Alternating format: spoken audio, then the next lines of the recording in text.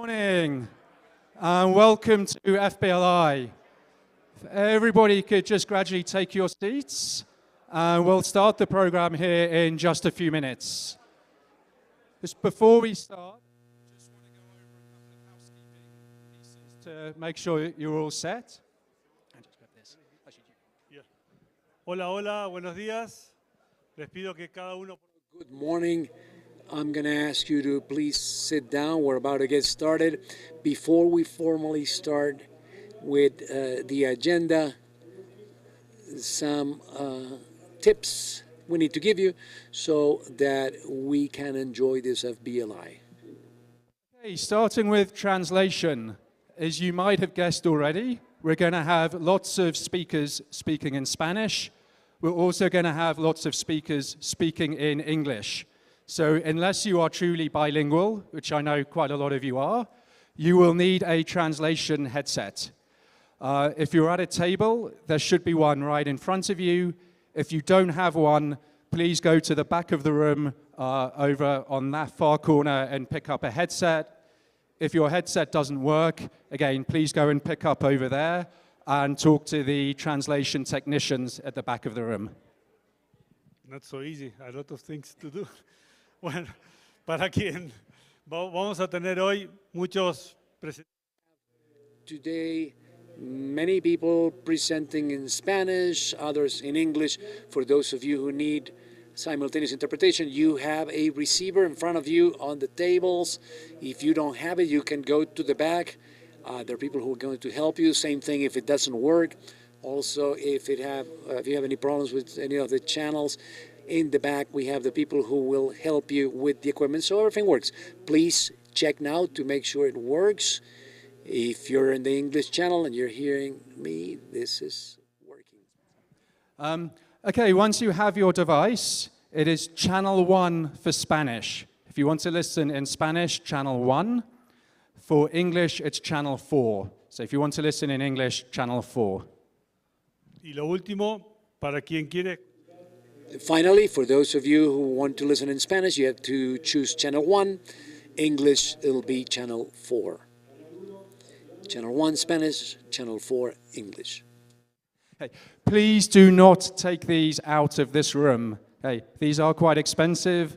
One of them didn't come back from APT yesterday. Please do not take these out of the room that you are in.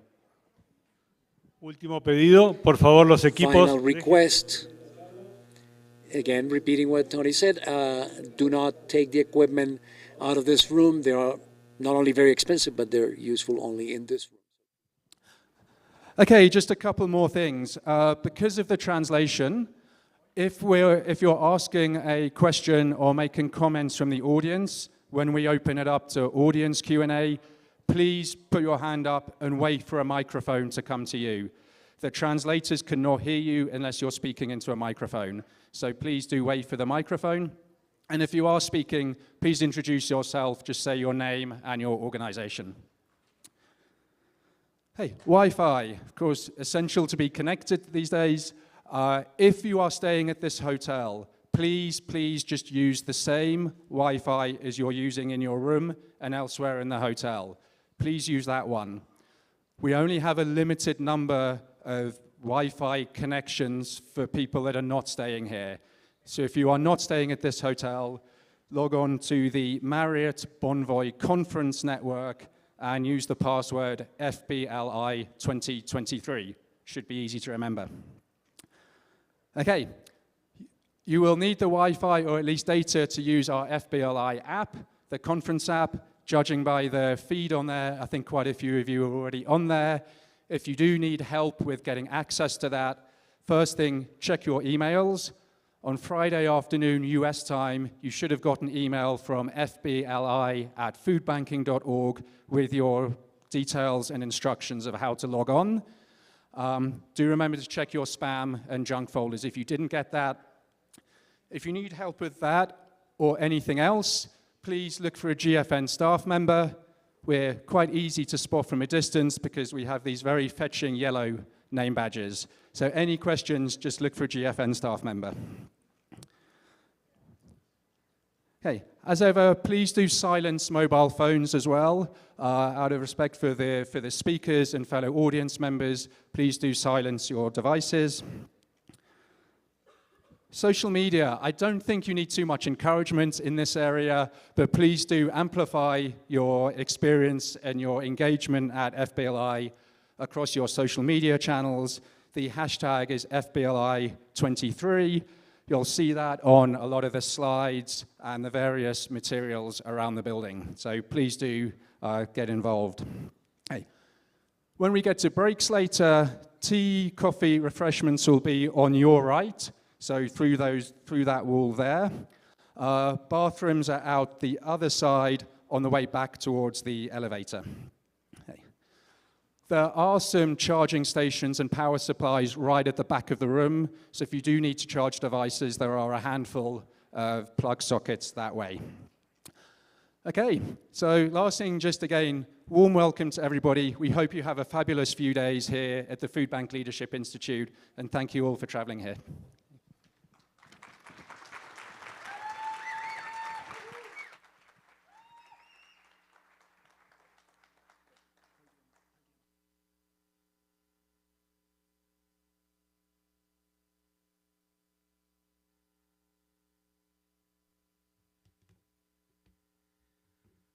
Well, good morning, everyone. Can you hear me?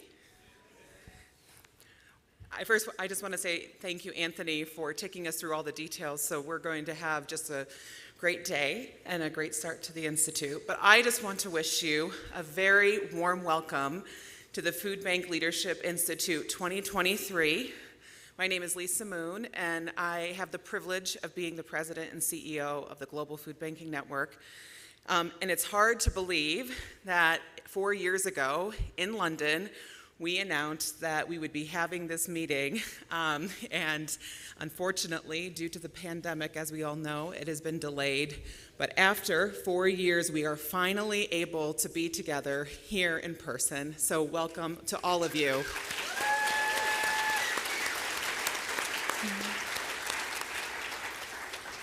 So we have over 350 participants here, representing nearly 50 countries, and even more people joining virtually. And we are very proud to welcome a large contingent from all regions, including Africa and Southeast Asia, which are regions that are represented more strongly than ever before at a Food Bank Leadership Institute. Thank you, Justin. And our aim this week is to share ideas, to learn, and discuss how we can strengthen our network and its impact in the years ahead. And I am sure we will all leave inspired and have bigger dreams for the future, because that is the goal. Although this is a joyful moment, we all, of course, know the reality that the world is not the same today as it was 4 years ago when we worked together in London. So the theme of this year's event, I think, timely is we are living in an era of volatility. And of course, in the past few years, we have gone through the COVID pandemic. Then we are now experiencing this dramatic cost of living crisis triggered by the Russian invasion of Ukraine. And of course, this is all being experienced alongside natural disasters and human crises, including those related to climate change. And I ran into our colleagues from Ecuador last night and heard about the terrible earthquake that struck yesterday. Last week, our colleagues in Madagascar weathered another hit from a cyclone. And of course, we have all heard about the devastating impacts of the earthquake in Turkey just a few weeks ago. And these types of crises, which used to be the exception, especially when it comes to food banks responding, sadly have now become our norm.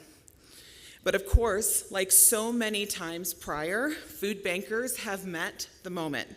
And we at GFN, I have had the distinct privilege of hearing about the amazing creative innovations that have come from all of you during these difficult times. And of course, we are all inspired by your tenacity. And this week, we can finally gather as a global network and share our experiences and be able to support each other in person. So as I think about this context, I just wanted to briefly reflect on how the network has changed over the past 4 years. And if I had to wrap it up in one phrase, it's that we are a more inclusive and more innovative network. Today, we are benefiting from the experiences and perspectives of incredible food banking leaders in Southeast Asia, and I want to acknowledge and warmly welcome new members from Thailand, Indonesia, Vietnam, Malaysia, and the Philippines to our network who are here with us today.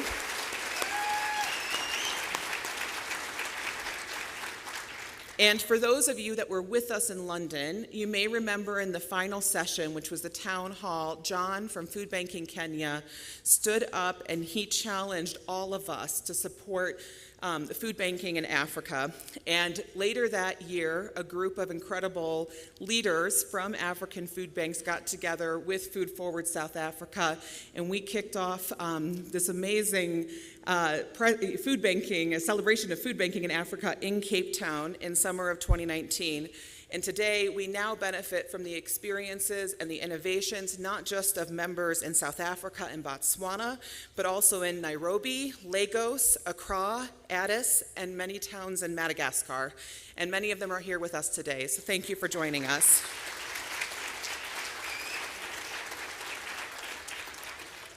And as our network has grown, GFN has grown so that we can serve you better. We have a lot of staff here this week, and in a few minutes, I'm going to ask them to stand so that you can make sure that you can connect with them, so they can learn from you and help you with anything you might need. And with that being said, before we go too far, I really want to recognize some of our amazing colleagues who are here with us today. First, I want to thank Bancos de Alimentos Mexico, or BAMEX, for hosting.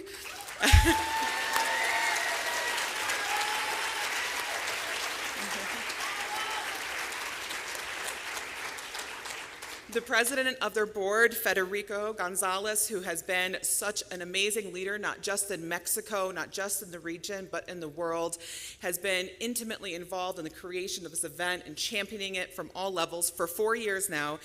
Sadly, he cannot be here with us today, but we will be putting something together for him so that we can send him our warmest wishes, and I just want to make sure that we thank him formally. We have from the BAMEX board, the BAMEX Vice President, Enrique, and he is also the chairman of the board for the Monterrey Food Bank. You'll hear from him in just a little bit about the amazing work that BAMEX leads. Maria Teresa Garcia Plata, BAMEX's brilliant Director General. Her entire team have been amazing and they put in countless hours of work to make this event possible.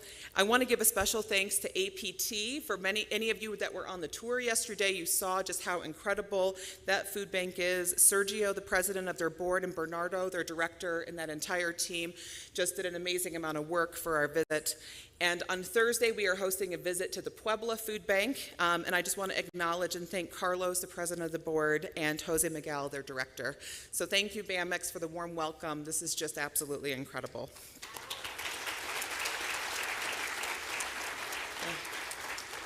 There's a few other people I just want to recognize to make sure that you all are able to connect. In addition to the GFN network colleagues that have traveled here, I want to thank and acknowledge Jacques Vanden Schrick, Jochen Bruhl, and our other colleagues and friends from the European Food Bank Federation.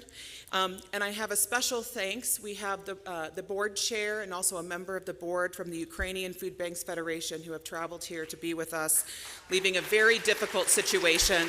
We're so glad you're here.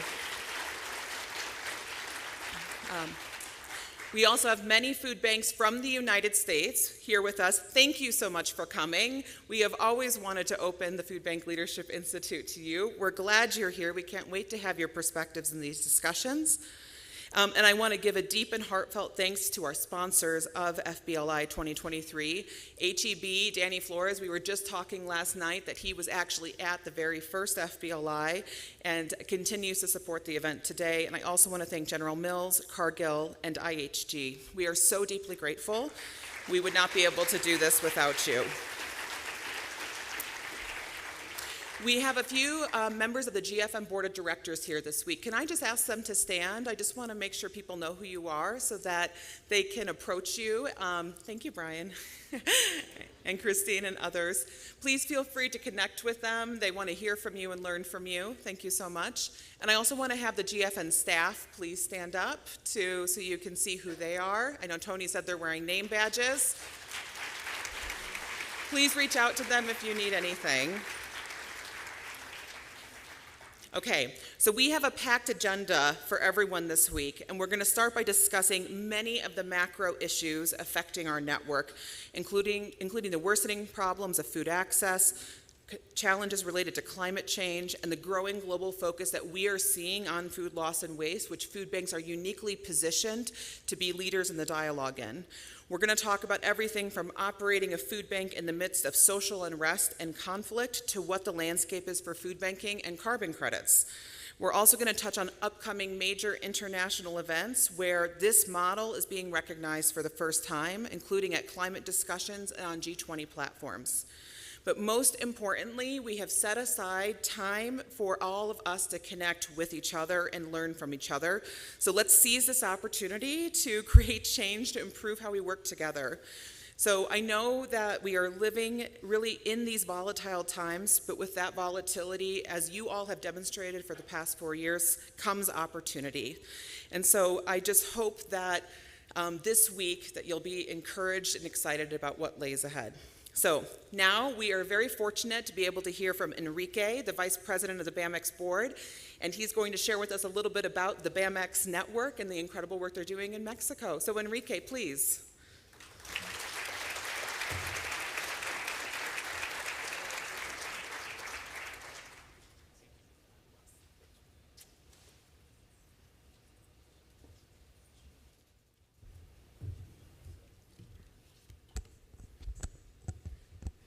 Wow, this is really impressive.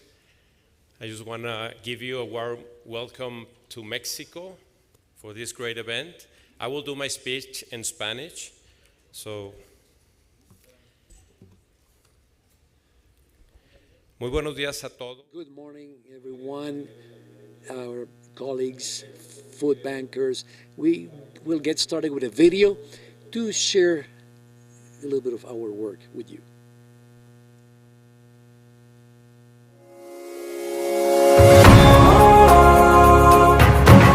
El día de hoy Rosario se fue a dormir sin comer una vez más. Ella, como miles de mexicanos, se enfrenta a la dura realidad de vivir con inseguridad alimentaria día con día. Por eso, en 1995 nace la Red de Bancos de Alimentos de México, cuyo propósito es acabar con el hambre en nuestro país, combatiendo la pérdida y el desperdicio de alimentos. Nuestro principio y corazón es el rescate de alimento, ya sea excedente o de donativos de nuestros aliados, para distribuirlo en casi 2.000 instituciones y unas 8.000 comunidades mexicanas. La red BAMX está compuesta por más de 50 bancos de alimentos, los cuales rescatan productos a lo largo de toda la cadena de valor para llevarlo a quien más lo necesita, y así mejorar la alimentación y nutrición de México. Además, en Red BAMX somos cofundadores de The Global Food Banking Network, una organización internacional que trabaja por un futuro sin hambre en más de 40 países mediante el mantenimiento, la unión y el fortalecimiento de bancos de alimentos locales. Pero, ¿cómo llevamos el alimento a personas como Rosario? Primero rescatamos el producto excedente de los mercados de abasto, tiendas de autoservicio, campos agrícolas y la industria alimentaria en general. Al igual que recibimos donaciones de alimento, efectivo o tiempo por parte de los aliados con los que contamos la red BAMX. Los aliados alcanzan sus metas de responsabilidad social y sustentabilidad al colaborar con nuestra organización, además de obtener recibos deducibles por cada contribución que realizan. Después de conseguir los productos, en los bancos de alimentos concentramos todo lo donado y rescatado. Los seleccionamos y dignificamos con la ayuda de más de 5.000 voluntarios para crear paquetes alimentarios. Estos paquetes son diseñados por nutriólogos para poder ofrecer el mejor balance nutricional posible, creando un paquete variado en cada ocasión. Los comités comunitarios, así como los colaboradores de la red BAMX, hacen llegar los paquetes a las instituciones y comunidades. Finalmente, las familias como la de Rosario que reciben su paquete alimentario, dan una pequeña cuota de recuperación que por ley no se puede ceder al 10% del valor comercial del paquete alimentario. Esta cuota sirve primero para promover el sentido de dignidad en las personas atendidas, y segundo para cubrir gastos de operación de nuestros bancos.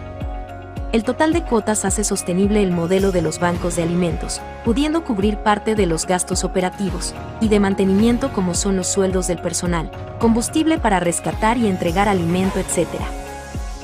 Pero en la red Bamix no solamente nos dedicamos a distribuir alimento, también contamos con programas a través de los cuales desarrollamos en nuestros beneficiarios habilidades para que puedan ser autosuficientes, mejorar su calidad de vida y salir de una situación de inseguridad alimentaria. Es gracias a todos estos esfuerzos que realizamos en la red Bamix junto con nuestros aliados, que podemos beneficiar a personas como Rosario. Ofrecerles una alimentación nutrida y de calidad, así como una atención integral que les fortalezca. Rosario ya no volverá a irse a dormir sin comer, pues su comunidad ya recibe ayuda del Banco de Alimentos de su localidad. Sabemos que los bancos de alimentos trabajando en alianzas son una solución integral y viable para vencer el hambre en México y cambiar la vida de millones de personas como la de Rosario. Ayúdanos a lograr este objetivo. Dona efectivo, alimento o tiempo, convirtiéndote en voluntario para la red Bamix. También te invitamos a formar parte de nuestro programa de voluntariado corporativo, donde con tu empresa pueden ayudar a cambiar el futuro de millones de personas. Siempre estamos evolucionando, para generar valor tanto para la población atendida como para nuestros aliados, el público en general y nuestro planeta. Únete a la red Bamix.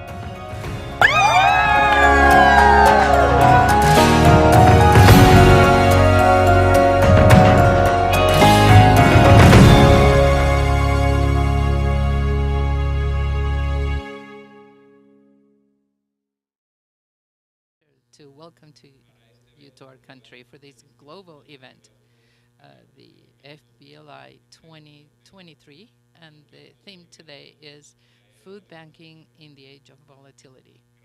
Thank you. Thank you, Carol Kirchner, President of the our global network, and also thanks everybody, every member of the board, and Alisa, CEO of CEO of GFN and her extraordinary team. The reach, the scope, and the impact that we have nowadays has a cause. It happens thanks to their vision and their commitment to transform our planet. Hoping that you have really enjoyed the party, the Mexican party last night, I would like to share with you information about our network. It's a pleasure for us to host the most important event for food bankers. Nowadays, Bamix has 53 banks in 25 states in our country. The work that over 3,300 people work, paid workers, and about 5,000 volunteers. This is what allows us to rescue food. More than 149,000 tons every year for the benefit of a population that is higher than 1.7 million people, vulnerable populations. We are able to achieve this thanks to the commitment of our partners, local donors, regional, national donors, and international donors. Some of them are here today with us. To each and every one of them, thanks so much for your trust, confidence, and commitment to feed the most vulnerable populations and to reduce food waste and loss. The growth and evolution of our organization has happened based on learning, knowledge, and this commitment to make sure that every Mexican person has food. We work in 9 different logistic regions in the country, which makes it possible for us to serve vulnerable populations in more than 5,000 communities and over 1,800 institutions. So one unique feature of our model of service is that we serve families directly. more than 80% of the population that we serve nowadays. We do it through the program that works with communities. This allows us to put in place community interventions for the families, for their communities, to improve nutrition, productive projects, promoting self-sufficiency and employability. Nowadays, our food banks and the partnerships that we have at the national level, we are heading efforts within different sectors, at federal level, regional level, like Hambre Cero, Mexico. Those are initiatives that were created to affect change long-term so that we can improve the conditions of millions of people through better nutrition and other interventions to strengthen their own capabilities and work towards self-sufficiency. Participation of the public sector and the private initiative, the academic sector, the third sector, and different organisms of international cooperation. We're all working together for the same goal. We have really taken innovative ideas to improve our partnerships and to have a bigger impact to achieve our mission, as is the case with Pacto por la Comida. This is the first volunteer agreement to reduce food waste and loss, and we work with the companies that are signatories to Pacto. The objective is very challenging. We want to reduce by 50% the amount of food that is wasted in Mexico today, just by believing that we can replicate models that work in other areas of the world. And that's why we decided to undertake this enterprise hand in hand with our colleagues from RAP that are here today. And we are seeing the first few tons of food that used to be wasted, and they come from these companies. There's a huge potential through Pacto por la Comida, and we are very sure that we're moving forward and we are having a positive impact with this program.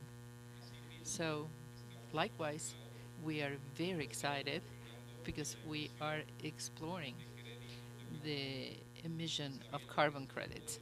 We know this is one of the 3 mechanisms that have been proposed by the Kyoto Protocol for the reduction of those emissions that cause global warming and the greenhouse effect.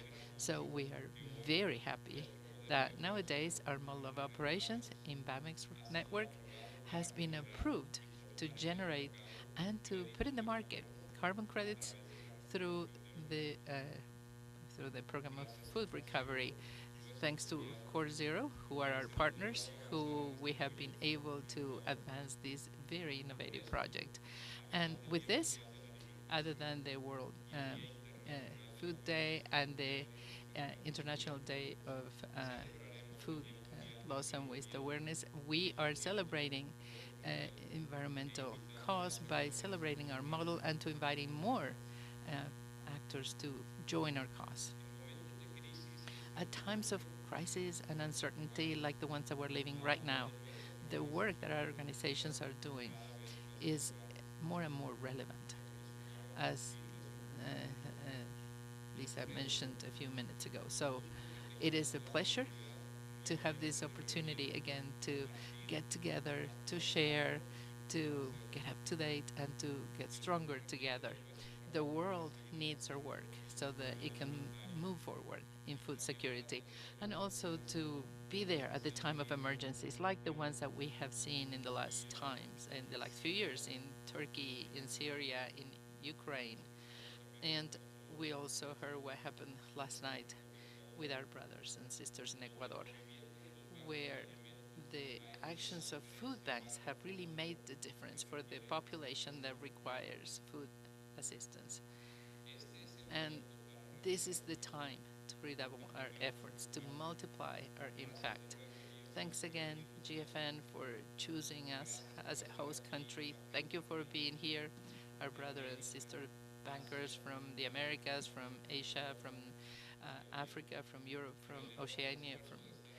I thank you for the incredible effort of being here and to make us all stronger. and to our own President Federico Gonzalez, and on behalf of the whole board, and each and every single one of the members of Banco de Alimentos de Mexico, we welcome you to here, your Mexico, and to this extraordinary event. Food banking in an age of volatility. I hope this is going to be very fruitful today. Thank you so much.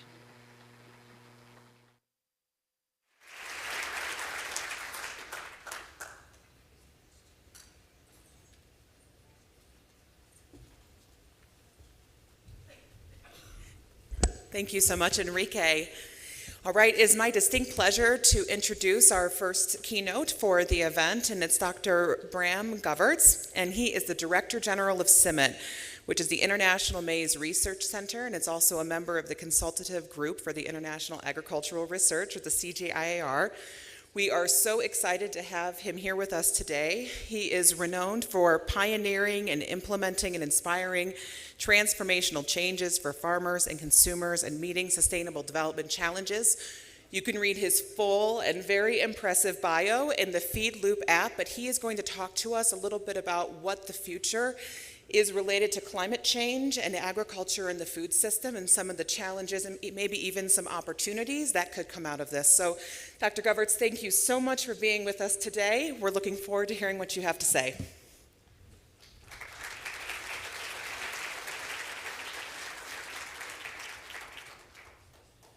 So, good morning, everybody. It's my pleasure and honor to be with you here. Antes que nada, muchas gracias y quiero agradecer profundamente a nuestros Give a heartfelt thanks to our colleagues at BAMEX. We have been working hard with them under their leadership with on the SDG, Sustainable Development Goal number 2, under the leadership.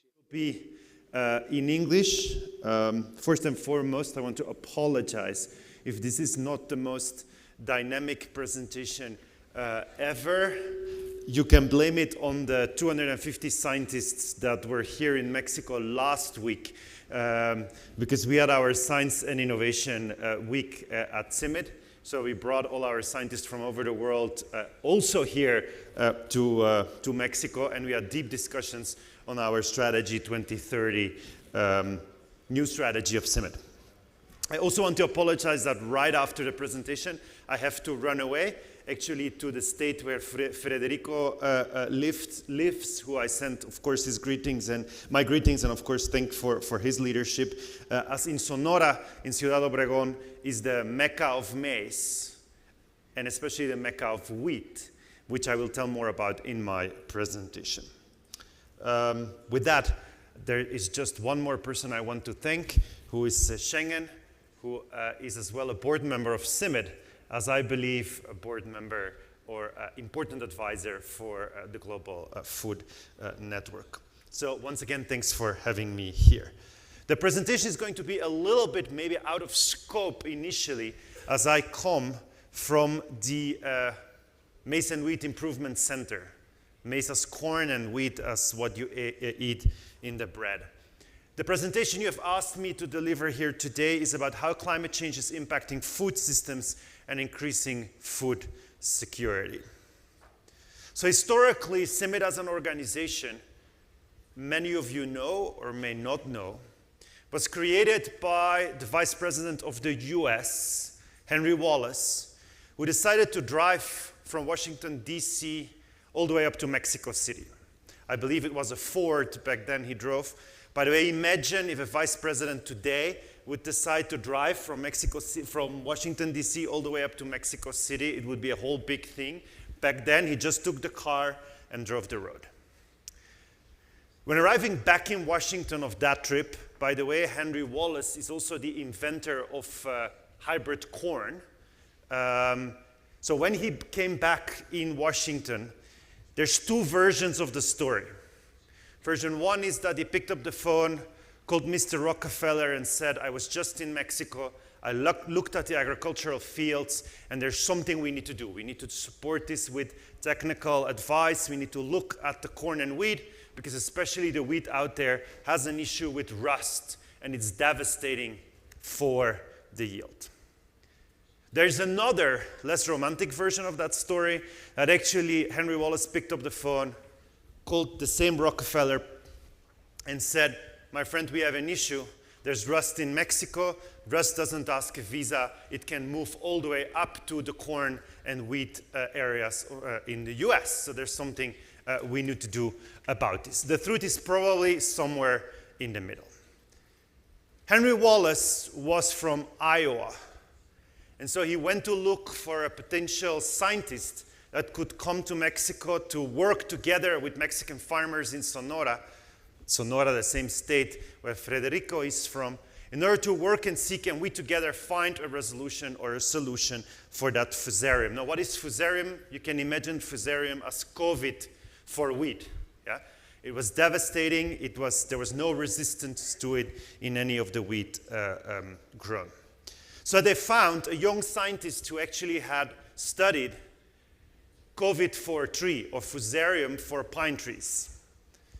Now, just a recommendation, if you ever want to study something, want to give a recommendation to your children or grandchildren, if you study tree diseases, it's a slow career, right? You need to wait a long time before the tree grows. It's a long time before you can do your research.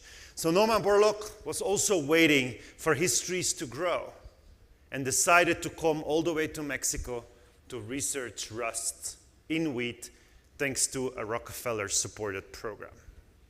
That same Norman Borlaug later on wins the Nobel Peace Prize as the only agriculturalist ever for having saved 1 billion lives. Why?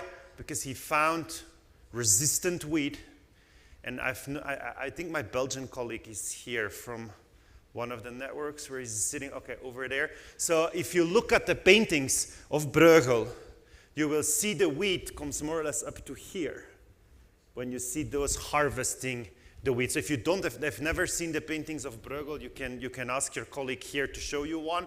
You will see wheat up to here and people harvesting the wheat. Now, there's two reasons for that.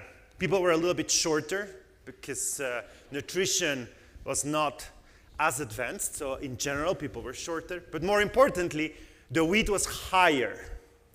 What's the reason for that? Dr. Borlaug started to look after wheat, and he took the whole biodiversity of wheat available. By the way, that takes up today 140,000 different wheats in the world. And he looked at the different wheats and found wheats that are resistant to fusarium, to that disease. And he took those wheats and sent them up to Obregon to see how high yielding they were. And those wheats doubled actually their yield. At the end of the cycle, one day he was very happy, came back to the field, and it was a devastating day because all the wheat was lying on the ground. Why? Because the head was so heavy that the stem could no longer sustain the heavy wheat. So what it would do was topple over. Call it a precursor of food loss, right? In the field, already lost. Until he found a dwarfing gene, put it into the wheat, made the wheat smaller, less tall, so it could again sustain the head and the weight of the grain and would not fall over. That wheat went all over the globe to India, Bangladesh, and Nepal, saved 1 billion lives over there, and came back to Mexico. And if you today see any wheat that doesn't come above your head, if you're not too tall, that's wheat that is actually developed by the center I today represent. Now, why I tell you this story? Because it was quite easy for Borlaug to actually say, let's give up, this doesn't work, right? You found the disease-resistant variety, and still it topples over at the end of the year. So there you go, again, looking for the next solution, because you just created a solution which created you a problem which requires a new solution. But he didn't give up. It was also a precursor of what you represent here today, which is the need for international collaboration.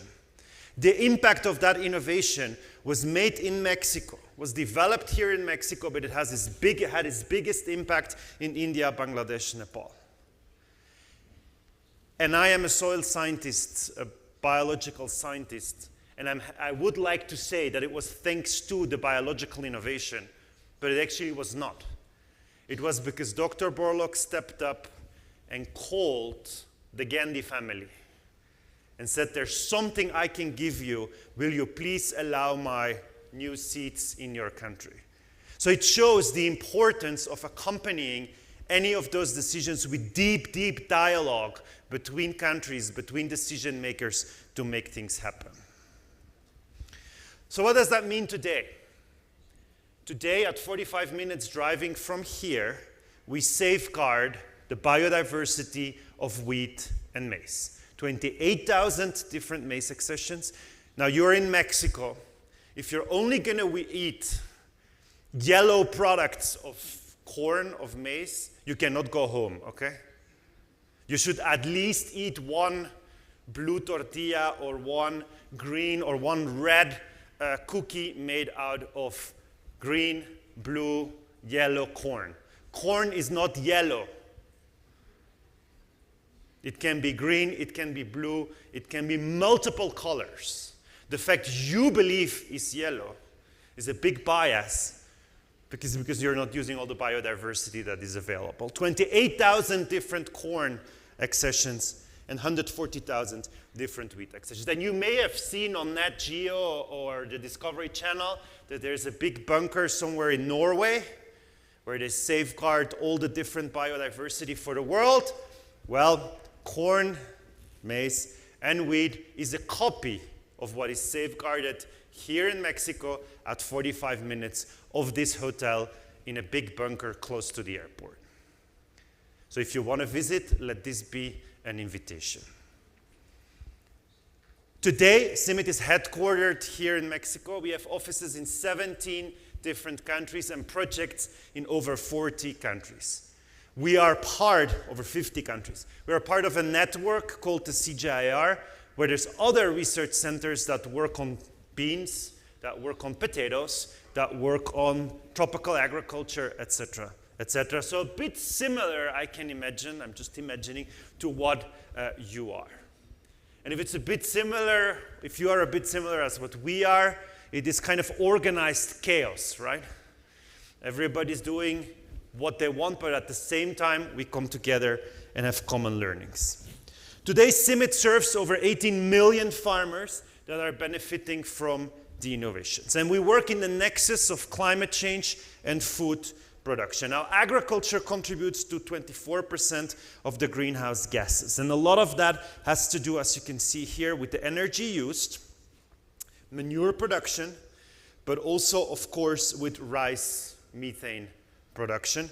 And then you have all the other elements. So if we're talking about circularity, that is where your world and our world needs to come together, because we are at the two ends of the same story. And what is waste that you save, we can actually start working on that same waste as an input, again, into the agricultural fields. So for example, there's a big challenge on climate change, and just to give you a few numbers, each degree increase in the global temperature means a wheat yield reduction globally by 6%, and a maize yield reduction by 7.4%. That's quite dramatic if you know that actually we need to increase yields to keep up with the population growth, with climate change, and with nature degradation of around 2.5% per year.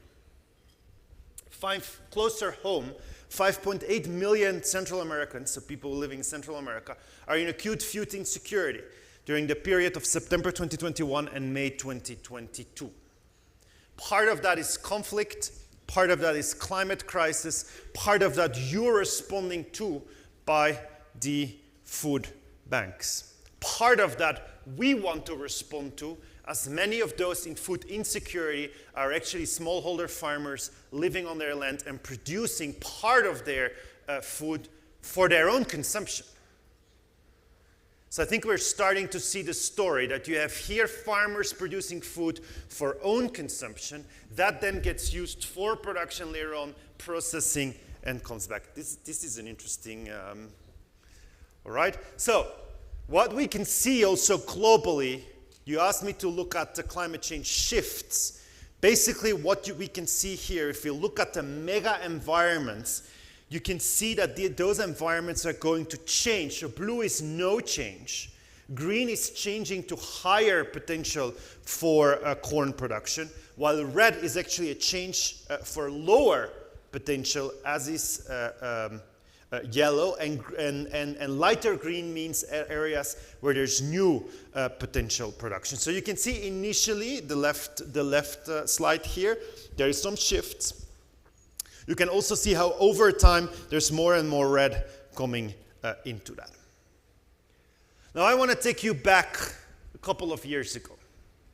A couple of years ago, we were discussing with the same companies that were on this slide, Kellogg, Bimbo, etc. on the one hand. On the other hand, we were discussing with Lloyd's of London. Who of you knows Lloyd's of London? It's the biggest reinsurer there is out there globally. And so we asked Lloyd's of London, is food insecurity, is a food crisis a risk you take into account for your insurance? And it was right after the previous food crisis. And they said, no, sir, it is not. And the reason it is not is because it is not a documented risk. Now that made us go bananas because we said it was just in the newspaper, it was just all over the news, and you're saying this is not a documented risk.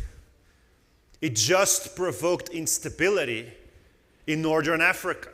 We all know that the Arab Spring, one of the deciding parameters was 4 consecutive years of drought in wheat. So if you critically look at my organization, there were clear lessons to be learned. Because if those farmers would have had some of those wheat varieties that are more drought resilient, we could have had a different story.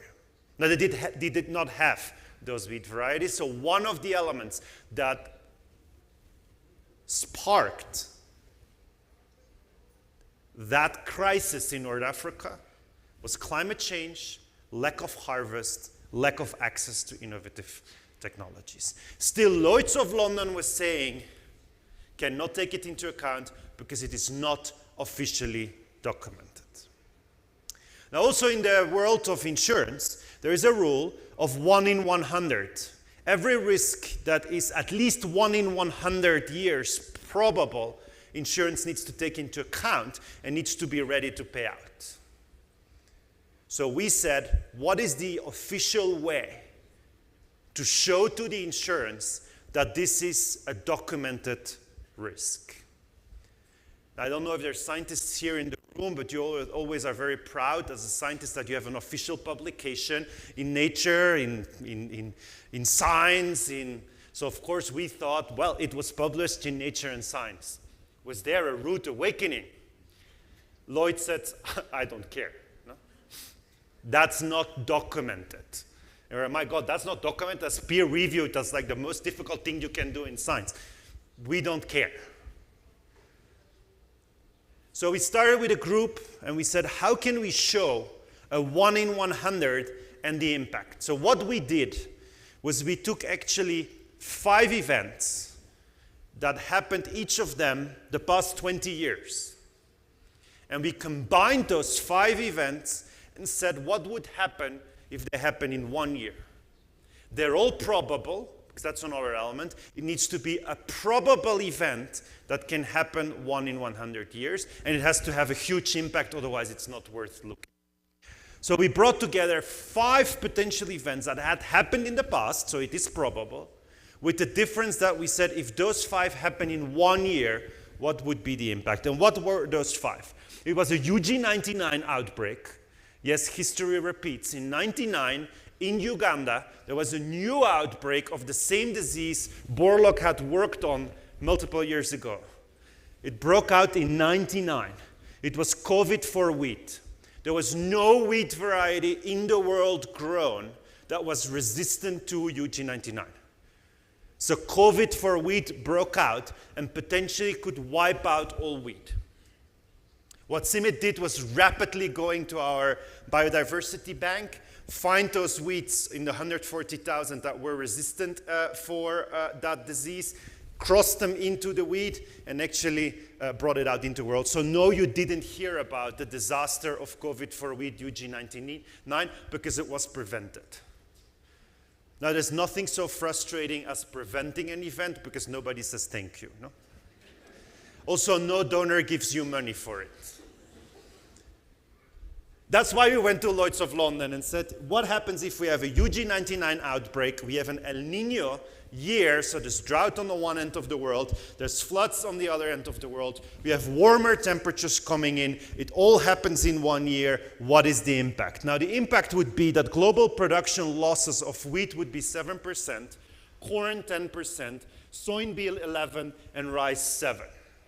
We went to Lloyd's of London, and Lloyd's of London said, couldn't care less. So we went a further step, and we said that would impact our prices. Curiously, something you may have seen recently, prices would increase 4 times for wheat, maize, and soybean, 5 times for rice. Lloyd's of London said, couldn't care less. So we went a step further, and we said that would result in humanitarian crisis, food crisis, and a stock market loss for Europe by 10%, and the US of 5%. Lloyd's of London said, could care a lot. Today, that means that Lloyd's has as a documented insurance risk food security or a food crisis. That means that the same Kellogg's, Bimbos, etc. of this world will pay more insurance premium if they cannot show that their supply chain is resilient, because then they have a higher risk on their business continuity insurance. Why do I give you this whole story? Is because it shows on the one end that the food crisis we're living today was predictable, because we predicted it 5 years ago. On the other hand, I want to tell you this story because sometimes you need to go outside of the world where you're in to have the biggest impact of your work in the most simple way. What is the insurance play for your world? I don't know. But for sure, there may be one. Our challenge today, I call it the 4 C's. COVID, climate change, crisis, cost of living. All operating together. So in the midst of this, we need to focus to extend our climate change research as well to adaptation as to mitigation. And our research helped to actually equip farmers that produce the basic products for the food you're working with climate resilient practices and technologies, which are new high-yielding, heat and drought-tolerant maize and wheat varieties, increased nutrition and water use efficiency, and we measure clearly on farmers' fields. So said it simply, there's 140,000 wheat samples in a big bunker. There's 28,000 maize samples in a big bunker, like you can see here. And what do? We bring them together, a little bit like selecting a very smart woman, a very handsome man, and you want handsome and smart kids. Doesn't always work like that. They can also be, say it, doesn't matter, ugly and stupid, okay? It's your kids, so they will be handsome and smart, don't worry. With the wheat, we do the same. We want to make them handsome and smart by combining. Now, what is handsome? Very different for different circumstances, right? What is smart? Very different where you come from. Same for wheat. Very different what the wheat needs to look like for Mexico to make tortillas than it needs to look like for India to make chapati, or for Italy to make pasta. Same for maize, very different if you want to make a writing pen, yeah? Many writing pens today are made out of corn, or if you want to make a cornbread out of it. So we take those seeds and we actually work with local seed companies to bring them to farmers globally. 50% of the corn grown globally comes from this research. 70% of the wheat grown globally comes from this research. In the past, our focus was on yield, higher and more production. Today, our focus is on resilience and increased nutrition of that same corn. Many of the farmers, many of the rural population cannot afford to eat if we go to Mexico here, beans, maize, and maybe a Coca-Cola is the basic food of many, many out there. And un chilito, so it tastes nice. And I'm not saying this I'm saying this, that's the reality. So if we can increase the nutrition of the bean, the nutrition of the corn, that's a first step before we actually go to processed foods. And also there's huge knowledge in processing in those traditional communities. We took corn to Africa. We took corn to the US. We forgot to take aflatoxin management. Traditional Mexican families do nixtamalization. Nixtamalization is a process where you actually take the corn, you soak it in water, and you put, who knows? Who's Mexican here? Lime, exactly. You put lime with it. What does the lime do? It deactivates aflatoxin. We forgot to take that to Africa. So there's a science based in the traditional way of producing maize and corn. That makes us scientists very humble because now we're all up in the air and proud about that traditional knowledge. That wasn't the case 5 years ago. We didn't even realize what the value was of that processing. There's specific short-term innovations like mechanization, improved seed, fractional fertilization, and post-harvest. Your post-harvest loss starts right after the harvest. We work on conservation agriculture, which is a way to produce corn and wheat so that it's more resistant to drought. It is also important to do, of course, agroecological pest management. Or the grain you will be using for food processing will already have certain elements you don't want to be there. Smallholder farmers lose already between 10 to 40% of their harvest right after the harvest. And there's simple technologies that can be used to avoid that, which is based obviously on storage without oxygen so that the pests die within the storage facility. So overall, this is our drawing. And where did we start? We started as an organization looking at seed. Today we say we need to start from healthy and affordable diets. And the affordable piece is extremely important. It is not difficult to make a healthy diet. It's extremely difficult to have a healthy, affordable diet that can actually locally be produced. As a matter of fact, what is a healthy diet? Is it different for those from Belgium than those from the Mediterranean? Is it different in India than it is in Mexico? It probably is, especially if you want to sustainably produce it. What is a healthy diet and for whom? When we describe that healthy diet, we can go into our biodiversity. We turn that biodiversity into functional crops that produce basic elements through seed systems. It goes to the farmer produces, has these innovations, and as you can see where we come from, that's the core of what we do. A nice production system. But more and more, of course, there's a piece for self-consumption. The rest, the surplus goes for trade, can go into the local market, national and global traders, wholesale markets, agro-industry, retail to the consumer. And guess what? A huge percentage of consumers are farmers. So there's a feedback loop over there. That's also where you can see the complementarity. My friend from Nuevo León, the carbon credits could be double value if we work together, because we can have carbon credits in the field, in the post-harvest right after the field, and in everything that happens after that. We need to talk, because if we take a food systems approach, that's where our two worlds need to come together. Now, also the food system approach is where climate change, conflict, post-COVID, and cost of living are hammering on several of those errors here.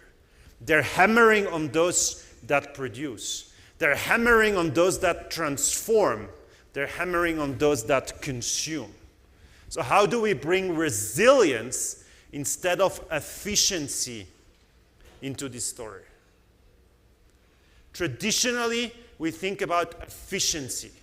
We have done a lot to increase the efficiency of our food system. What is more important, efficiency or resilience? Likely you cannot have a lot of resilience if you're really inefficient. But likely also you don't have a lot of resilience if you only go for efficiency. Then it takes only one ship in one stretch of a canal to block the global food distribution. I'm not inventing it, it happened a couple of years ago. That's the maximum of efficiency. Where does the resilience sit in this story? Efficiency is reduction of food loss. Where is the resilience in your reduction of food loss? What happens if a crisis happens and hammers on the system is something we need to better map and respond to. And that is because there is, and so that's what we try to do here from our world, can we quantify how economically viable and feasible it actually is to mitigate climate change through agriculture, forestry in Mexico. And so you can actually see it is an economic proposition. This is not do-gooding. This is a deep economic proposition to increase adaptation and mitigation to climate change as a way to have economical development.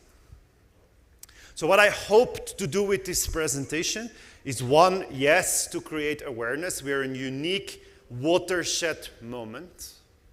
There is an office in the Pentagon that is looking at food security as a threat for national and international security. It wasn't there a couple of years ago. It is there now. I talked last week with whom the honorable that actually designed that office in the Pentagon, but it should make us aware of the importance for national and international security of food security. I tried to give you an overview and say we have been driving efficiency. By the way, let's first be effective and then efficient, because I don't know if you know, but it's not difficult to be... Yes, is the order. Yeah, let's do you.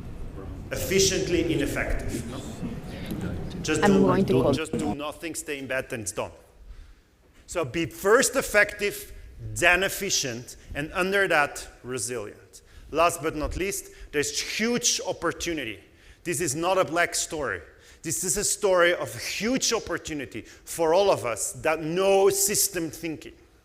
And you would not be here if you wouldn't know system thinking, because then you would not see the value in a network. So you are an inherent system thinker. Can we apply that system thinking, that scenario design to make a better world? In order to do that, what is the world we want in each of the countries you work in 2100? Do we know? Have we had the conversation with society, private sector, civil organizations? If not, let's do it. What is the world we want in 2100? People have told me, Bram, it's crisis today. What the hell are you talking about 2100? It's too far away. Those of you that have small kids, grandkids, nieces or nephews, younger than 10 years, very probable, likely will still be alive in 2100. It is not that far away. It is a decision on which horror movie you want to be directing. The essence of a horror movie is the zombies are released, right? That's how every traditional cheap horror movie starts.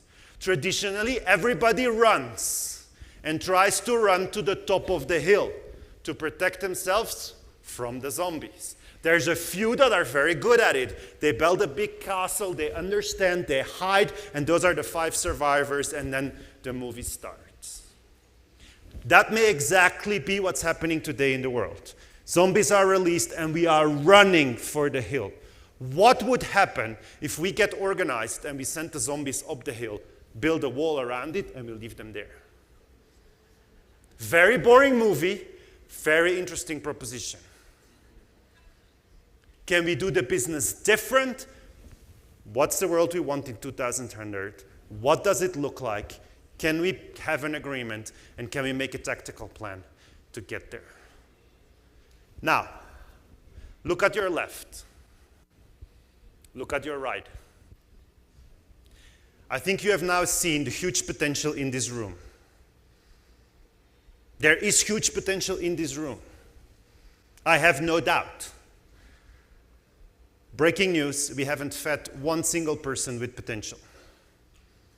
So I invite you to turn all this potential into a really transformative response to today's crisis. Thank you very much.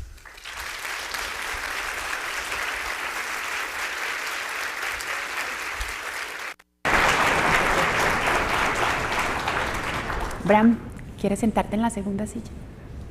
Gracias. Bram, gracias por esta conversación. Thank you so much for this conversation. I'm going to speak to you in Spanish. Good morning, everybody. I hope you're doing well. Thank you so much for this conversation today more than ever. It is very clear the connection that we have between food systems, climate change, and food insecurity.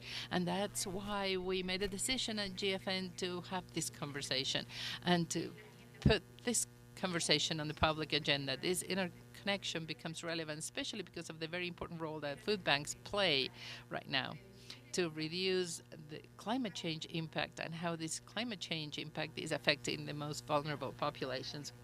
He was very clear. And just to highlight his message about climate change that sometimes is sort of invisible. Right now, living through it, I said it at the beginning of this conference, we see an increase in precipitation, rain, and natural disasters. Extreme disasters we have more and more all the time, and this affects the most vulnerable population again, and that's the population that we serve as food banks. The connection with food waste and loss is that, according to the FAO, the estimates are that if food waste and loss were a country, they would be the third country in generation of emissions in the world after the US and China. Additionally to that, all the food waste and loss that we are generating ends up generating methane, and that is a very impactful gas. Very negative for climate change, more so than carbon dioxide. 25% of emissions come from methane. So finally, what is this impact over this most vulnerable population? We're talking that about the fact that climate change and food waste and loss increase food insecurity, and on top of that, they also increase poverty, and that way they generate less ability to have resiliency, especially the population that is the most vulnerable already. And what we see now is climate change increases food insecurity because it reduces the capability of countries to produce enough food, enough of the necessary food they need to feed the most vulnerable population. At the same time, it makes the health situation even worse in low-income countries and middle-income countries where the social protection systems are not really developed. If we see an increase in the number of disease, public health problems, that increases the risk, that increases poverty and food insecurity also. Energy poverty, that is one of the most important issues right now too. Poverty is also going up because there is low capacity that countries cannot respond to this because of climate change. And lastly, but not less important, and we're living this right now, the housing problems that become even worse with the climate change for this population that lives in poverty. It generates displacement because of the precipitation, intense precipitation that we see. And again, it's the most vulnerable population. And that's why we think that GFN, we believe that this is very relevant and this is very important. We have to put it in the public agenda, and we have to talk about the connection between climate change and food insecurity. And finally, the food systems. And that's why today I want to invite some great partners that we have, our food banks that are in the end making it possible. I would invite Allison to this panel. She is our commercial director.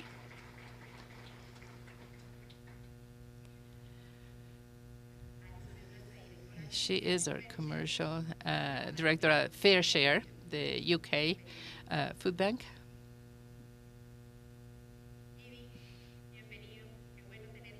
Welcome, so great to have you. He's the CEO at Leket Israel, our food bank in Israel. Welcome.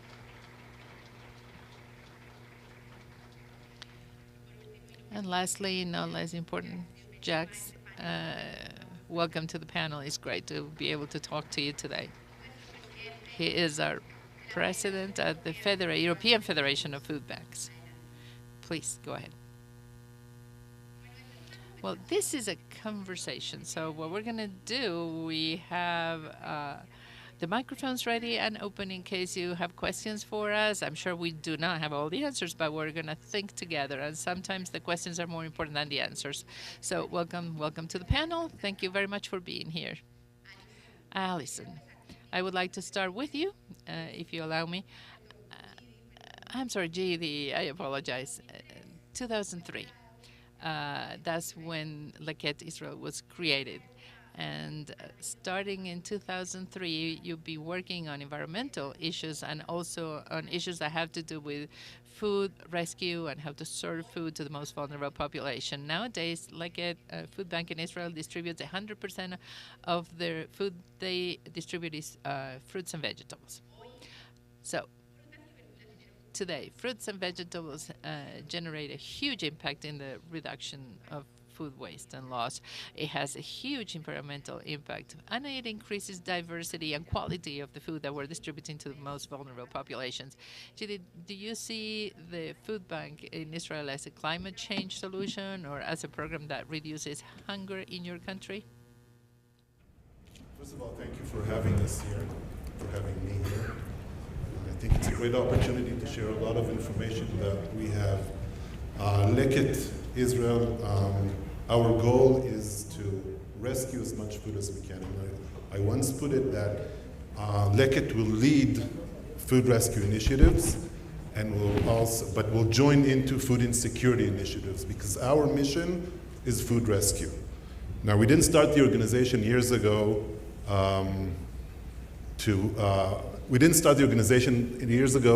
in order to deal with the climate change.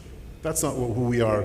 And I think we should be very careful as food bankers as well to think of what our focus is, because our focus is food. Now, there's some that procure food, and there's some that rescue food, like Leket Israel. And I think the initiatives of food rescue should be growing all over the world. There is enough food in the world to feed. The problem is, of course, logistics and moving it. You can't move food from America to the US or rescued food because it won't arrive in Africa, for instance, in a safe way.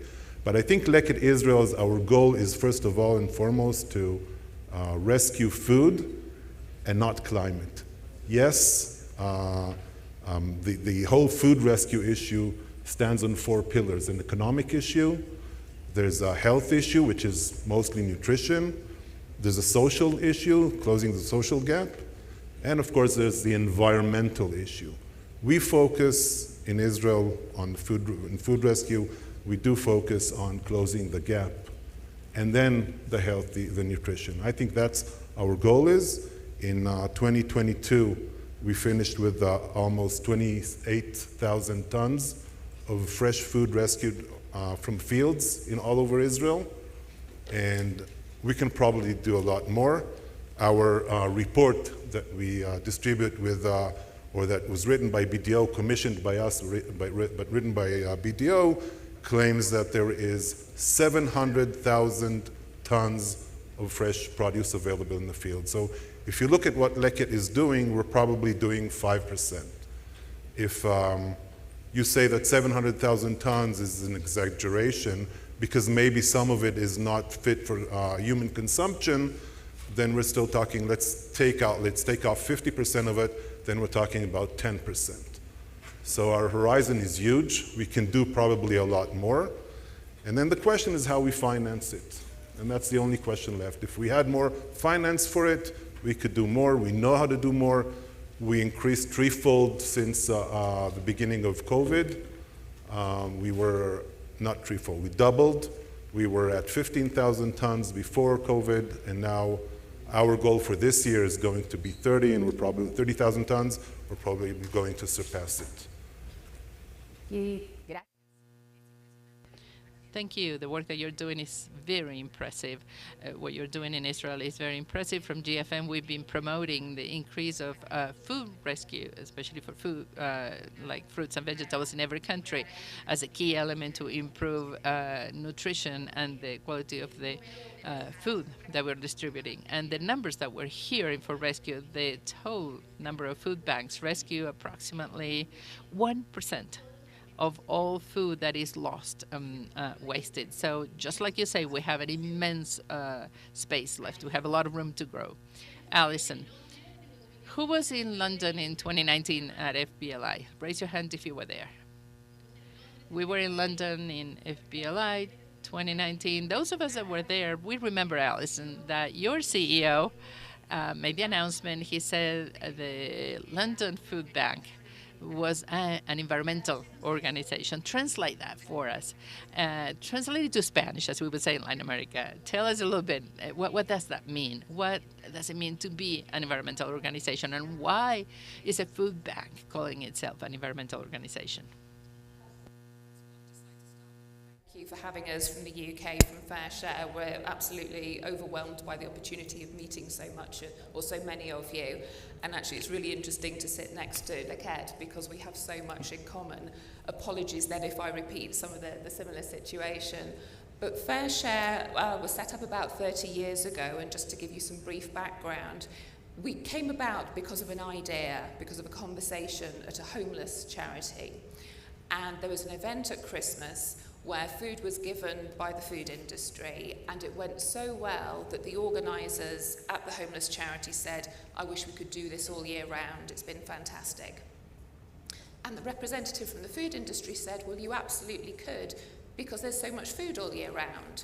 So that was the light bulb moment where an idea became a project, and eventually that project became the independent charity that is FareShare.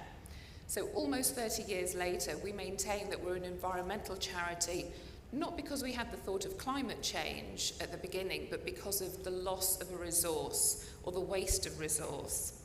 And we did some research a couple of years ago, and we found that people were angry about food waste. They were concerned about food insecurity, so a very different dynamic.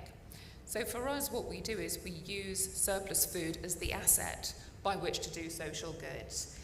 And thinking about your statistics as well, we know from a recent report that there are 3 million tonnes of surplus food in the UK. FareShare redistributes 55,000 tonnes, which sounds like we're not doing enough, and we are, but actually, there is so much more that we can do, and that's what powers us on and gives us the enthusiasm to do it. We know that by redistributing food, we're stopping carbon emissions from being needlessly wasted. And I think a bit later we're going to talk about a carbon project. So the expression needlessly wasted is really important.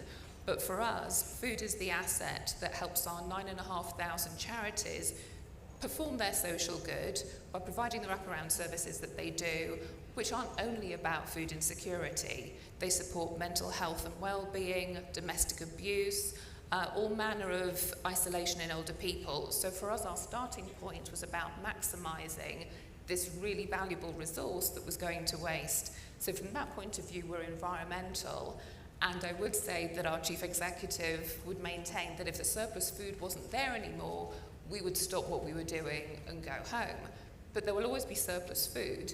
The challenge is getting it. And I think that's what we'll be talking about together over the course of the next few days, is how challenging it is, because we have this perfect storm of political unrest, of climate, political in the UK, we had Brexit, which meant it was harder to get drivers and trucks. I have a very talented colleague in the second row. I actually have lots of talented colleagues in the second row who are agile and reactive to try and find these solutions.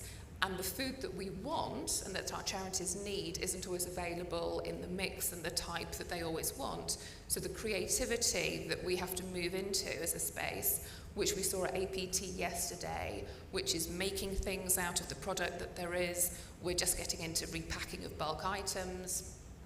We're making soup out of bulk vegetables because not all the vegetables are available at the same time. So these are the ways in which we will optimize and maximize the available food. But for us, that's the source, and it's surplus. During the peak of the pandemic, when we doubled our food output, we worked with the government on a food buy, and that was fine for then, but that's not financially sustainable. There are no environmental benefits, and that's not the place that we're going to go. But we are lobbying the government for a £25 million ask to get more food out of the ground, particularly produce, and to support farmers to be able to use this resource that otherwise they can't afford to farm. So that's our key focus. We do take some donated food, but the focus of what we're wanting to get is this really valuable resource of surplus that shouldn't be wasted. So for us, it's about the loss of a resource rather than necessarily climate change as such. Alison, gracias.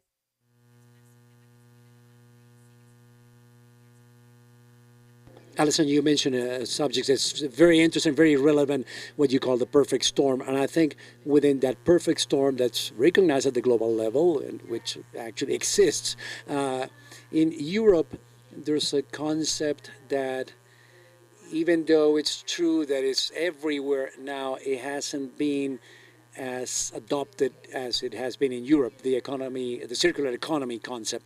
I think it's a very relevant concept because it does not focus on just one sector, but it allows for the interaction amongst different sectors around what a more resilient world means for all its inhabitants. Can you explain to us a little bit that concept of circular economy and what's the role of the European Federation of Food Banks is seeing, the role of food banks within that concept of circular economy, and what is our responsibility to work in food waste and loss? Thank you. Today in Europe, 57 million tons of food are being wasted every year. That is equivalent to 130 billion euros if we transfer that waste into economic terms. It is also thought that 10% more or less of the food that is made available to the customer is actually wasted. And whilst that is the scenario in Europe today, 36.2 million people cannot afford a quality meal every second day. So the implication of food banks in circular economy has started, well, the implication is there since the inception of food banks. Since the very beginning of the food banks' existence, they were actually part of the circular economy without knowing it. Exactly. But today, we can say in Europe in 2015, there was a big regulation that was promulgated by the European Commission about circular economy, and people start moving in that direction. If we zoom on FEBA members' activities, then we can say that the general environment has changed. That has been so clearly indicated already by Lisa Moon in her preliminary comments.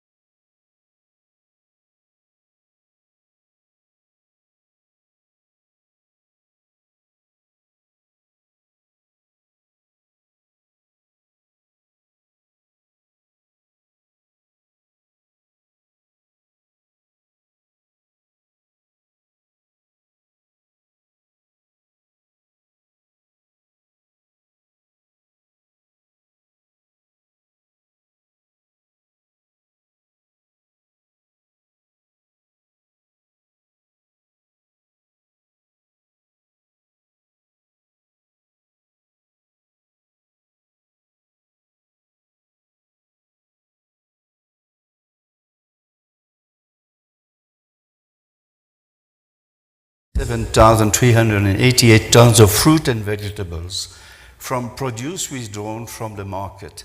Now, this is a very peculiarity of the European common agricultural policy, is that to keep the prices of fruit and vegetable at a certain level,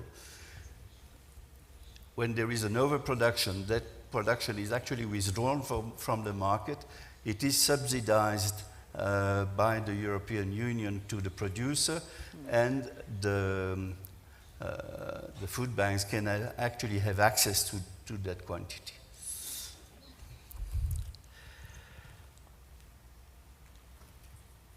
I would venture that to say that the reputation of food banks has considerably increased in Europe, and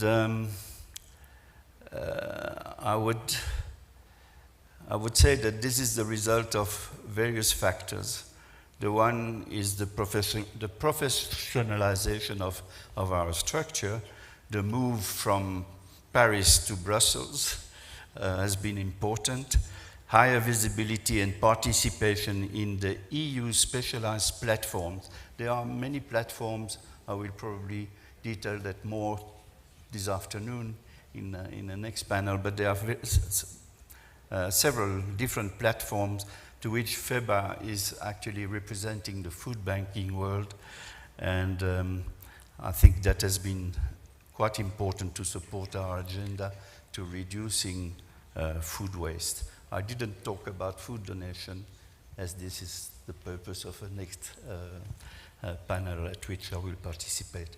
But yeah, I would think there is still a lot of things to do, but you know, maybe I should finish on a Mark Twain citation that would say, they thought it would be impossible, so they did it.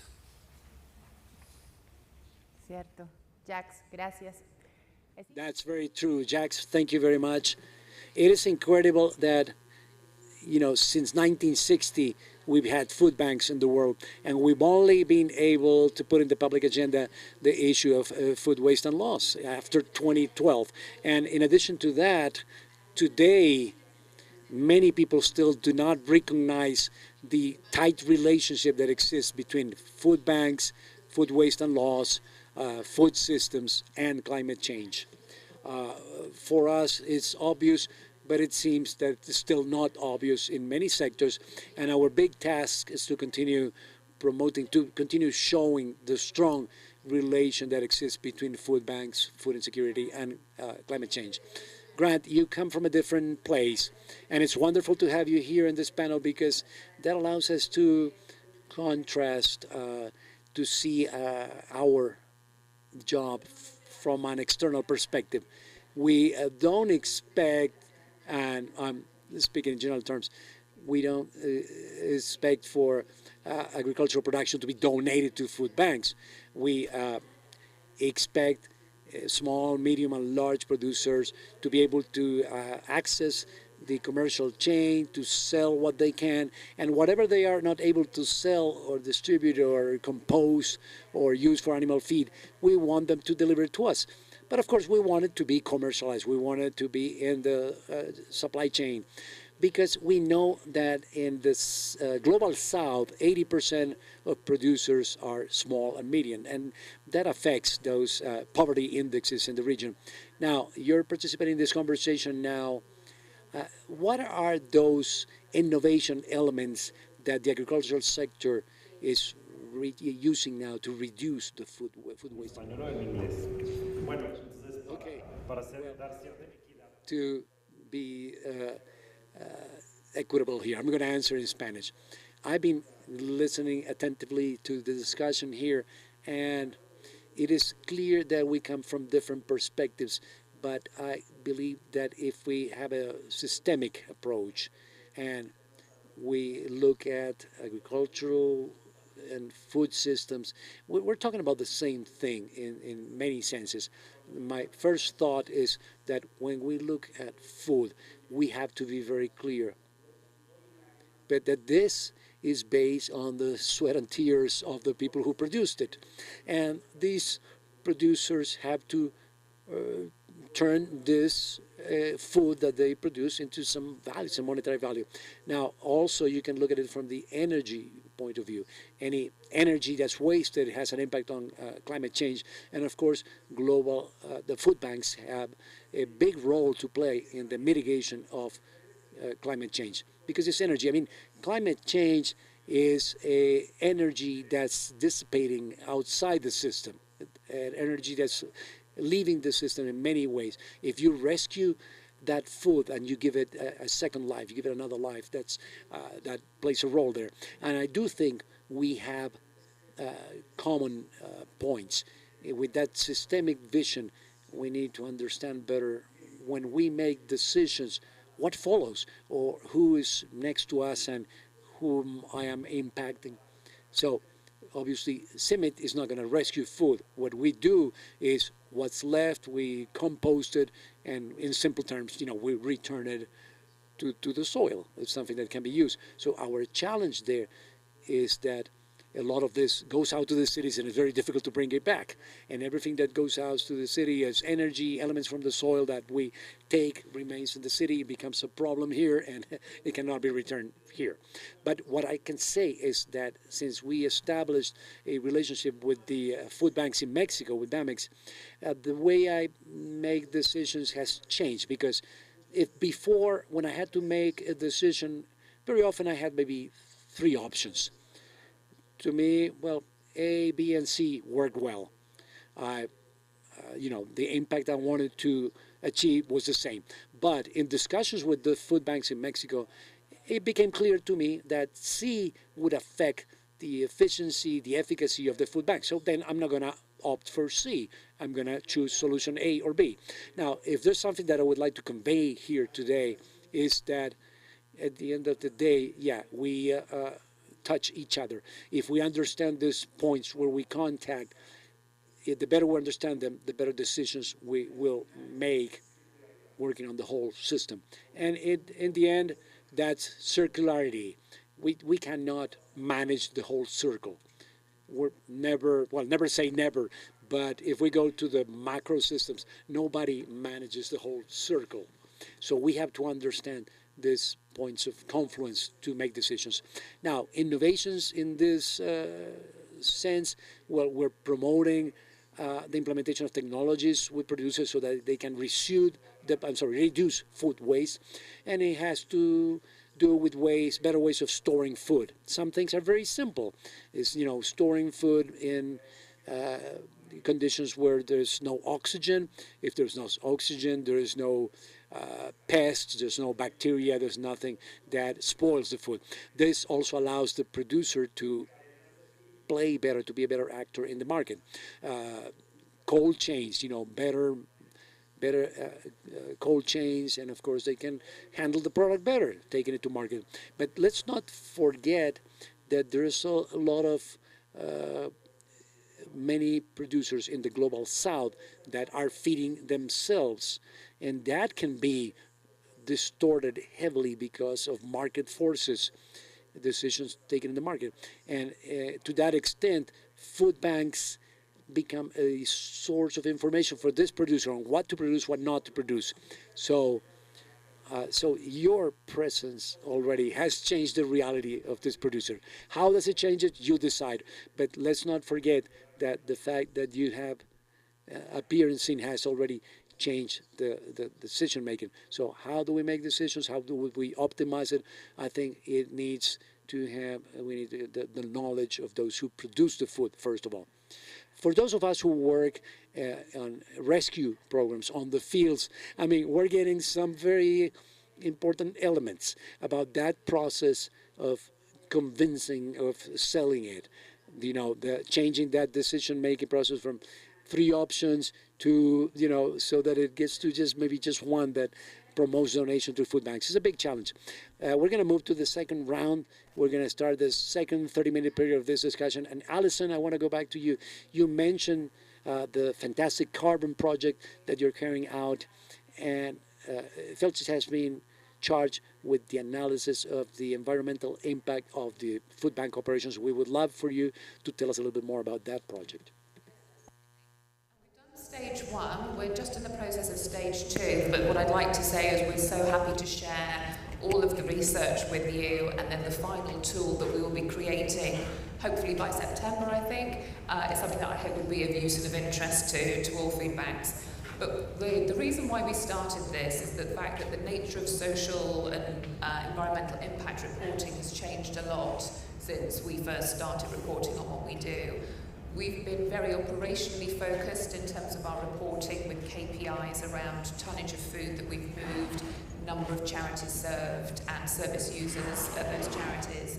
But the depth and the sophistication around lives changed, social return on investment, and the environmental side of things made us feel that we weren't giving a true reflection of the work that we do.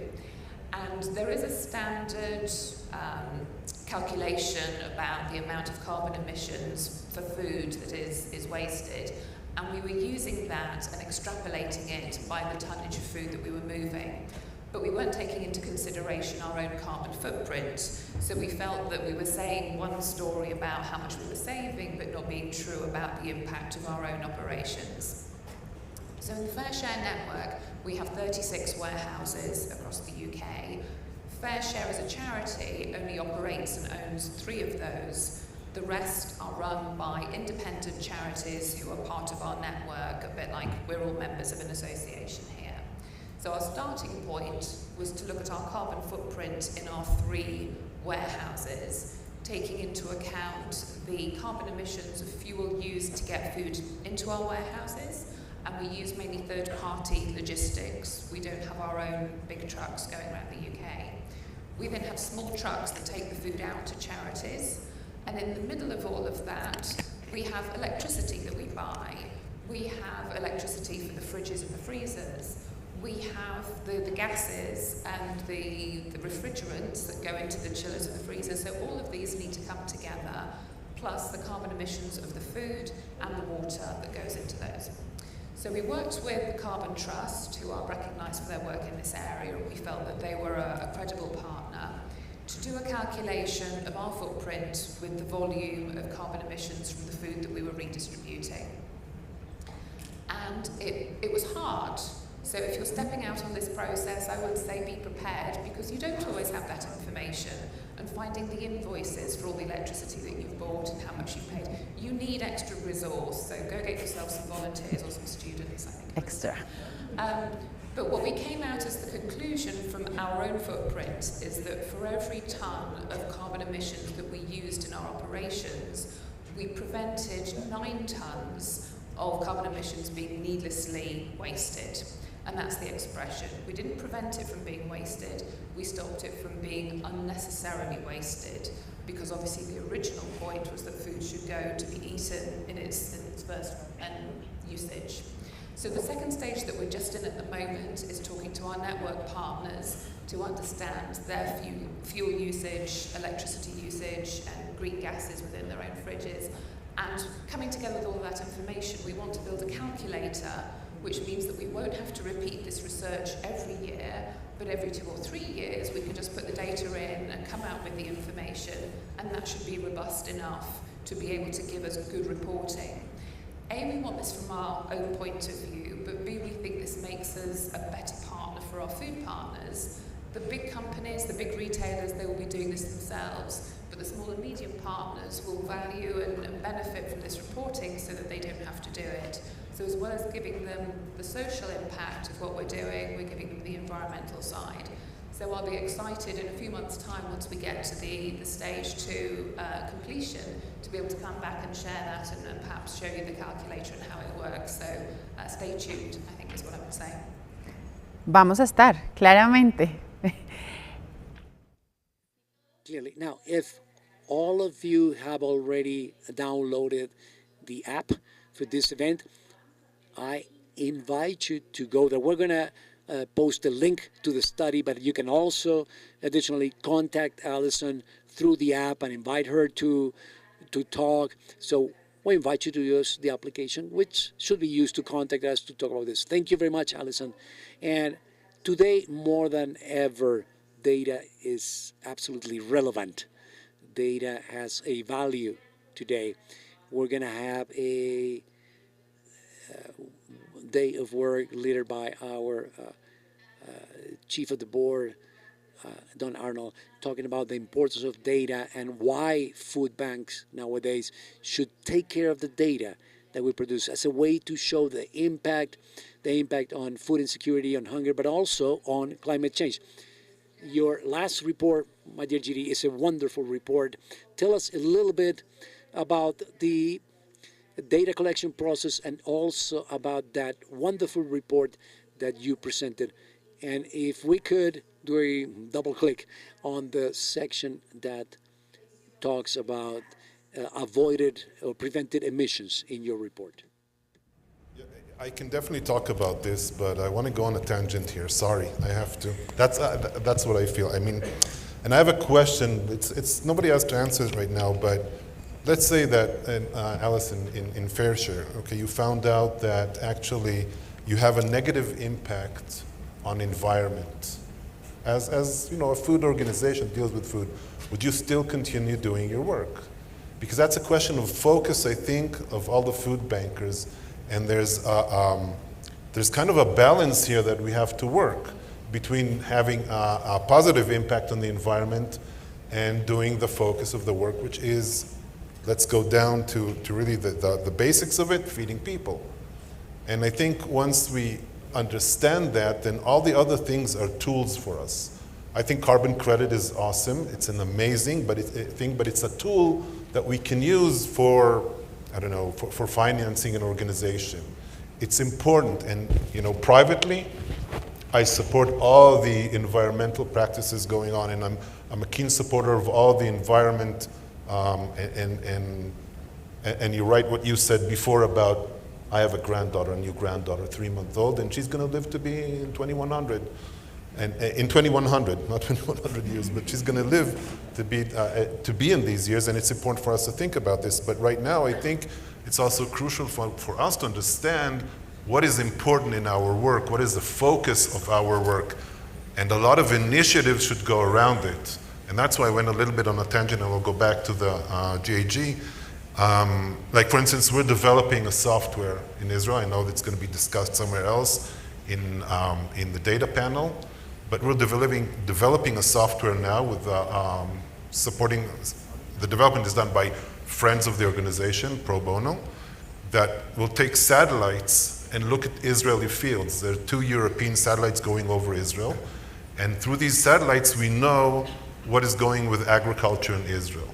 We can define by a certain metric called NDIS, we know that this field is ready for picking, this field is not, and if we have a field that's ripe and ready for picking, we can approach the farmer and ask him. So that, again, that's using technology and getting as much knowledge that we can in order to produce better, to do our work a lot better. And if I go into utilization and what you spoke about before as well, the cost of rescuing fresh produce for us in Leket Israel is 18 cents a pound. Now, it was just last week I was in New York City, and yes, it's a very, very expensive place. And I went to a supermarket and looked at the bell peppers. They were $5.90 per pound. So look at there's no balance here. It's an imbalance here between what you can do in food rescue and what the real cost is. And I think that's the huge part of food rescue. We can show a great savings, a ratio of a great savings here. And then the environment, and now I'm back to your question, sorry for this. But yes, we did a study. It's our 7th study that came out, 7th annual study that we're doing. And we found that 6%, the impact of food waste in Israel is 6% in greenhouse gas emissions, which is huge. The Israeli government has the goal of 15% a year to decrease the GHGs, and only food waste is responsible for 6% of that, and that's only in GHG. If you look at like water, and maybe I can quantify it a little bit different, the water that is wasted is about 100,000 Olympic swimming pools that's wasted, that we're using. And Israel is a country that needs water. We're desalinating water, and on one hand, we're desalinating water, we're saying there's not enough. On the other hand, we're wasting 100,000 pools of water. So again, there's an imbalance here that needs to be dealt with, not to mention all the gas that's put into it and the power that's put into it. So this report really talks about, and it's available out there I think when we have lunch, there's a few reports, but it's also available online. And it was done with the Ministry of Environmental Control in Israel, so it has a stamp that the numbers that we quote there are true and real. It's not like the first report that we had years ago, that after the first report came out and I said that Israel is wasting 35% of food is wasted in Israel, then I got a call from the Ministry of Agriculture saying that my numbers were way off. And I said, okay, I'll give you a 50% discount, isn't it enough anyway? So I think that we have an impact as food bankers on the environment, just to sum what I said before, but these are tools that we can use to promote the idea, to promote fundraising, but our core business is feeding the people. Escuché por ahí unos aplausos. Por ahí escuché.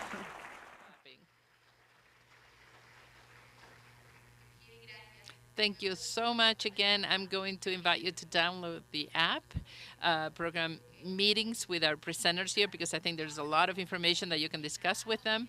On the app, we're also going to share the study that Gidi performed. And if Gidi allows us, we would love also to know, I know a lot of our food bankers that are present here, and they would love to know the technology that you used and that you're talking about that allows us to increase food rescue, fruits and vegetables rescue. At the end of the day is in our interest. We're also going to have a section on technology that's going to be very important, because nowadays we know more than ever that without technology there is no future. And that's where we are. So this is very important to establish that link. We have our colleague, Rafael Cruz. Rafael, if you want to raise your hand. Rafael has the microphone. For anybody that has any questions at any point, we will be paying attention and take the microphone to you. Jax, with this new perspective, 2012, we put it on the public agenda, food and waste and loss, and then with the sustainable development goals, we have a very specific indicator for food waste and loss, and that puts food banks in a new place, in a new role to face the solution to these public problems, not only from the environmental perspective, also as far as the impact that this has on the most vulnerable population and how we can end with hunger. At the end of the day, that is the mission that we all need to maintain. So are you seeing new organizations and different organizations that are approaching you, new companies that perhaps in the past had never approached you, and nowadays they look at food banks as a new partner or a different partner? It's a very important question that you are raising there. Let me first say as a preamble that I'm very happy because I have numbers here on my computer and on my notes. And I see that in the European Union, the food waste has generated an equivalent of 227 million tons of CO2 equivalent, which is more or less 6% of the EU emissions. So your numbers are very, very much comforted with ours and vice versa.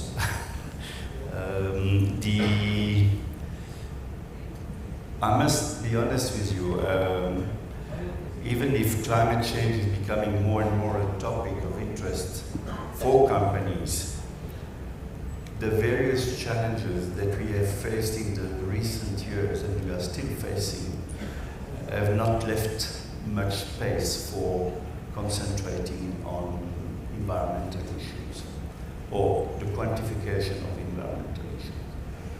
I don't need to remember you the hard years of COVID and now the repercussion of the war in Ukraine. However, I can say that more partners and supporters are more sensitive to the issue. They are looking, I think, more and more at the importance of sustainability in their operation mode, and because they are a bit forced by that. The policy document of the European Union, from farm to fork and so on, are actually pushing the various sectors, and the food sector in particular, to actually reorganize itself so that it is more concerned about the environmental impact of their activities. As far as the food banks are concerned, I think we have reached a level in our talk with the European platforms where food banks are part of the food system. It's not a charity anymore. Food banks are part of the food system and are considered as such by the various stakeholders and the partners, which I think is an enormous progress towards achieving our goals of reducing the environmental impact.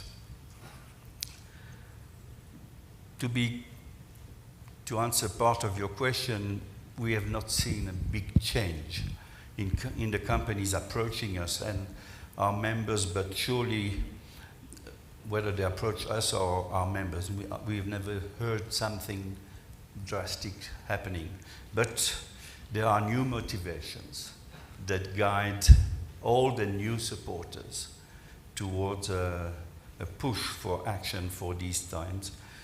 I think there is the consciousness that the issue of sustainability is the issue of the century if we want to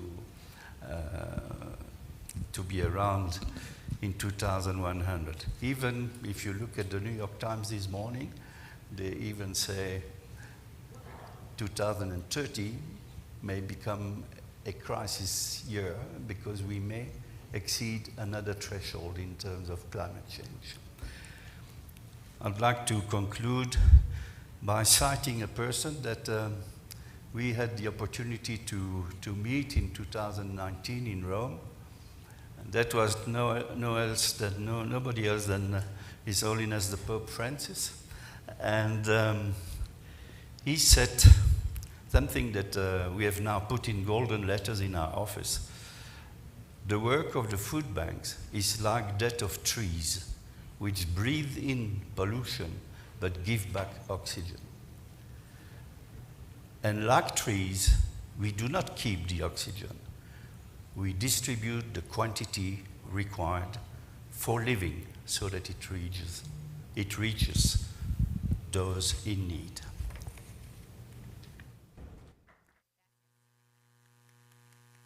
Thank you.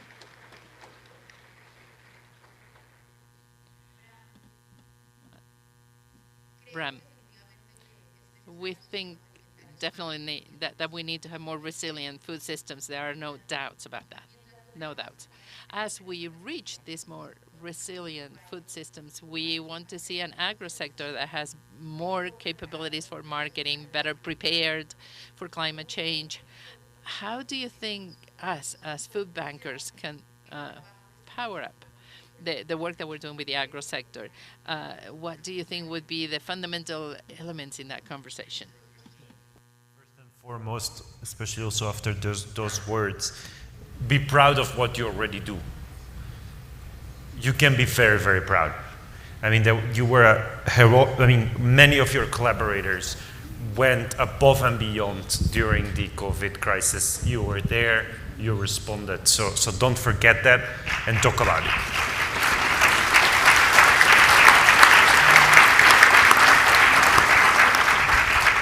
And I don't say this free. I say this because I was visiting farmers out there who were struggling, and you were there. We were in the same field, so side by side. Now you ask a couple of reflections on what to do better. I heard a strong element here of data, and I think it is very, very important that we all start as organizations active in the food system.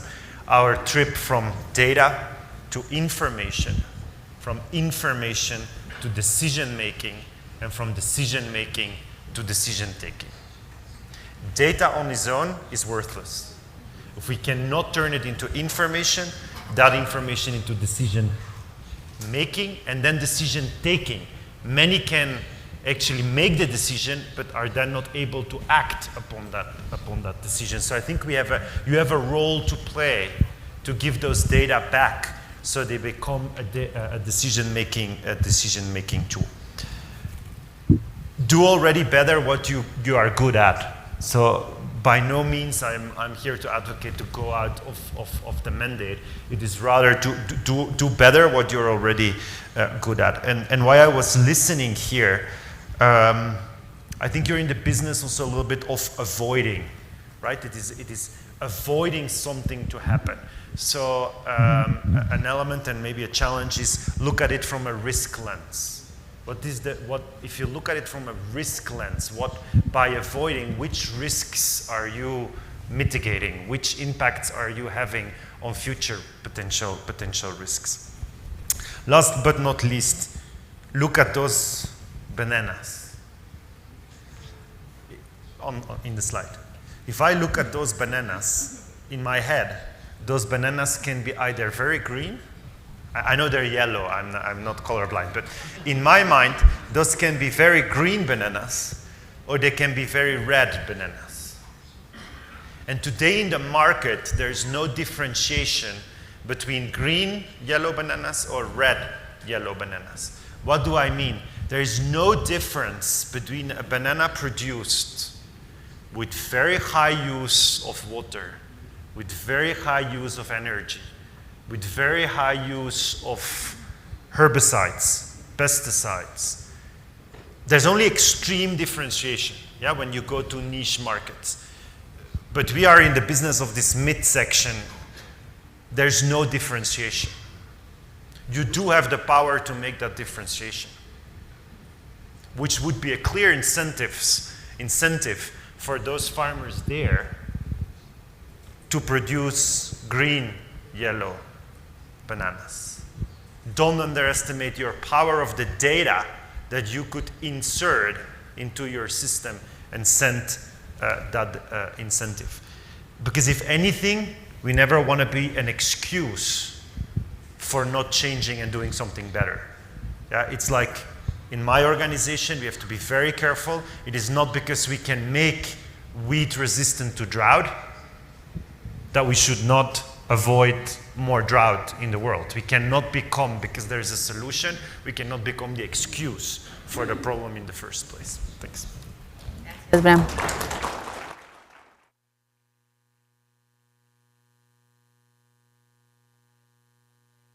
I would like to know if there are any questions from the audience. Rafael Francia from Costa Rica. Thank you. Yes, hello. Well, good morning. Francia, I'm a director of the Food Bank in Costa Rica. I have a couple of questions related to, well, it's more for GFN as a global network, as a support network. The first question would be, I think that many or most of the answers have already been given by the panelists, and it has been really interesting by validating what we already know, but already knew. But if we know already about this importance of this, how do we acquire those skills or the capacity to show the data correctly? And in order to reach decision makers and those who implement those decisions, I mean, we have to talk to them from a perspective that reaches them, that resounds with them. Because if we tell them initially, as I believed a few years ago, that is, donate to me because you have, and there are people with hunger, suffering hunger. That's not convincing. That's not enough. So what data should we show? How could we show them correctly? And the second part of this question would be more how can we get involved in those fora where decision makers are involved? How do we show our results at those decision maker forums? And this impacts two areas, from the government point of view, how to have a healthier population, how that impacts the security in society.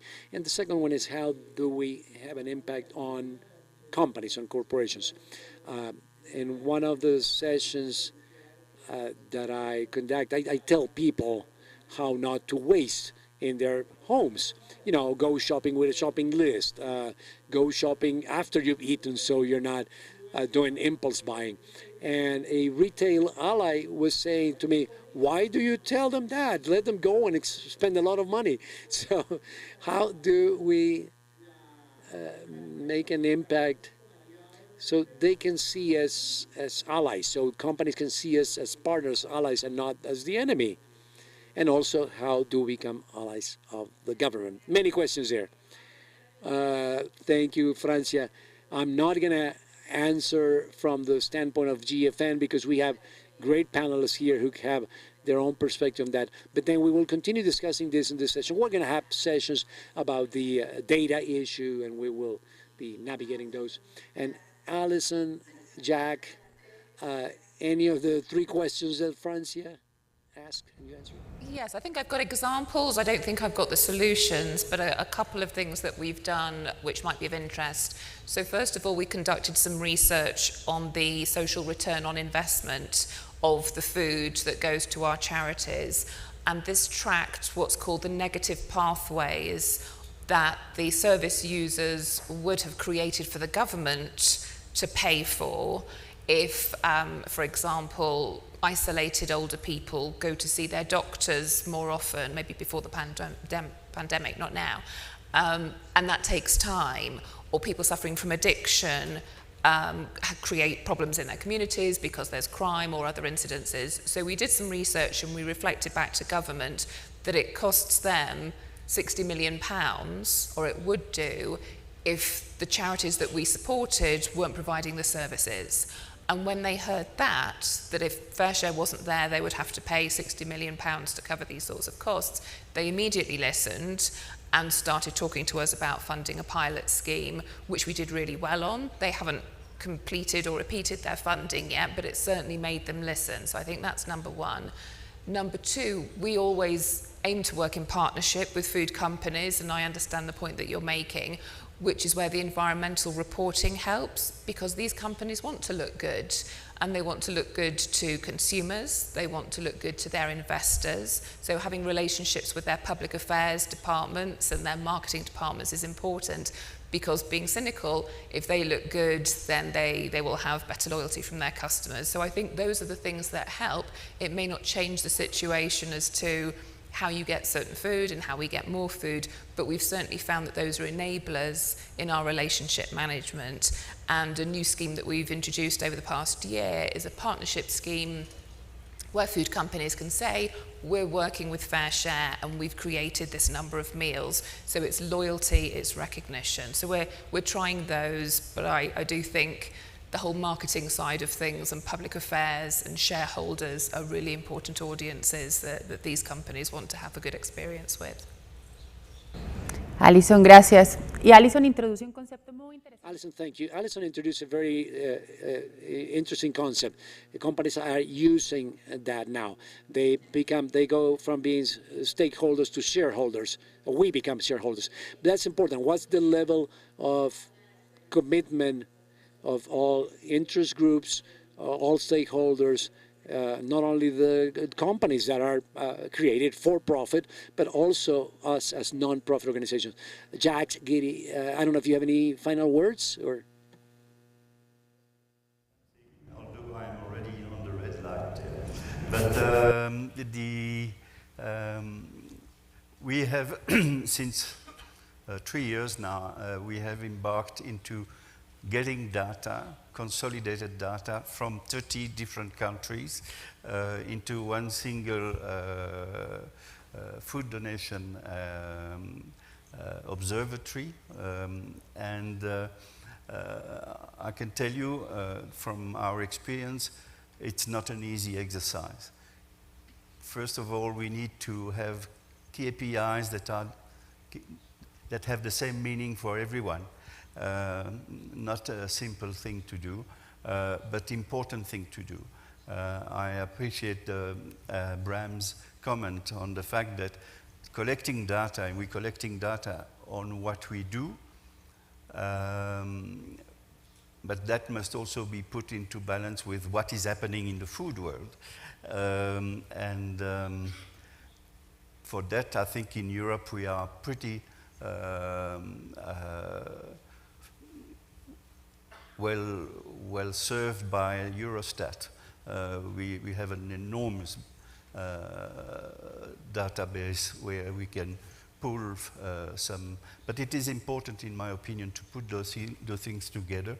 And finally, I would like to say, don't forget the pressure groups.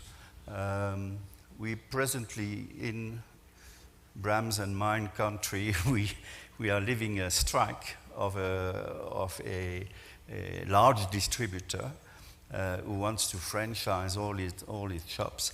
And you cannot believe how much bad press it is attracting, because it doesn't give the food that is left to rotten to food banks.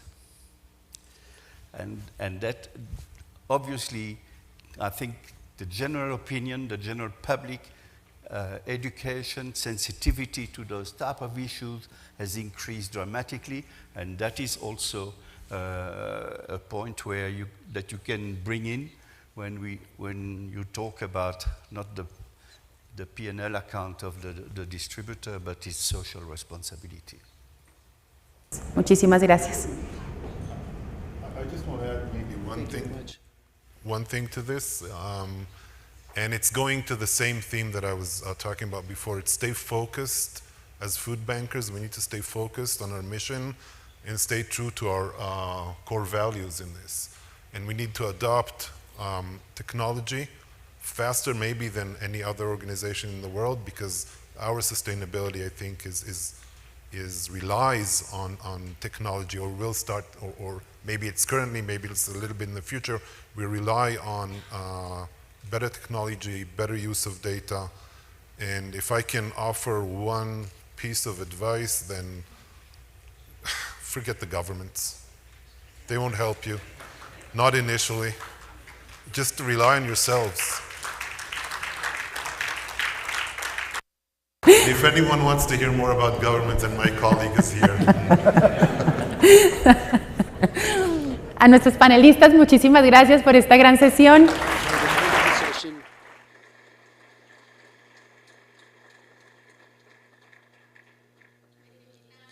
We invite you to get some coffee, refreshments, and to have a conversation with somebody you have not talked with since yesterday, somebody you don't know, because at the end of the day, we meet in person so that we can network, establish those relationships. So please go talk to somebody you've never talked to. Thank you.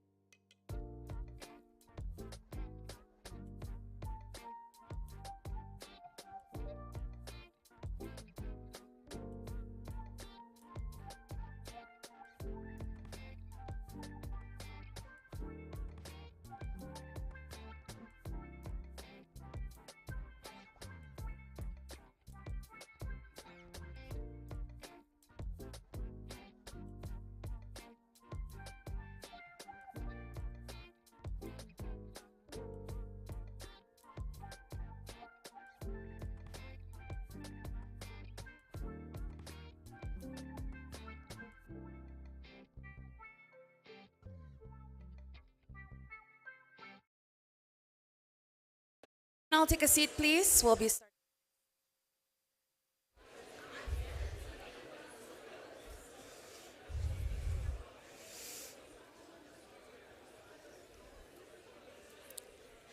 And the session will be in English. For the most part, we have one speaker in Spanish, so make sure you have your devices on.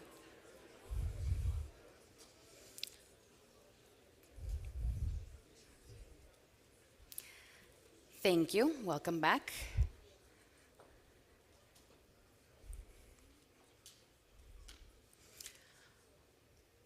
I know many of you. I don't know many of you. My name is Gabby Cafarire, and I work with the food banks in the Middle East and Africa. So Thank you. Oh, it's such a pleasure to be with all of you and to learn from all of you so that we can share and exchange things region to region. Today, we've heard a lot about climate change and the impact that it's having on food systems around the world. Now you will hear from GFN members Kenya, the Philippines, and Colombia on the impact extreme weather has had on their communities and how they're responding. You can find the speaker bios and links in the Feedloop app, and we will share the presentations on there as well. So I'd like to invite Executive Director from Food Banking Kenya, John Gathungu, to come to the stage, please.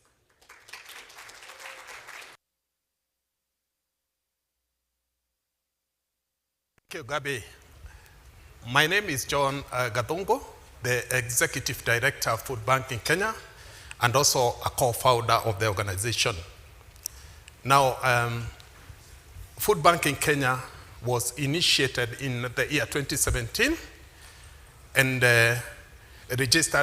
fully registered by the government of Kenya through the NGO Council. Now, our services include securing food and distributing the same food to the very vulnerable people within the society. Food Bank in Kenya work closely with other like-minded organizations, but at the same time make sure that our beneficiaries are the people that really need what we have secured from our donors. We have several programs that we run, and one of our great programs is the Agriculture Recovery Program.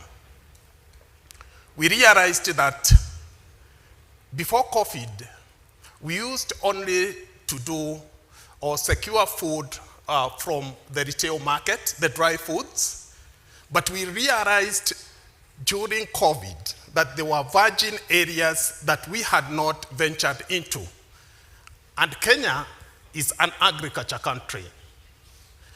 Almost that 3% of Kenya gross domestic product comes from agriculture.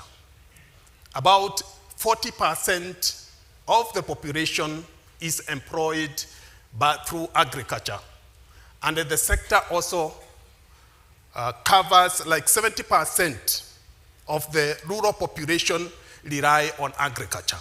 And those are the people that Food Banking Kenya works closely with. So when we realized this, we found that we could venture into the area of agriculture recovery in order to feed many more people within our society who were suffering. At the same time, there was so much food that was getting into loss in our farm. I, John, was raised and I was also born by the slopes of Mount Aberdare. That is a very productive area. My parents were small-scale farmers.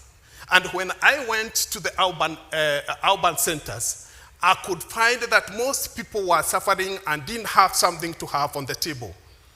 And at the same time, there was so much that was going into loss in our farms. So this motivated us with other members of our organization that we started Food Bank in Kenya to come up with an idea. And that's when we registered Food Bank in Kenya. We thought that with the much food that was getting to loss by the small-scale farmers, what they were producing, if that food could be fed to the people that were getting loss, people would really benefit. So we are going to show you a video and to take you through what Food Bank in Kenya does. And later on, my colleague, Moses, who is in charge of operation and logistics, will wrap up everything. Thank you very much.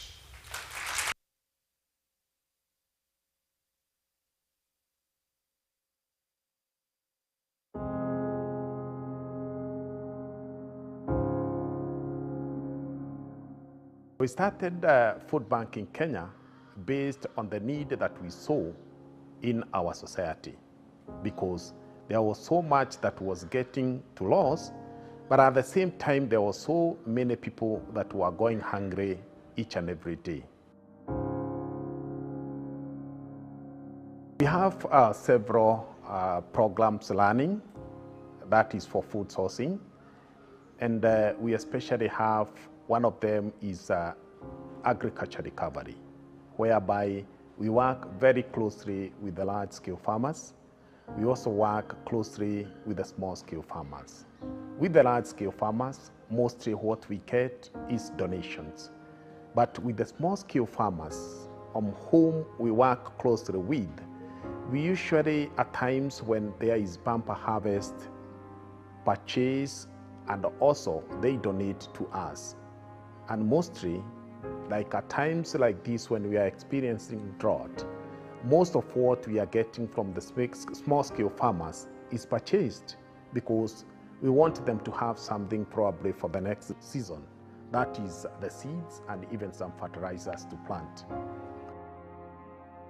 Na twamenderia raithi magathie kuhe andu angi aria mena mathina na nitukenaga muno tondu irio ici citũ itiũraga rĩrĩa moka nĩ matũokoaga nĩ tondũ tũrĩmaga irio nyingĩ rĩngĩ ikenda kũrĩra gũkũ no nĩ mokaga magatũhonokia magatũgũrĩra na bei ya thĩ na ithuĩ tũkamanengera magathi gũteithia andũ acio. We also do food drives, and these we work closely with the retailers, that is the supermarkets and any other kind of retail markets that we have around the country. We usually distribute our food to the very vulnerable people within our society. One of the groups, the agencies that we donate our food to is through our school feeding program, whereby we have like 7,200 kids that benefit from school meal on a daily basis when they are at school. We have like 7,000 kids that we also feed from the children's home on a daily basis. So in total, we have over 10,000 children benefiting from food on a daily basis from Food Banking Kenya. FBK have given us food for now about 1 year, and we've had a lot of food. I cannot even quantify the kind of food that they've given us, because sometimes we thought it was going to be monthly, it was going to be quarterly, but it's every other time. It's every other time. So for us, we cannot even quantify, but it's a lot of food. I met Food Banking a few years ago, and they have been supporting Destiny Rescue Center with food, greens. They have really been of help to us. As we were going on with our usual business of helping, they also were interested in visiting the Maasai community where I have been doing feeding programs, and that is when I decided to bring them to this community. Like this, when we are experiencing drought, we do emergency outreach missions in areas like of Turkana, areas like of Marsabit. We provide them with maize flour. We also provide the young kids with porridge flour that is very nutritious, that contains nutritious items, so that they are able to continue going to school. In Kenya, over 5 million people require humanitarian assistance so that they are able to continue with their daily life. Because of the over 4 failed rain seasons, most of the farms that we source food from actually do not have anything at the moment. Today we are privileged to host Food Bank in Kenya. They've been supporting our community because we are living in a community that even putting food at the table is not easy. So we are so grateful to Food Bank in Kenya for remembering our communities. Most of our adult learners, they are living in a humble way and being given food for 3-4 days, it's a plus to our program.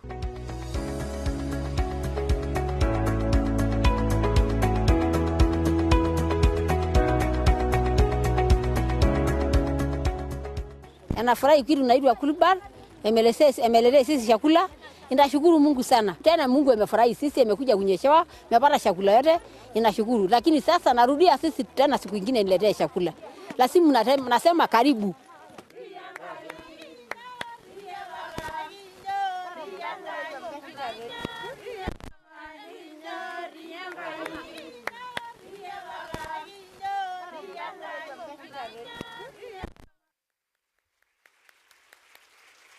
like to introduce Director of Operations and Logistics, Moses Nyoro from Feeding Kenya.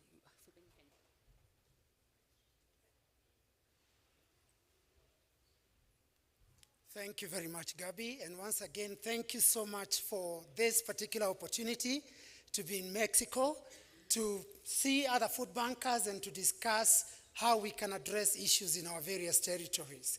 I have a very short time just to mention one or two things. Firstly, I would like to say that Kenya, the last 2 to 3 years, has been affected by serious drought, where those who are in real need of food, those who are starving, have increased from 2 million people to 5.6 million people. And as a food bank, we've been looking at, we don't want to cry about the situation and what is happening, but to come in and try and intervene and see how we can contribute to addressing that particular problem. And one of the things we have done is that because some of the areas that had a lot of vegetables, because in 2021 we were able to rescue almost 1 million kilograms of vegetables that would have gone to waste. But last year, because of drought, we went to 50% of that. But what we have done as a food bank is that we are looking at crops that can actually endure during times of when there is no rain. Like we are looking at things like arrowroots, sweet potatoes, trying to diversify our program so that we can see how we can rescue that food.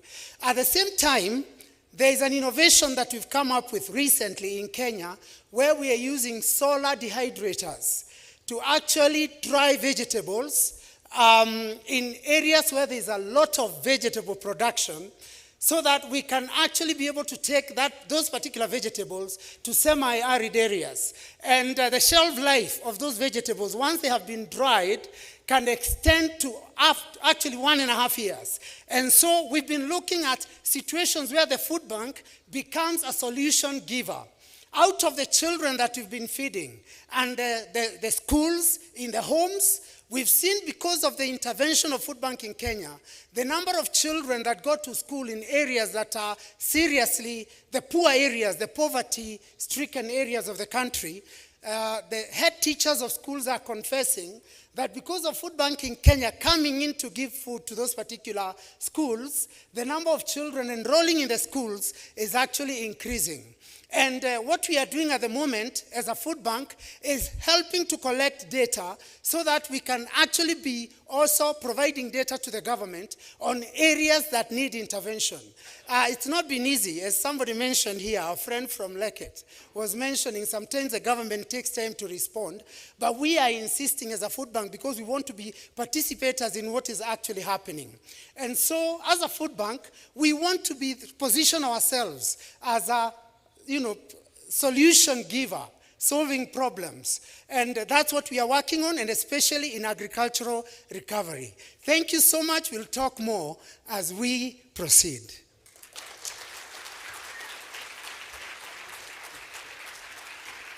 Thank you, Food Bank in Kenya. Now, we'll introduce Jomar Fleras, Executive Director, Rise Against Hunger, Philippines.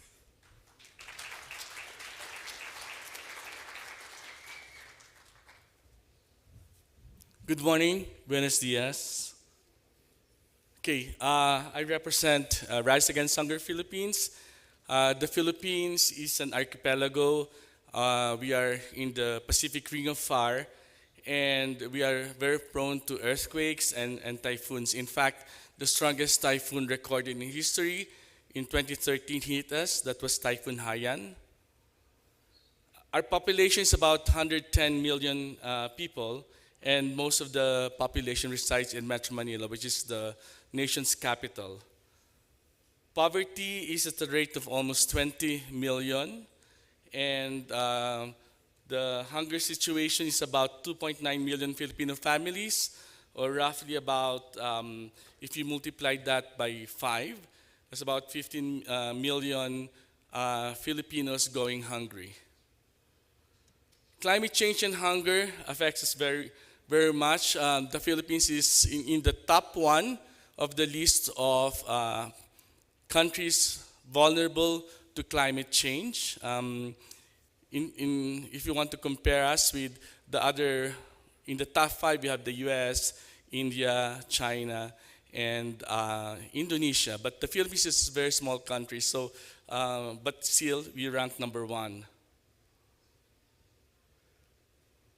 So climate change affects a lot of our agriculture and contributes to a lot of agricultural damage.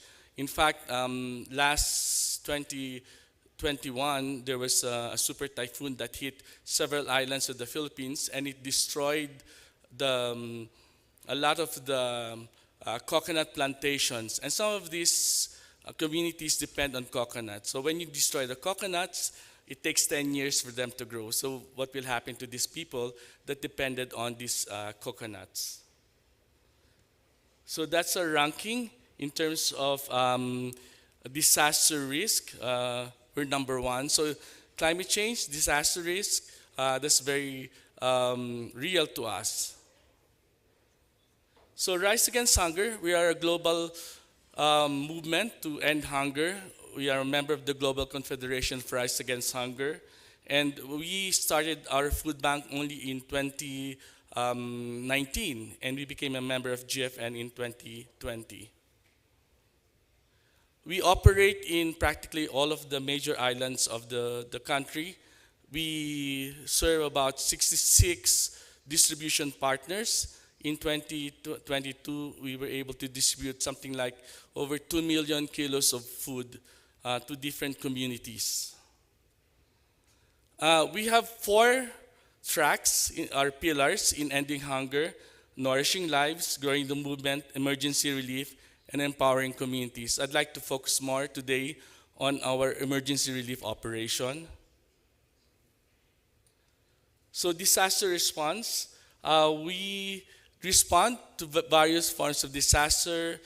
This could be earthquakes, floods, typhoons, volcanic eruptions, community fires. And lately, we're responding to an oil spill just in one of the islands of our country. There's a massive oil spill, and several fisher folk communities there were badly affected by the oil spill, so we're responding to their needs right now. So we're responding to both man-made disasters, and I might add also conflict.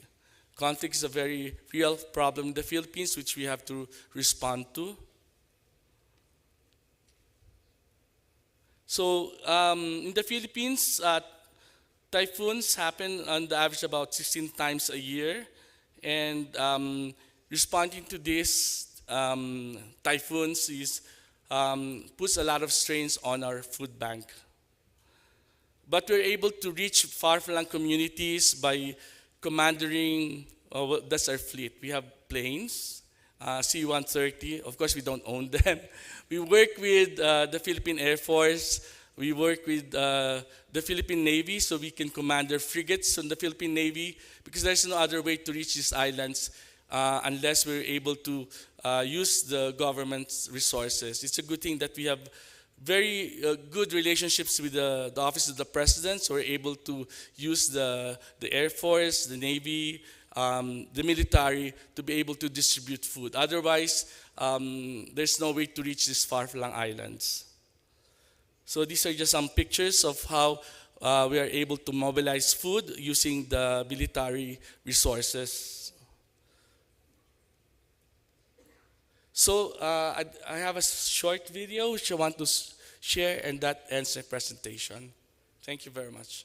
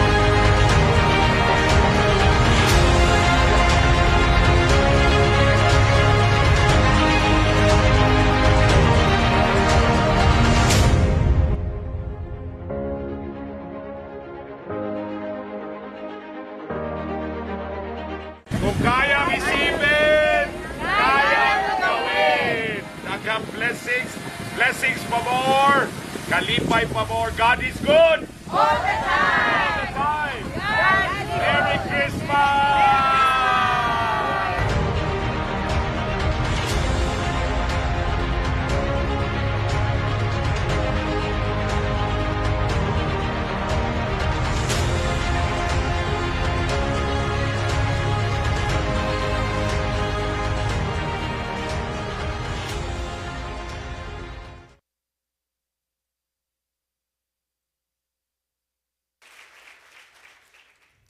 I don't know if it's because I'm a new mom, but your videos make me really emotional. So, okay, and our next speaker, thank you.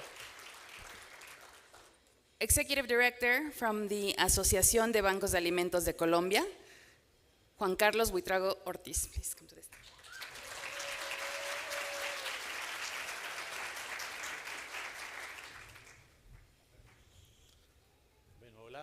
Hola a todos, buenos días. Mi nombre es Juan Carlos. My name is Juan Carlos Buitrago Ortiz. I'm a physician. I'm in love with the fight against hunger, and I'm very fortunate to be right now the director of the Colombian Food Banking Network. And I'm going to tell you how our banks organize in order to respond to emergencies. And we're going to tell it to you with a real example of an emergency that we had in the country when Hurricane Iota went through our country in 2020, how we responded to Hurricane Iota. We will, this is a video that was real. It was taken by CNN at that time. Never such powerful hurricane had reached the islands of San Andres and Providencia. Iota's winds, it's a cyclone category 5, the largest, highest number on the scale. It hit really with big fury the Colombian archipelago. The situation, the issues caused by Iota did not have any precedent in the history of the country. There was the President of Colombia. The infrastructure has been badly impacted. We're talking about 98% of infrastructure damaged. The President said that even though the storm had gone over the island already, the maritime conditions were still too difficult for ships, for Navy ships to reach in Providencia. Hurricane Iota went through Colombia in October of 2020. Along the Colombian Caribbean, affected over 300 municipalities in Colombia. Over 60,000 families were affected by the hurricane. It affected many municipalities in Colombia, but specifically the archipelago, where we have 3 islands. One of those 3 islands was totally devastated. 98% of the infrastructure disappeared. Colombian food banks, well, we're 24 banks. Last year, we rescued over 30,000 tons of food. We purchased close to 8,000 tons, and with that 38,000 tons, we improved the nutrition of 1.2 million people in a situation of vulnerability. The food banks in Colombia, about 5 years ago, we got organized. We designed a protocol for emergency response. We learned that if we have to respond to an emergency and we are not in coordination with the private sector and with government, we're duplicating efforts. We're reaching many families twice, and then other families are not reached at all. So 5 years ago, we implemented a protocol. This is the official country protocol to activate the private sector in the context of an emergency. What does this mean? In Colombia, the private sector is part of an association. It's the Entrepreneurs Association or Corporation Association of Colombia. When there is a national emergency, this association, together with the Food Banking Network, we are all called to activate the whole private sector and to organize the logistics from the private sector in the response to emergencies. And this is important because normally, at least in our countries, the private sector can reach faster than the government. So we're able to respond quickly to emergency, an emergency until the government comes. So within the framework of this protocol, when Hurricane Iota hit, we all got organized, we mobilized. First of all, we needed to see how many people were affected, how many people were in shelters, how many people were locked in place, or how many people moved or relocated to a neighbor's home or other place. These people normally are not assisted by the government, but that's the people that we have to serve in the context of an emergency. So the people who are normally in the surrounding areas to the most affected areas also need humanitarian help. So second, we organize the logistics of the assistance program. We define, from the 3 major cities in the country, activated all the private sector and food banks.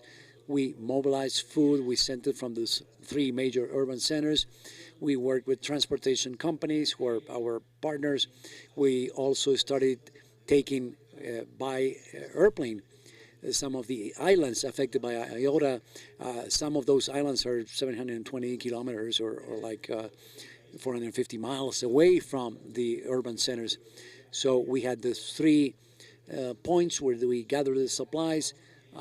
We started taking supplies to San Andres, and the closest urban center was Cartagena at the time, so we moved food to Cartagena, and then through a private shipper, private shipping company, we were able to take food by boat to the island of San Andres. What does that mean? What does the protocol mean? Well, if we are organized, we know who has to call the companies, where the companies deliver the food, how does it reach the food banks.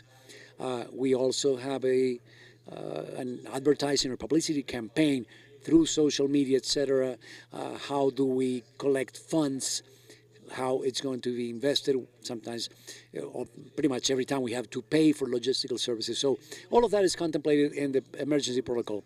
So at those times, we activated the protocol.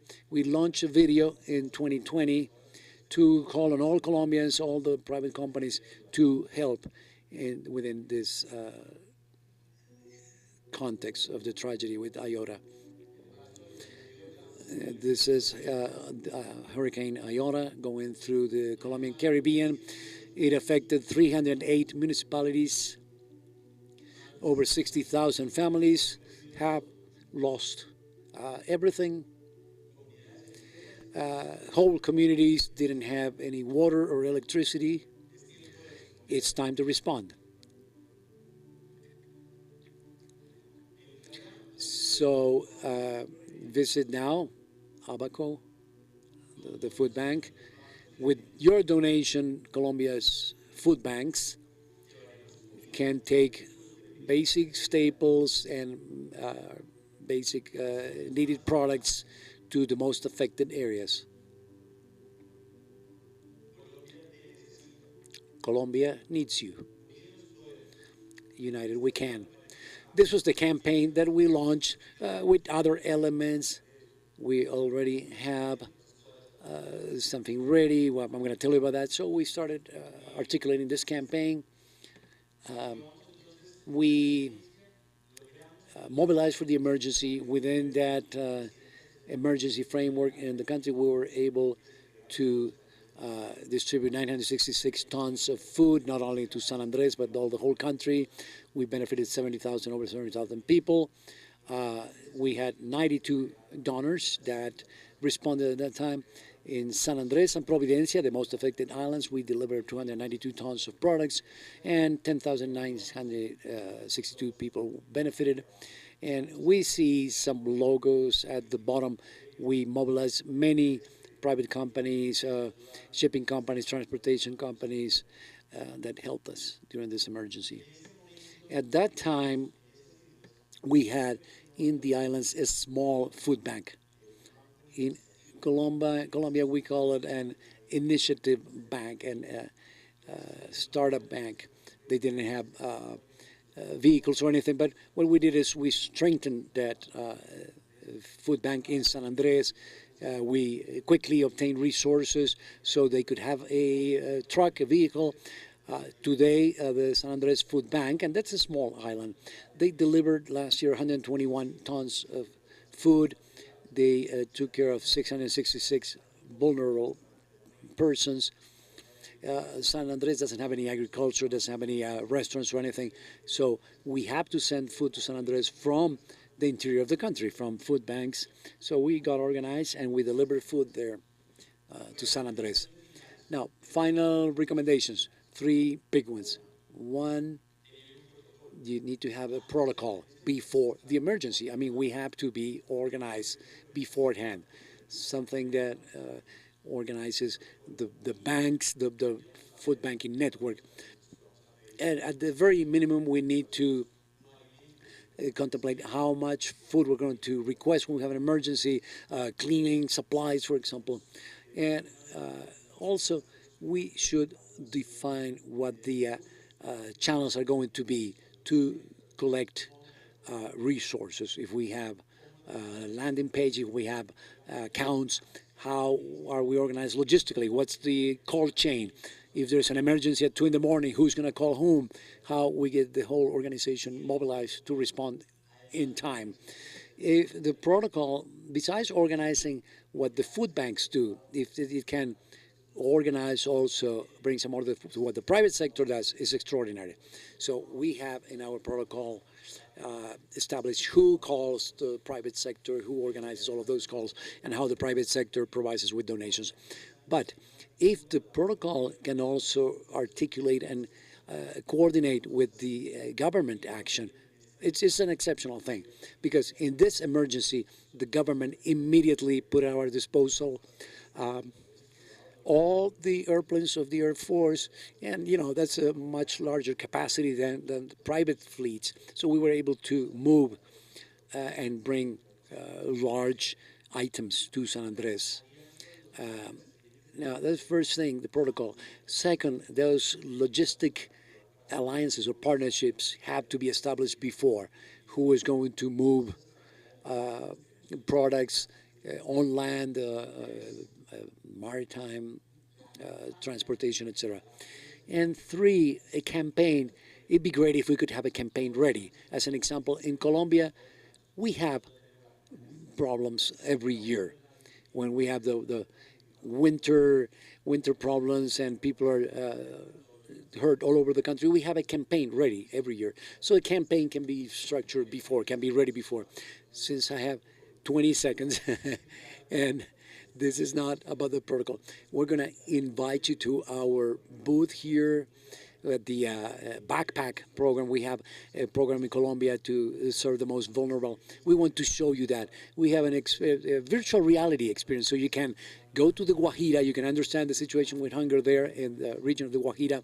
We are expecting pretty soon the news that we're going to be the first NGO organization in Colombia that's going to have a space in the metaverse, so everybody can understand what a food bank does in the metaverse and how we help the most vulnerable. Thank you very much.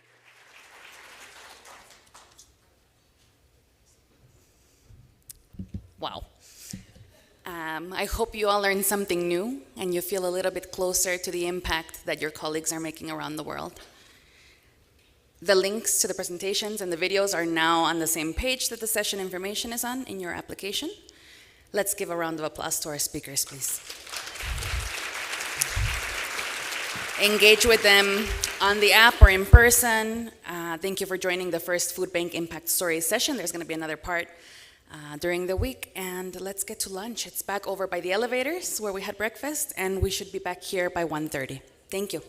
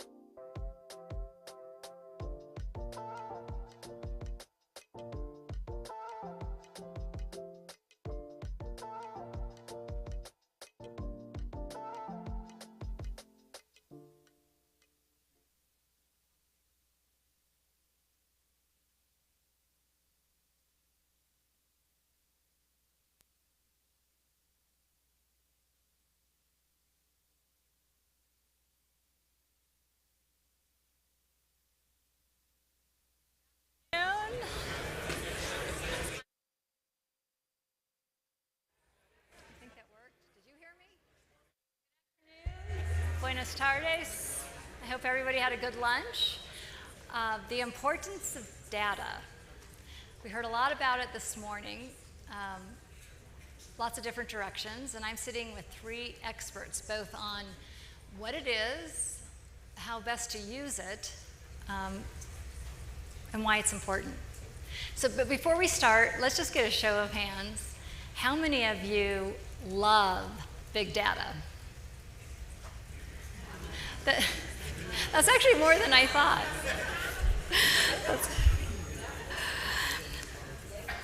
Okay, so I'm going to introduce each one at a time, and then if you don't mind telling us just a little bit about your company, and then maybe something with the audience that's not in your bio. Okay, so Colby Clester is the Director of Research at Mintel, and Mintel is known for its market research, qualitative and quantitative. So tell us a little bit more about that. Sure. Mintel is as mentioned, a market research company. So we are working with the biggest brands in many sectors in the private industry, especially food and drink being one of our biggest. We collect lots of big data. We are on any given basis collecting products from around the world, analyzing and collecting marketing materials and marketing creatives, collecting menus from restaurants all over the world in order to take this data and transform it into insights that can give our clients direction and help them to make more informed business decisions. Taking the product retrieval space, for example, we can take that big data, analyze the ingredients that are going into products, the claims and the functions of these products, and help give us some direction of what are, for example, new claims, new sort of hot features that companies are starting to incorporate into their products. We also, most notably, recently collaborated with Global Food Banking Network on some great research in the food loss space. So I look forward to discussing that a little bit more as well. Something not in my bio, I'll say I went, it's been interesting to see a lot of the stories today of, climate change and natural disasters. I myself grew up in New Orleans in the United States and went through Hurricane Katrina about a little less than 20 years ago. At the moment, that felt a little special because I soon moved away from New Orleans. I live in Chicago now, and in the early days when people would meet me and sort of tell them where I came from, it was sort of there was a special interest in, oh, you went through Katrina, what was it like, That feels increasingly less special because it feels like, climate, natural disasters are just happening with much more frequency. So I think that really just speaks to how we are all increasingly being affected by, climate change. So I think that's certainly demonstrating the importance, underscoring the importance of what you guys are doing in the food rescue space. So I'm thrilled to be here today. Emily Ma is the head of Food for Good at Google, a company whose name, I guess, is synonymous for search. And maybe it's synonymous as well for data. So Emily, tell us a little bit about yourself. So you might be wondering why a tech company is here. Sometimes I wonder about that too. But we do believe we have a role to play in supporting all of you and doing the work that you do to support hundreds of millions of individuals out there who are food insecure. So it's okay if you don't know what Google is. It's a technology company. Our goal is to organize the world's information, make it universally accessible and useful. And that includes food information. So what you might not know is behind the scenes, Google also serves about 300,000 meals a day in 170 cities and 54 countries. And so we have an internal operation that really supports our staff. Secondarily, we also have a lot of partners in the audience today. We support big and small food companies, restaurants and whatnot, with advertising, with cloud services, with YouTube, with all the things that you know about Google. And then finally, we really work to enable everyone. So it's interesting, during the pandemic when COVID started, we saw massive spike in searches for find free food. And we knew where those searches were coming from. And it was our responsibility to make sure that those of you on the ground who could do something about that could have that information. And so we work in 3 different domains, right? Our internal operations with our partners, many of you who are in the audience, so thank you. And then for everyone. Something that you might not know about me is I started working in food loss and waste because Google had this amazing thing called a culinary internship program. So I could go into work at 5 a.m. and work from 5 a.m. to 9 a.m. in our kitchens. They would give me the really crappy jobs like please chop 100 pounds of carrots. And then I would go do my day job as a technologist. And so through the course of about a year, I learned a lot about what an industrial kitchen needs to do.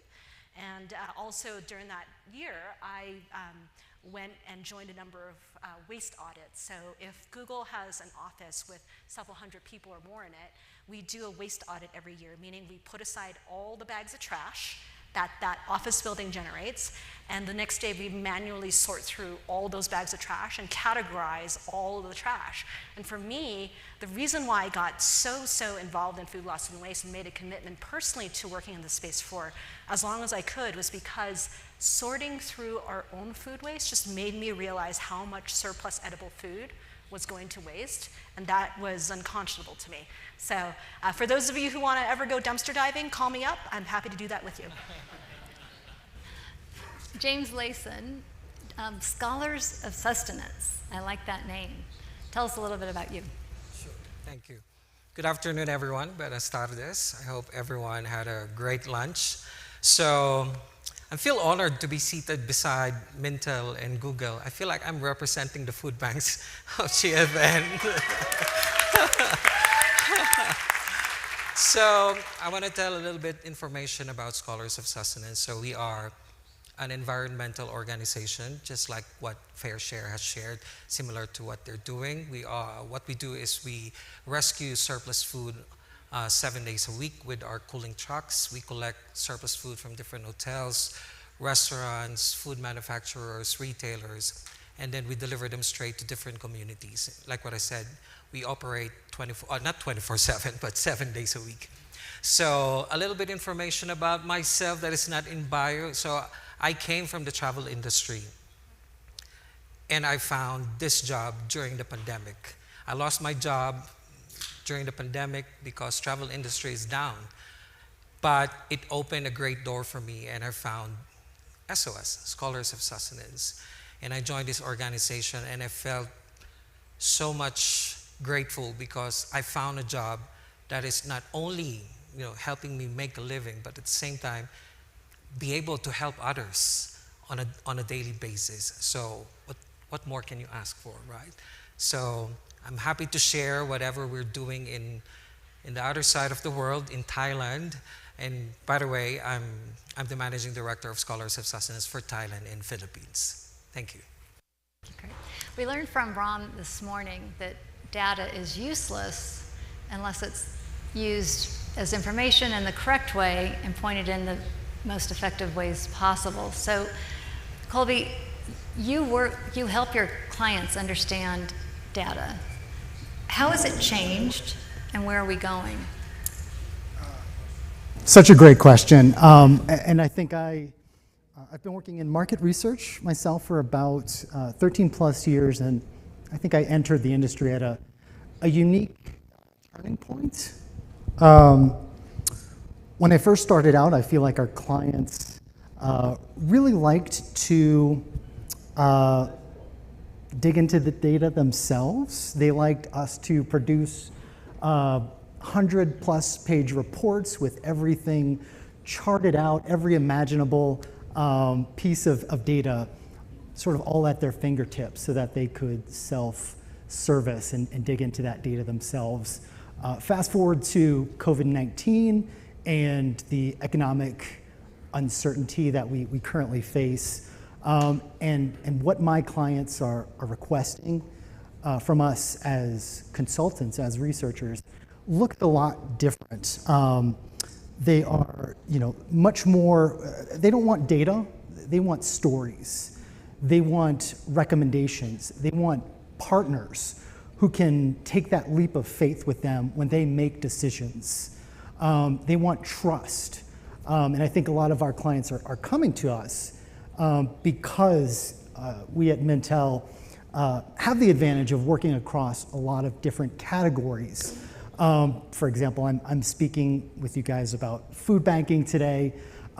When I go back to my office Thursday, I'm certainly going to be speaking about financial banks.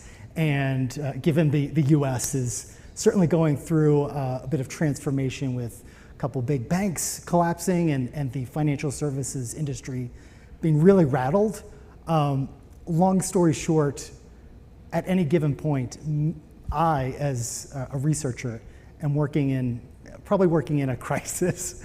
If you want a bit of one data point, I'll point to my beard and my hair.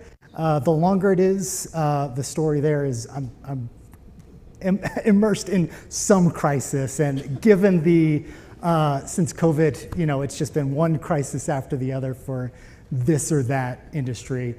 My beard is just getting longer and grosser. So there's one piece of data for you. But I think that really underscores really just that our clients are looking for something. They're looking for a story. So rather than giving them, every imaginable chart from our big data, they want an infographic that tells them the story in a way that they can easily socialize around their groups much more quickly.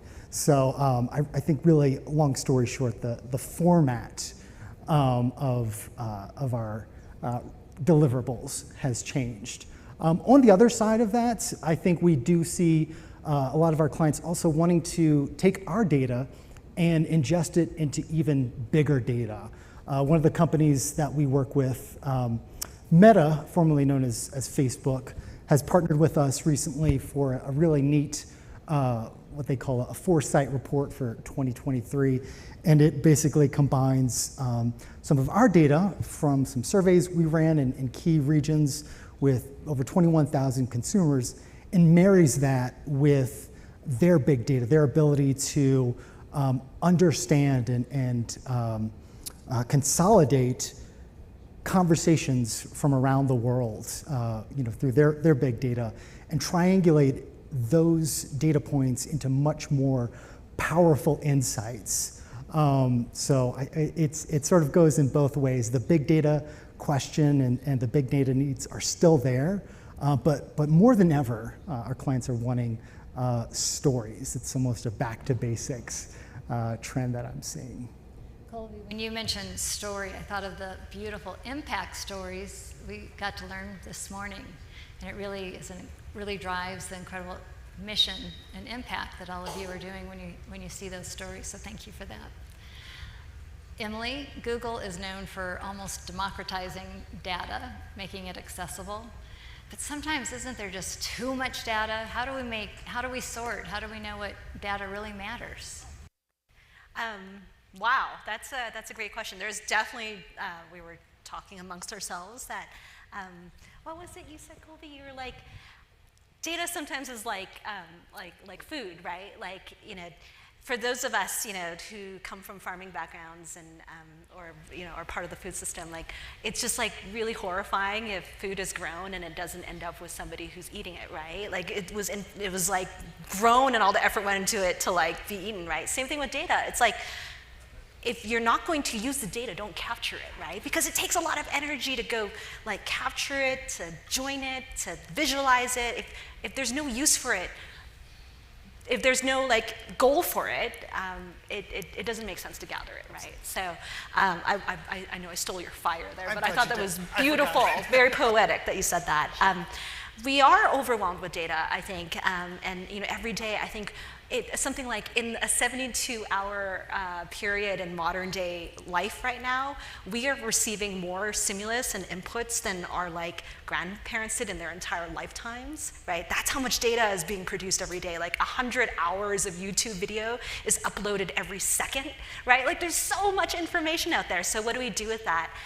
In my mind, I actually do believe that human intuition is still super important. And those of you who are on the ground serving your users and your customers have way more information because you're in it than like we could ever provide you with. So you have to be the translator of that information. And by the way, a lot of people are like, well, you know what, I've been doing all this analysis, and at the end of the day, like, you know what, the data doesn't show me what I was hoping it to see. And then I'm like, just back away from it for a little bit and like bring in your intuition, believe that you actually have the final ability to integrate to come up with an answer. But let me put forth the following. I know we're an information company, and you are in the business of moving physical assets. That's food, right? That's moving atoms is way harder than moving ones and zeros. Our job is actually very easy compared to yours. So thank you for doing what you do. And our hope is with information, we can help you move those physical assets better, and we can help you leverage your financial assets better, right? So how do you make progress, more progress per dollar that comes into your system? Right, so I do want to share like the small part that we're playing, and let me try to articulate this in a very simple way through an analogy. Raise your hands if you have looked up your own house through satellite imagery on Google Maps. Who has clicked through Google Maps and said, what does the rooftop of my house look like? Okay, great, okay, great. 30 years ago, you could have done that, but you would have gone to, in the US, NASA, you would have had to download like a terabyte of like satellite imagery. You would have then had to figure out how to stitch all the images together. Then you would have had to figure out how to remove the clouds, and then you can look up the house, the rooftop of your house. And what Google Maps did was we thought, well, it'd be really valuable, and we don't know how yet, to actually do all the stitching of that information, remove the cloud cover and organize it so that you could just type in an address and look up the rooftop of your house. So we're looking to do that now for public data sets. There's a site I recommend you go to and take a look. It's called datacommons.org. It's totally free, totally open source, and our goal is to basically flip the time you're spending finding data, ingesting it, cleaning it, joining it, and visualizing it from 90% of the time to 10% of the time, so that you could take 90% of the time instead to apply your intuition and your uniqueness to the information in front of you. You're probably spending most of your resources doing those first 4 steps rather than the final step, which is what you're uniquely able to do. So my hope for you with all of this information is if Google can step up to do the really hard, boring parts, let us do that so that you can do what you uniquely can do for the people on Earth who are food insecure. Just in case, will you say that website slower one more time? Datacommons.org. And for those of you who are curious, thank you to Feeding America for being our first partner. So we partnered with them in the US to join their Map the Meal Gap data with Feeding America, or sorry, Data Commons. So their version is called datacommons.feedingamerica.org, and then the main version is datacommons.org. Thank you. When I think of your mission, which is truly nothing less of making sure that we get to the point where no one goes to bed hungry, nobody goes to bed malnourished, I think James can really help us understand that's the goal, and we don't want anyone spending less time on that. But as a new food bank, relatively new food bank, I think SOS has done an amazing job creating a platform and maybe of illustrating, capturing data and illustrating in a really productive way that helps donors, industry leaders, policymakers. Will you tell us a little bit about that? A dashboard, that's what I was thinking. You have a dashboard. Yes. So the data that exists in Scholars of Sustenance has 2 primary functions. One is to influence the way we make decisions. And second is the relevance of data in donor relation management. So I'm going to tackle the first one first. So in SOS, we have 3 primary numbers. That's total kilograms, total number of meals, and total number of CO2 reduction equivalent. And from those 3 major numbers, it gets expanded. You know, it gets broken down into many different subcategories. And breakdowns such as food source, food types, nutritional value, urgency indicator index for our communities, the number of hours for volunteers, even the fuel cost for operational excellence, and there's so much more. We have created this dashboard to make it easy, to make our lives easy, and for us to be able to curate specific presentations to specific donors that we're approaching and to specific issues that we're tackling. We also even incorporated this dashboard to GFN survey. everyone, all food banks that are members of GFN can relate about this once a year survey that is very long, and we get to sorry, and you know, there are two reactions whenever we receive that survey. One is either we get excited about that survey, or it'll be like, that's a lot of questions to answer. But for us, you know, since we have adapted to the GFN surveys already, so it became easy for us. So whenever we receive that survey, we just pull the numbers from our dashboard, we plug it into the survey, and then we submit, you know, talking about making it easy for us. And with these numbers, it is helping us to understand and analyze the trends in donation behavior. It helps us to understand if there are donors or if there are partnerships that we need to revisit, or do we really need to do, or do we need to conduct some refresher training, or do we need to do some audit, or do we even have to terminate some partnerships? These numbers that are available to us are helping us make that decision. And these numbers are available to us on a monthly basis, not just for me, but for all the leaders in our organization, so that it helps them make small or big decisions on a regular basis. You see, for example, if there are donors that, you know, wants to expand their operation with us, we look at their numbers, we look at their trend, we look at their performance, and then we make a decision out of that if we're going to accommodate that expansion request, if it makes sense or not. Or if there are food partners that are requesting something from us, wanting us to do more for them, you know, we try to look at their numbers as well, and it helps us to make a decision if we're going to accommodate that request, if it's worth it or if it's a waste of time. You see, we use data so much in our organization, and it helps us to make decisions. We never base our decisions on emotions. We base our decision on the numbers available in front of us, because you can rely on those numbers. If you rely on emotions, it's hard, you know, it could be tricky. So that is the part on influencing, how data is influencing our decision making. Second is about donor relation management and what's the relevance of data in tackling this. And I want to cover one item in this aspect, in this context, and that is about long-term partnership. All of us here may be from different countries or different organizations or different backgrounds, but there is something common amongst all of us, and that is food. We all deal with food, either purchased food, rescued food, surplus food, cooked food, donated food. We are all raising food to continue to support all the agencies and communities that we are helping. But the agenda is, how can we secure long-term partnerships from our food donors? So how do we convince these brands to subscribe to that idea on investing long-term partnerships with us? How do we do that? What we need to do is to tell our results. But how do we show them, or how do we tell our results in a way that they can understand in their own language, their business language? We need to speak their language. And what is this language that we're talking about? Can anyone guess?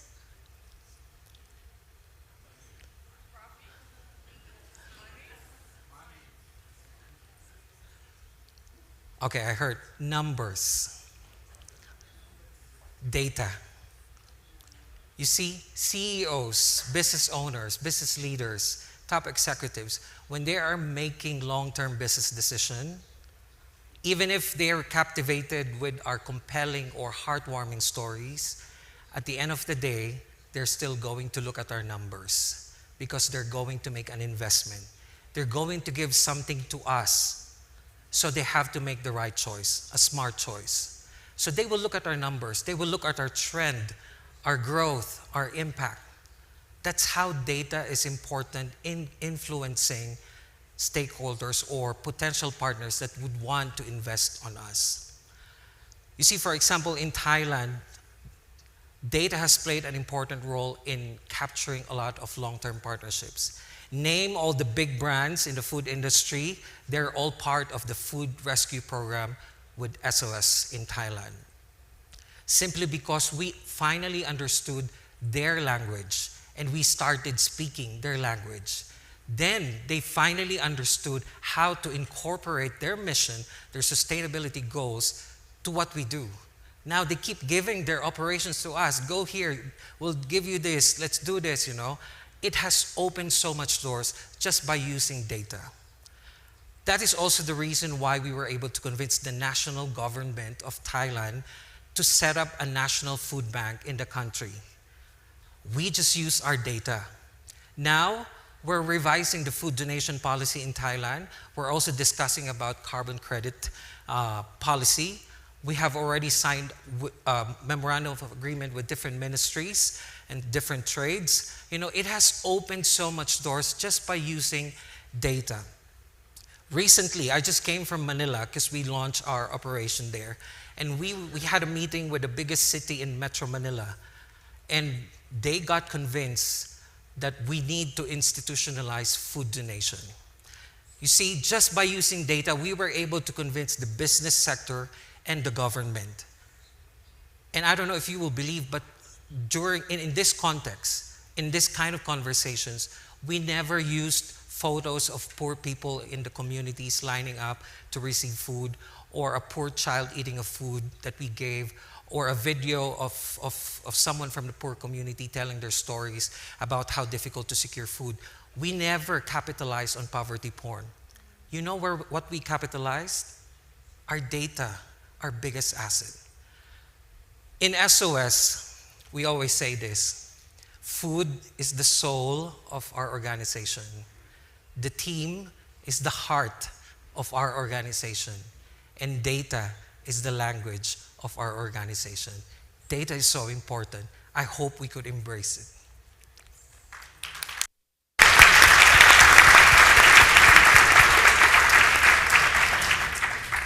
James, you alluded to this, but in terms of partnerships, you were new to Food Rescue, but they brought in someone who actually was an expert at data collection and data visualization. So you, right within SOS, you created your own partnership so that you could both do what you do best perfectly. And also, if I may add, in SOS, we have really invested on data. I understand that in other models, in other food bank models, you don't have full-time staff that works on data. In SOS, we have full-time staff that is working on data. And we have really capitalized on that because it has shown so much progress and has opened so many doors. And I know that we might be tackling this later, but you know, like what Emily said, you know, working with data is kind of a complex work, you know. There's so much work to do, and it could be intimidating. That's why when we ask how many of you loves data, we saw that it's not even half of the room, because everyone gets intimidated by data. Everyone feels like there's so much to learn and understand before you tackle data. But actually, it's not, you know. The people in our organization that is tackling our data are fresh graduates from college. And they have learned how to use the data. You know, we use Power BI, you know, to help us visualize a lot of things.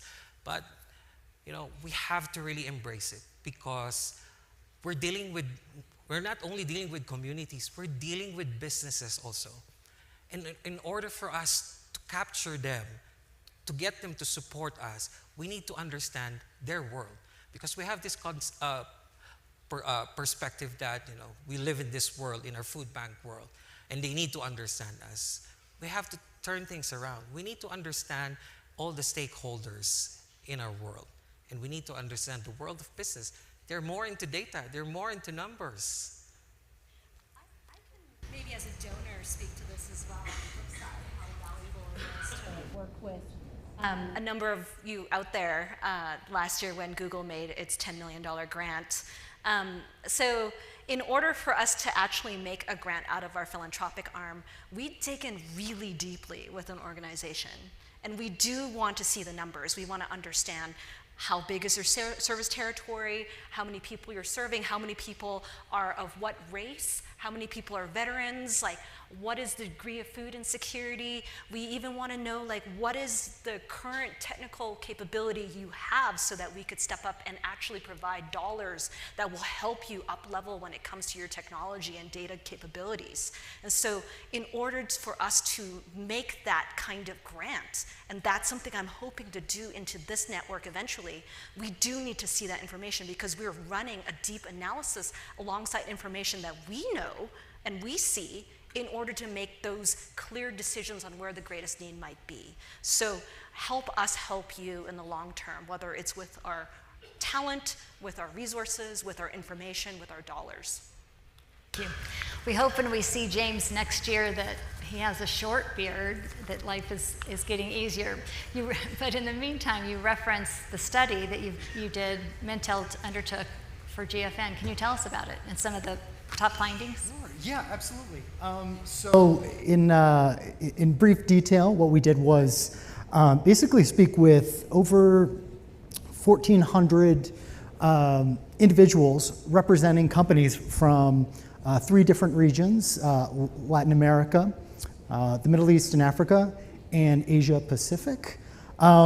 Notably in this methodology, we kept it pretty blinded because, we want to acknowledge that when companies are speaking about food loss and food waste, there can be some prickly points. If for a company to admit, for example, that it is experiencing a certain amount of loss or waste, it opens up some vulnerability, for that brand.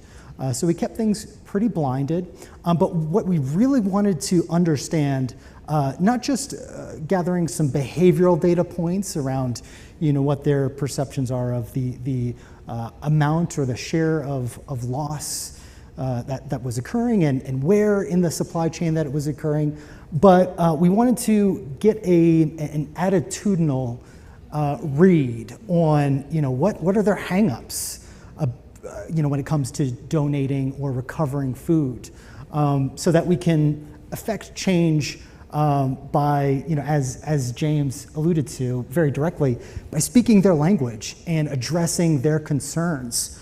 For example, I think in Latin America and the Middle East and Africa specifically, we saw a high degree of concern around donating food on the basis of expiration dates, use-by dates. And we know that there's plenty of confusion and concern around this idea with different nomenclature. So it's a place where we can affect some attitudinal change by helping businesses and consumers understand opportunities to recover food that might otherwise send up some red flags based on, simple numbers on the package, right?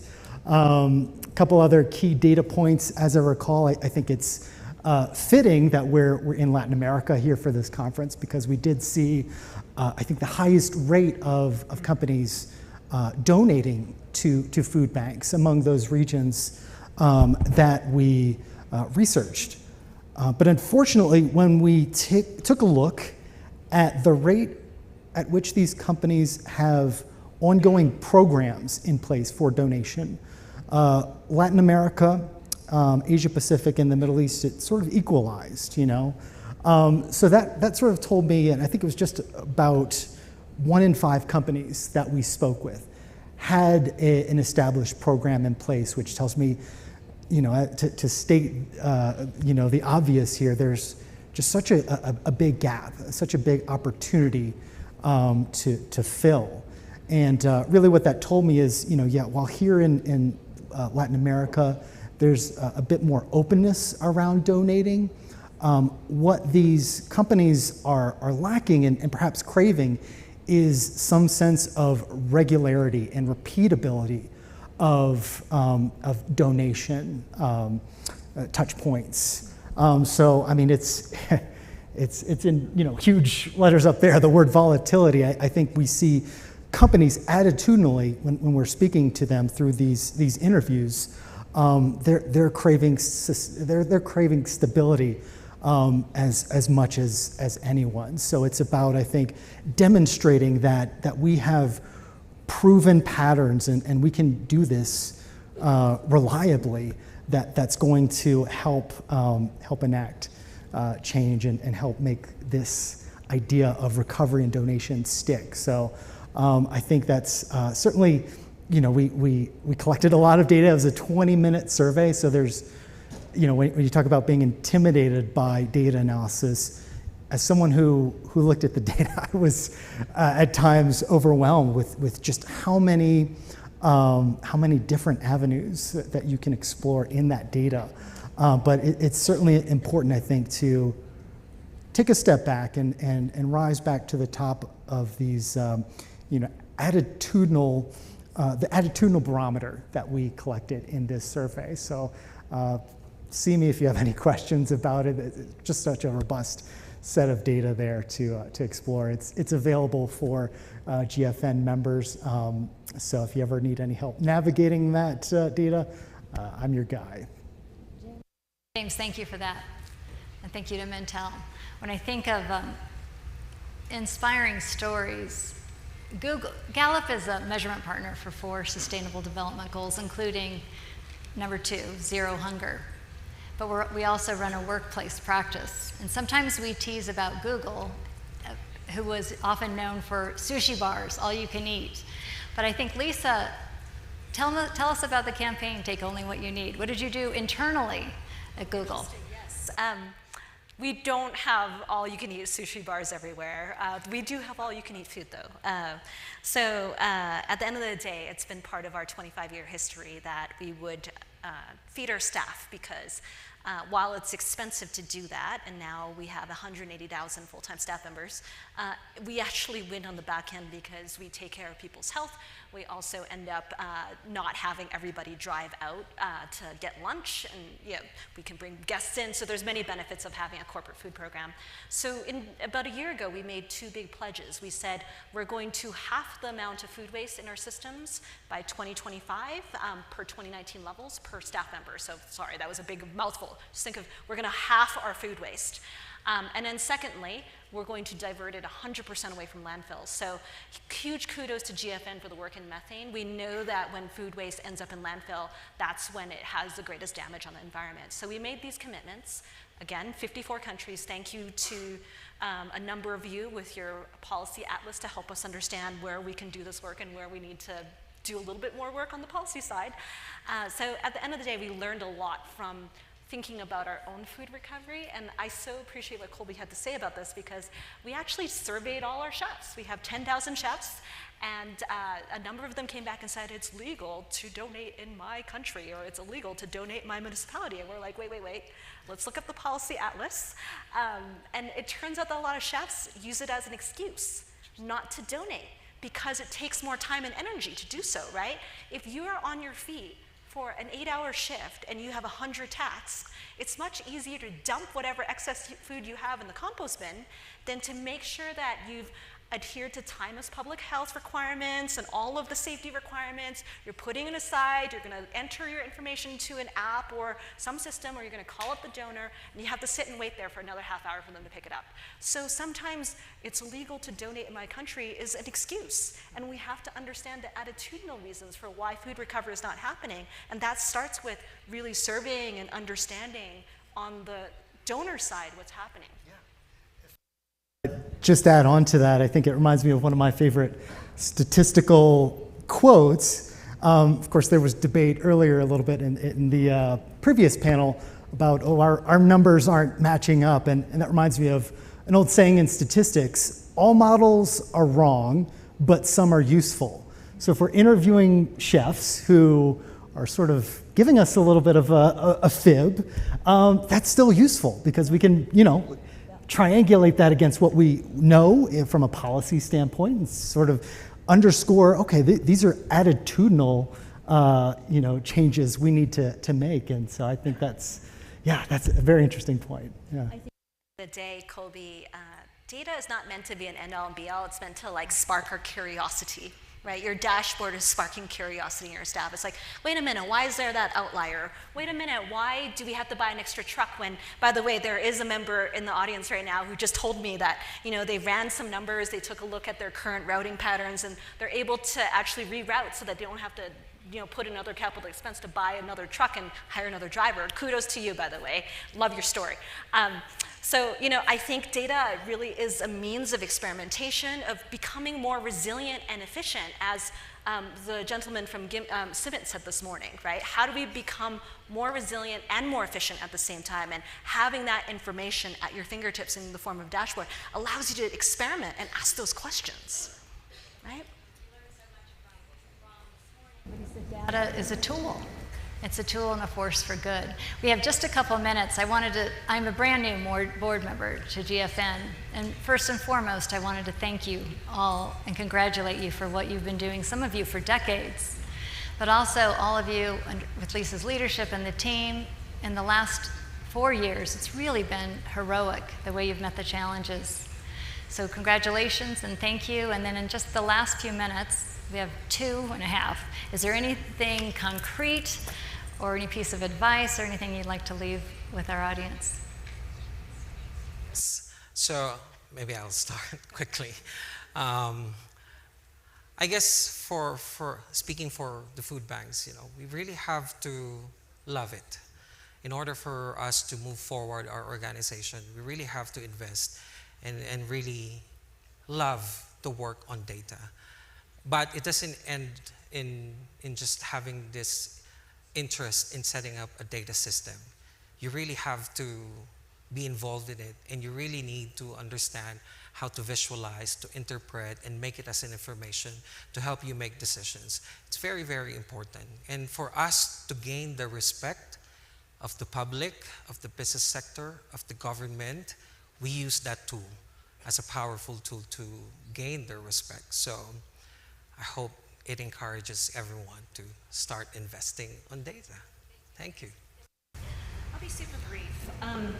For those of you who don't know TechSoup, I highly recommend you look them up. They're an incredible organization, 36 years old. They're in 50 different countries. They are the ones who provide you with discounted or free resources to technology and software and data systems. So whether it's Microsoft, Amazon, or Google, or whatnot, check them out. They are also now the fiscal and technical steward of a project called Open Product Recovery, which a number of us in this group got started about a year ago to help everyone have open source access to tools to help recover more food faster, really making that availability visible. So that's openproductrecovery.org, and then TechSoup is our partner in helping get more free resources to organizations like yours. Also keep it brief. I think I would just want to share my optimism. You know, my job really has started out as giving our clients a competitive edge, but and sort of keep that data proprietary and sort of trade secrets. I'm very optimistic in seeing brands that we work with open up their books and share more open data. In tandem with that, I've seen data literacy increase, you know, tenfold. Just more people being much more well-versed in harnessing data in the right way. So I'm just optimistic that data can be used to affect positive change. I think that's a great place to end. Will you join me in thanking our incredible panel of experts?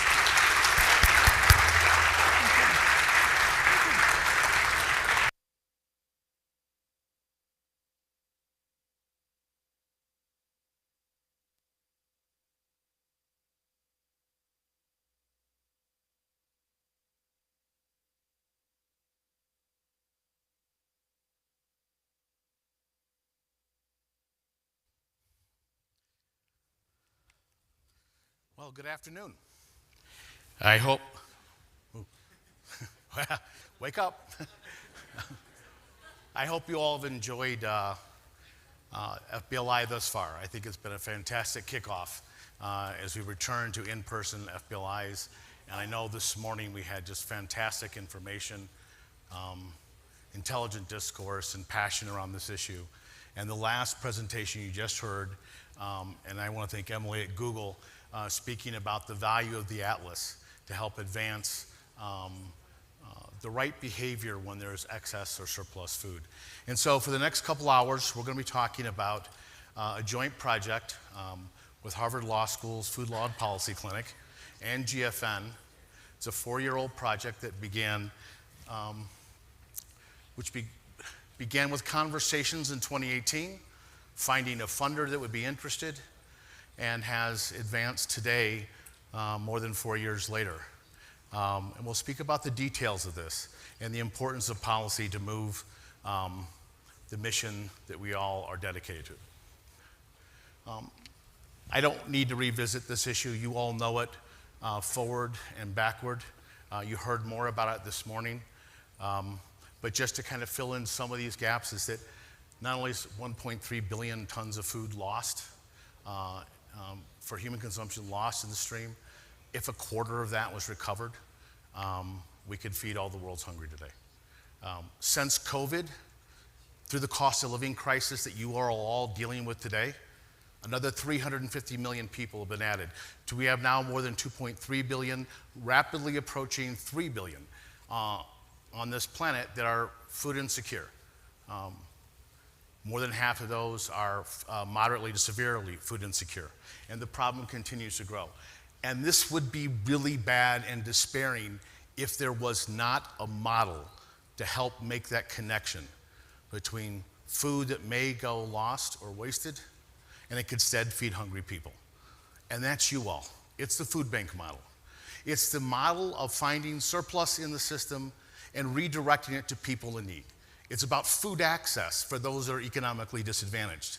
It's about having proper food safety policies in place, proper infrastructure in place, and frankly, the energy and will to say we will recover this food and we'll feed more people because it was produced for human consumption. It should go towards human consumption. There is a critical solution.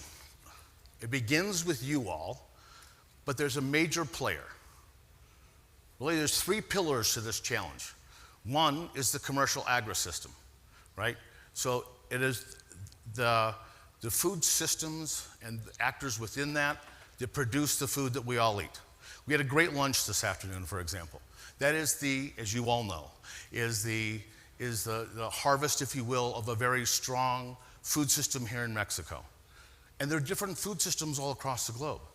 They're many times linked and similar, regionally, climatically, and otherwise, but they are distinct. And that's kind of the challenge. One are distinct food systems. And the role of the commercial sector, which produces the food. Secondly, a civil society, which you all represent, is those people that help those in more need, those that have lack for economic or other reasons that are vulnerable and need some kind of assistance to have the basic necessities of life and have the kind of lives that we all want and their dignity demands they should have. And then thirdly is government. And just like there's different food systems by country, each government is sovereign and makes its own decisions. And that complicates the entire process. It's meant then that as each of you deal with how you can secure more food in the recovery process, it has to be adjusted to the specific policy and political context, the cadence of government, how well you are known within your society and your governmental system, and what policies you can put forward that serve the solution that further serves the policy aims of the government. We come to this issue at a time of great attention overall to food loss and waste. As you can see from the timeline, with the SDGs in 2015, zero hunger really does rely on SDG 12.3, which is to reduce food loss and waste. Then we had the Paris Accords, the EU guidelines, which were groundbreaking and dynamic, and Jacques and his team at FEBA should be very proud of the role they played and helped develop that. The first International Day of Food Loss and Waste Awareness.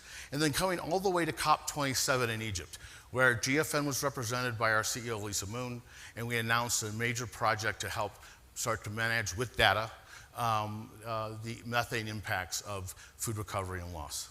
So the time is right in which more and more policymakers, funders, corporations, and other thought leaders in society want to address this problem in a real way that does not also mean reducing production in such a way, as we found from the Ukraine crisis, that when there's not enough food around, many, many millions of people far away from the crisis suffer. So in 2018, we began the very first conversation, had a funder, the Walmart Foundation, that was very interested in bringing together Harvard Law School's Food Law and Policy Clinic and GFN, because of our geographic reach, to help identify what these laws are. It wasn't just Walmart and its various subsidiaries. It was a problem that many food companies, retailers, and farmer groups had explained to us, is that, and to our food banks, to you all, is that sometimes the laws weren't clear, and they differed country to country. They may even have the same law in the book, but how it's applied and implemented would be different. And the idea of this project that began in earnest in 2019 with 15 countries was to identify those specific laws and policies, and then to make recommendations objectively. So working with the academic institution that was well-known, well-respected, and had long experience in the area of food law and policy, to help objectively identify which of these laws could be improved, which policies could be maybe tinkered just a little bit with, and then create a global platform for engagement. Do the study and make sure it's available to anyone that has internet access, so that a policymaker in one country who maybe their country's laws were not reviewed could look at another country's laws, and in that cross-border, cross-cultural way, say, that's a good idea that we need to implement here. And I can tell you that after 4 years of this project, that has happened.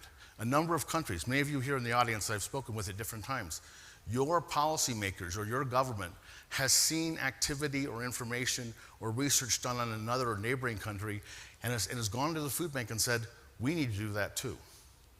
And then the fourth and most recent iteration is now a deeper dive into technical assistance, which is to how do we align, I can say this because I come out of an experience in public policy that goes back 30 years, is that you can have really great policies.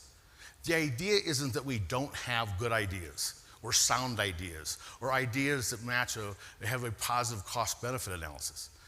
The problem is we don't align the politics to those policies, right? So it's a dear friend and former board member of GFN and former head of the World Food Program likes to say, if it was easy to solve hunger, it'd be done by now, right? We know hunger can be solved. The problem is aligning the politics within the policy frameworks and the cadence of different governments. Some governments go through processes in which they have a reauthorization process or a budget that they will, the budget wherewithal, they'll go ahead and put more money into these social protection programs that could invariably support the work that you're doing. We now are in this next transition after some 24 countries being involved in the project to now do a deep dive on the technical assistance to help align your work directly to the formation and implementation of the right policy based on what your feedback is to be enacted. And so with that said, I'd like to bring my colleague up. Emily Broad-Leib is the director of the Food Law and Policy Clinic at Harvard University in Cambridge, and she is going to run us through the progress we've made thus far. Thank you, Emily. Thank you. Wait, I need this. Thank you. All right.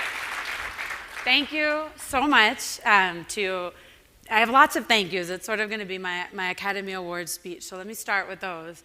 So I want to first thank Doug and Lisa and everyone at Global Food Banking Network for this amazing partnership that we've had.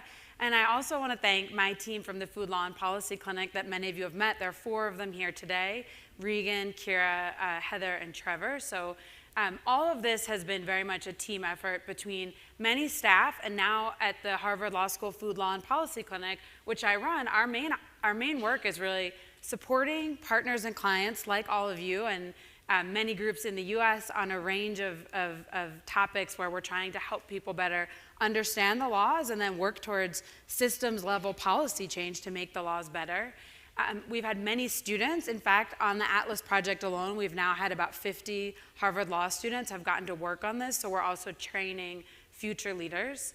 So thank you to my team, to GFN, to Walmart Foundation for the support, and especially thank you to the partners. So as you can see here, we've now, over 4 years, worked on the Atlas project in 24 countries. We've worked with 29 food bank organizations.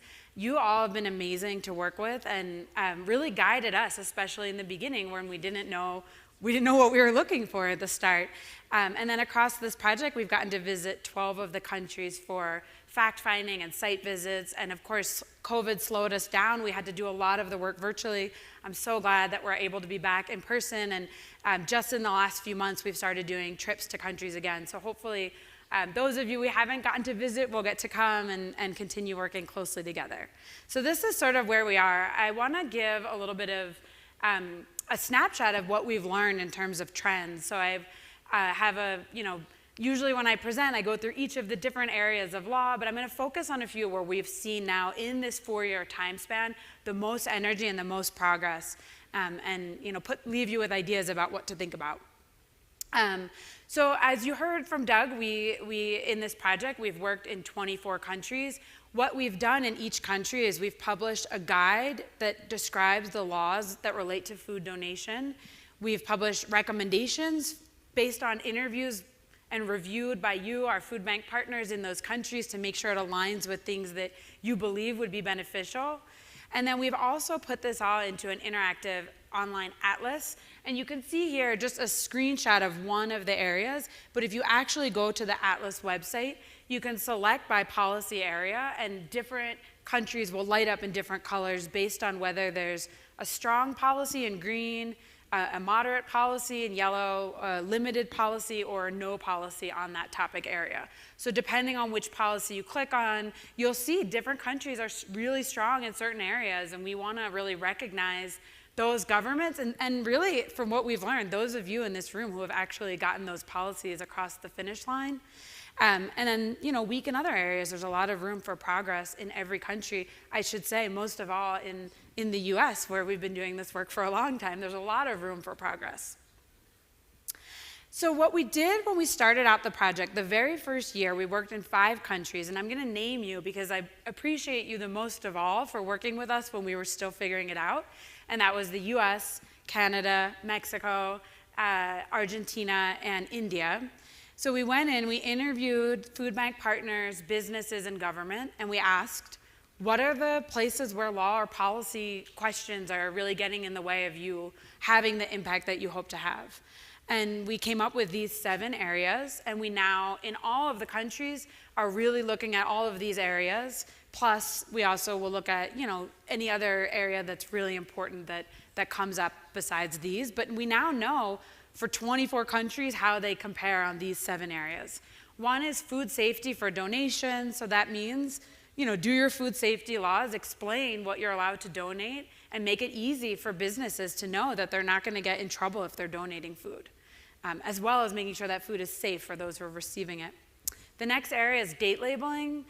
So this is, as I think we heard on the last panel, a lot of food is wasted because it's unclear what the date means on the food, or because it's not clear if you can donate food after the date, even though for the large majority of food, the date is meant as an indication of taste and freshness. So what we've looked at is whether countries are making it clear what those dates mean and how they can do better. Liability protection is another. I'll get into that in a little more detail, but companies will say that they're afraid, even if they know they're allowed to donate, that if someone gets sick, even if they took all of their best steps, they thought the food was safe, they followed all the protocols, if someone gets sick and they are involved in a lawsuit, that they might have to pay a lot of money. So we looked at whether there's protection. Tax incentives and barriers. We looked at, this is a really important area. What is the financial benefit, or in some countries, is there actually a financial barrier to donating? So what we've seen in a few countries with the value-added tax is that you actually can be penalized when you donate food instead of throwing it away. So we looked at that. The next category is requirements and penalties for donation. Do we require people to donate or have a penalty for throwing food away? Government grants and incentives, which is really important for building infrastructure for food banks. So is there money coming from the government to help facilitate food recovery? And then lastly, does that country have a big kind of overarching food waste law and policy? So I'm not going to talk about all of these, but I wanted you to know about all of them. You can find out more about them on our website. We have lots of resources, but I'm going to talk about 4 of them that we've seen the most growth over the last few years. So this is sort of a graph that shows when we sat down a couple weeks ago and tried to look across these policies where we're seeing the most movement. And you can see here the 2 biggest ones by far are countries enacting some sort of national food loss and waste law or policy, and then countries enacting liability protection. And then we've seen, green means strong policies, yellow means the moderate policies. The other areas, tax incentives, there's been more uptake, food waste deterrence policies. So I'm going to talk about a few of these. So the first one that I want to tell you about is whether the country has enacted sort of an overarching food loss and waste or food donation policy. And you can see here the green means yes, red means they have not enacted one yet. And they're taking a whole different range, but I just want to show you a little timeline. And I know this is crowded, you don't need to remember it all, I'm happy to share the slides. But since 2016, with Peru starting us off, there have been 9 countries in the Atlas. So out of the 24 countries we've looked at, 9 of them have enacted a national framework law on food loss and waste or food donation since 2016. That's a lot of progress. There's a really big range in what these look like. I'm going to show you 3 just so you can see what we're including. So in Brazil in 2020, I know our partner Claudia is here representing SESC. Brazil passed a national food donation law. The main focus is really prioritizing and promoting donation and including a liability protection. In the US, we have an interagency strategy. So there's an effort across 3 ministries or agencies in the US that work on food to partner on building a strategy to reduce food loss and waste. And then China in 2020 passed an anti-food waste law that takes an approach of really focusing on restaurants, media, and government canteens, and really kind of having penalties for those who promote food waste and don't think about being more sustainable with food in those settings. So the next area you saw also liability protection, huge amount of growth here. This shows you our kind of all across the Atlas countries, what's going on. Green means that there's a really strong policy. That means that there's a policy that exists at the national level and it protects not only food businesses, but also food bankers and food recovery organizations from liability when they donate food that meets all the safety rules. And the countries that are yellow, it means that they also have protection, and either it's only state by state or it protects the business but not the food bankers. So here's the timeline here, again, showing you the snowball effect. So we have a couple early ones. The US, 1996, the Bill Emerson Good Samaritan Food Donation Law, which was really the first one in the country. And we have a shout out to give to Doug O'Brien, who was one of the drafters of that law and has the original hanging in his office, which was very inspiring to me as a young scholar of this important law. We had a few early ones, but again here, Peru in 2016. Since 2016, of our 24 Atlas countries, 8 of them have passed liability protection. That's a huge amount of progress in a short amount of time.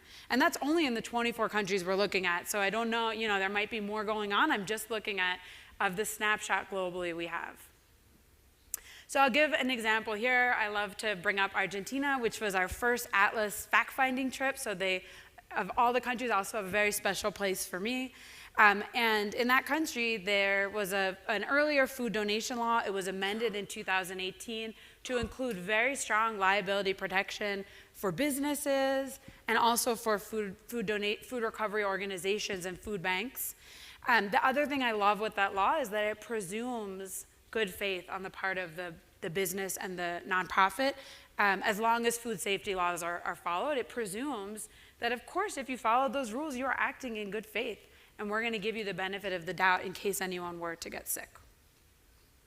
All right, the next one I mentioned was food safety for donation. So Of course, every country has food safety laws. Our question is, do those laws mention donation? Do they make it clear that donation is allowed?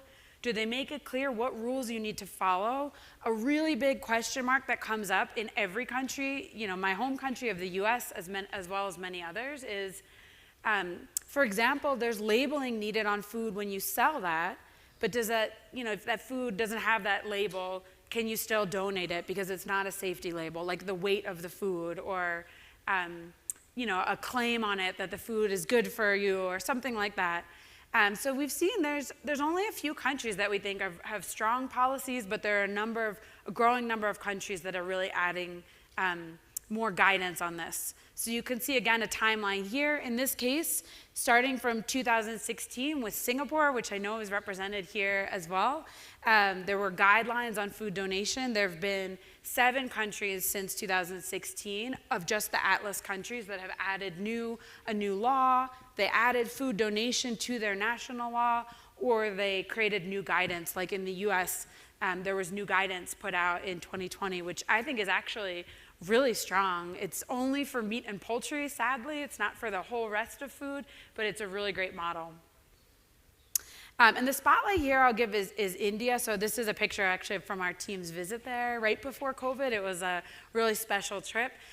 So one thing that was really successful there, and I think India Food Banking Network and Zomato Feeding India were really behind this effort to get these surplus food regulations enacted, was that there was a question before that about whether food donation was even legal. So businesses were saying, well, how do we know we're allowed to donate? The laws don't mention donation anywhere. And the Food Safety and Standards Authority added a new regulation saying donation is legal. They laid out a framework for how each state should be setting out guidance for the safety for those donations. And then the Food Safety and Standards Authority also created the India Food Sharing Network. So the last area I'm going to talk about is what we're calling food waste deterrence policies. So this is one you can see actually there's only a handful that are green, but a bunch that are yellow. And what we're looking at here are policies that either restrict food, they have a penalty for throwing food away, or they have some sort of requirement for donation. And we're seeing a growing number of these as well. So let me show you what that timeline looks like. So here you can see 2016 as well, France. Also 7 countries that we've looked at. So this includes a couple throughout the EU, and then we're seeing real highlights here in the EU and then throughout Latin America, including Peru, Chile, and Ecuador that have put in place some policy that really puts a thumb on the scale against throwing food away and makes it more cost effective and more prioritized to donate safe food. And China on there as well, I mentioned they're particularly focused on restaurants and government canteens. So, all of the policies we've looked at are really important. Some of them are priorities for you, and they are priorities for us too, but I really wanted to take a step back and see where we're seeing momentum, and these are the things I think we're seeing more and more heat up over the past few years. Lastly, I'll give one example here, which is Peru, which I know also we'll be hearing from Daniela in a panel this afternoon. So there was a law enacted in Peru that requires donations from food stores and supermarkets. And it was enacted in, I think, 2016, but the implementing regulations just went into effect in 2022. So that it took, and I think many of you can agree, sometimes you pass this law, it takes a couple years, you need to stay on top of your ministries to actually do the implementing regulations. So Peru is a great example of this kind of policy. So I wanted to share a couple other real quick things, and then I'm going to ask Doug to come back up and we'll tell you about what we think the future will look like, about the impact and the things we're doing. Outside of the research we've done, how are we trying to move things forward in the field? One thing that we've been doing and will continue is writing issue briefs on these specific policies. So for example, if you've been really interested, you heard me talking about liability protection, you want to go back and figure out how you can, what's the best structure for a liability protection law, we have issue briefs on these topics in both English and in Spanish. And we have 2 that are coming soon, which I'll tell you about in a moment. And then we're doing technical assistance directly to countries. So this has been really amazing. It's been exciting. And it's also to the point that Doug mentioned earlier. we've seen it takes a little while to really figure out where countries are, what is the priority, what can move forward, and especially in this landscape, in this age of volatility, it's really hard. Governments might not have a lot of money, so we've been also really thinking about what can governments do that has low or no cost, and we're going to profile that on a panel a little later in the day, that there are things that governments can do that don't require a lot of money.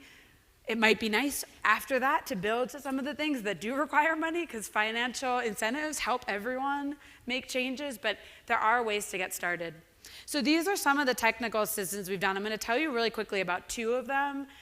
One has been work we've done with South Africa, which I think is not represented here, but has been really helped us think about what does it mean to move this forward. So a big project we worked on in South Africa, we met with Food Forward South Africa and then also with the Consumer Goods Council of South Africa, and we talked about where can you get progress? And they were really interested in the lack of liability protection and the lack of food safety guidance for food donations. So we worked together to conduct a survey of businesses in South Africa. We had 60 businesses respond, and we asked them about these topics so that now Food Forward and CGCSA have real data to go to policymakers and say, here's what businesses are saying. And what we found was that 85% of businesses surveyed said the lack of liability protection is reducing their willingness to donate food. And we also found 75% said the lack of food safety guidance for donations is making it hard for them. And with guidance on the food safety rules they need to follow, they would be more likely to donate. So this is an example of something we can do, but I think it's something you all can do too, getting some information. We just heard about data. This is not large data, it's small data, but getting some of that information that's like, what is the specific context in your country? What's gonna move the needle? What are businesses saying would make it easier for them and increase their willingness?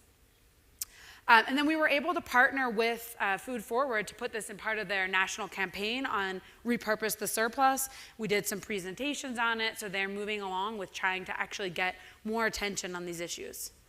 And we're doing something similar with partners in India. In that case, we're running a survey with Feeding India, India Food Banking Network, and CII, trying to get similar information, focused in that case on date labeling and liability protection. So I'm going to ask Doug to come back up here so he can talk a little about where we think we're going, and then we'll have time to hear whatever questions we can answer from all of you. Perfect. So let me quickly tell you what's next, in the next 2 weeks. So let me say one thing. Last week we published our report on China, our legal guide, our policy recommendations. So if you've been eagerly awaiting that, which I was, it took a long time, ups and downs of COVID, so that has been a huge success. Huge thanks to Regan Plekenpol, who really got that across the finish line. And then in the coming weeks, we're gonna be publishing Brazil, Paraguay, and Israel. So those are next to come. And then we have 2 issue briefs that are forthcoming. One is on this topic of food safety for donations. What do we know? What are the best practices? If you're looking to enact a policy, what should you be thinking about? And then one on food waste deterrence policies. Those are underway. They'll be out very soon. I'm going to let Doug kick us off on the next, which is longer term. Sure. So first, let me just say. Can you hear me? I can yell. Do you want me to? What should I do? Now, are we good? Yeah. Okay. There we go. Ooh, goodness gracious. Okay. So, as you can all imagine, you get a bunch of lawyers in a room, and you can start to hear, a lot of money going out the door, right? So we are very, of course. Lawyer jokes. Yeah. So we are, of course, very grateful to the Walmart Foundation, who first kicked off this project, and then at FBLI in London signaled they would like to do it again. And right now we have a third proposal, kind of a transition proposal now, to do a deep dive on the technical assistance. And what that deep dive is really about is not that the policies need to be reformed necessarily, but can we align that policy to a political framework? An election can change everything. COVID can change everything. A cost of living crisis that drives down revenues for governments can change everything. So we want to align this next round, if it's so awarded, if the proposal's pending now, to, one, focus on some countries where we believe the opportunity is right to make a change because all these various political and policy frameworks align. We want to ignite through you as our partners, where this affects you. These are your decisions, right? This is not Harvard or GFN saying you need this policy. It's you saying to us, this policy needs to change. It's a barrier to me getting food, right? And what we want to do is drill down to say that this policy could be changed, and we want to work with in-country partners to educate, inform, and empower. And that begins with academic institutions, law schools in the country, your partners, your stakeholders, the consumer goods equivalent, farmer groups. Whatever it is to essentially begin to align, if you will, a coalition of stakeholders in the community and can influence government to have the information they need to go forward and get the work implemented, which is ultimately what we want. Having it on a website's great. It's much better when it's implemented. There's also new research frontiers, and that includes new issue briefs.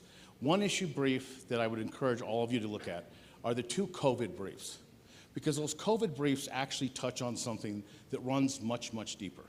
And that is, does government actually support the food bank model in their own countries? In the United States, about 1/3 of all food that's moved through the food bank system in feeding from government sources and subsidies. It's called the Emergency Food Assistance Program. Many countries around the globe in the GFN system have surpluses that the government, for market reasons, pulls out of the market to reduce supply. What do you do with that? Can that be redirected instead for hunger relief? Can they give you funding for infrastructure and logistics? Government can be good and government can be bad. The idea is, how do you best align that to get the support you need from the public sector? Because in many ways, you're advancing public sector policy aims. More work on disaster relief, more work on climate change. The link of this policy, let's say tax policy, a tax incentive that brings more food into donation, which means then that we've reduced GHG impacts from food that would otherwise rot in landfills, right? So, and then also more webinars, and then advancing, if you will, the empirical research that really does link a policy change here to an impact there. So for example, in the United States, with tax incentive laws, tax incentives that were put in place to promote food donation, we were able to, in the early iterations of this, show that if a simple change in law were encountered, more than $1.2 billion in new food donations would occur over 10 years. And that becomes a powerful message to share with policymakers, legislators, and governments to help them essentially align public policy to the mission of the food bank and the aim to reduce hunger and food insecurity. Can I add just a little, okay, before we do any questions? Is Oh, this you're on? good. Can I still talk? Can you hear me? Okay. So I just want to add on to that a little bit. I think our main goals are really to keep broadening, bringing more partners in. Every country we've been working in has really, I think, benefited and loved learning about what everyone else is doing. So that's a big takeaway that we've gotten from this.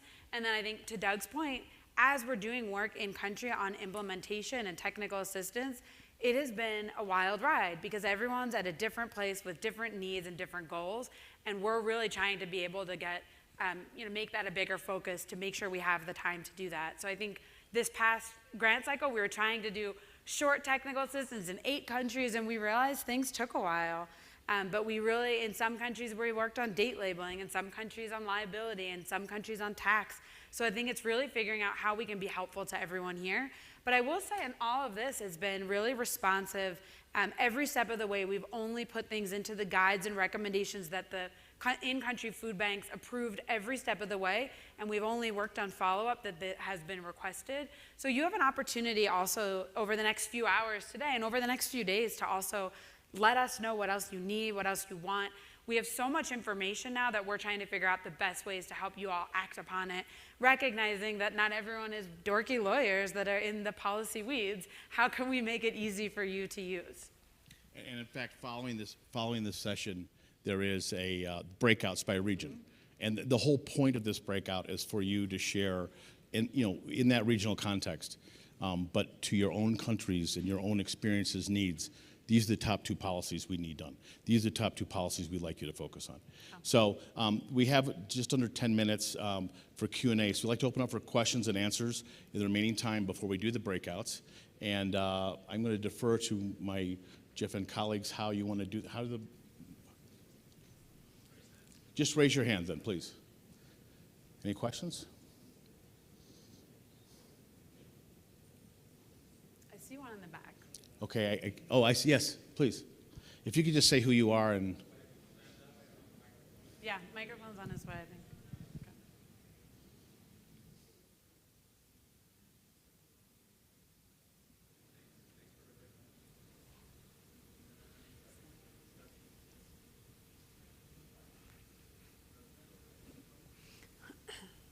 This is good. You all have more time now to think of more questions. I'm a law professor. Can you hear me? We'll Yeah. Thanks. Thanks for the presentation. Very interesting. So I'm Juan from Emergent Cold.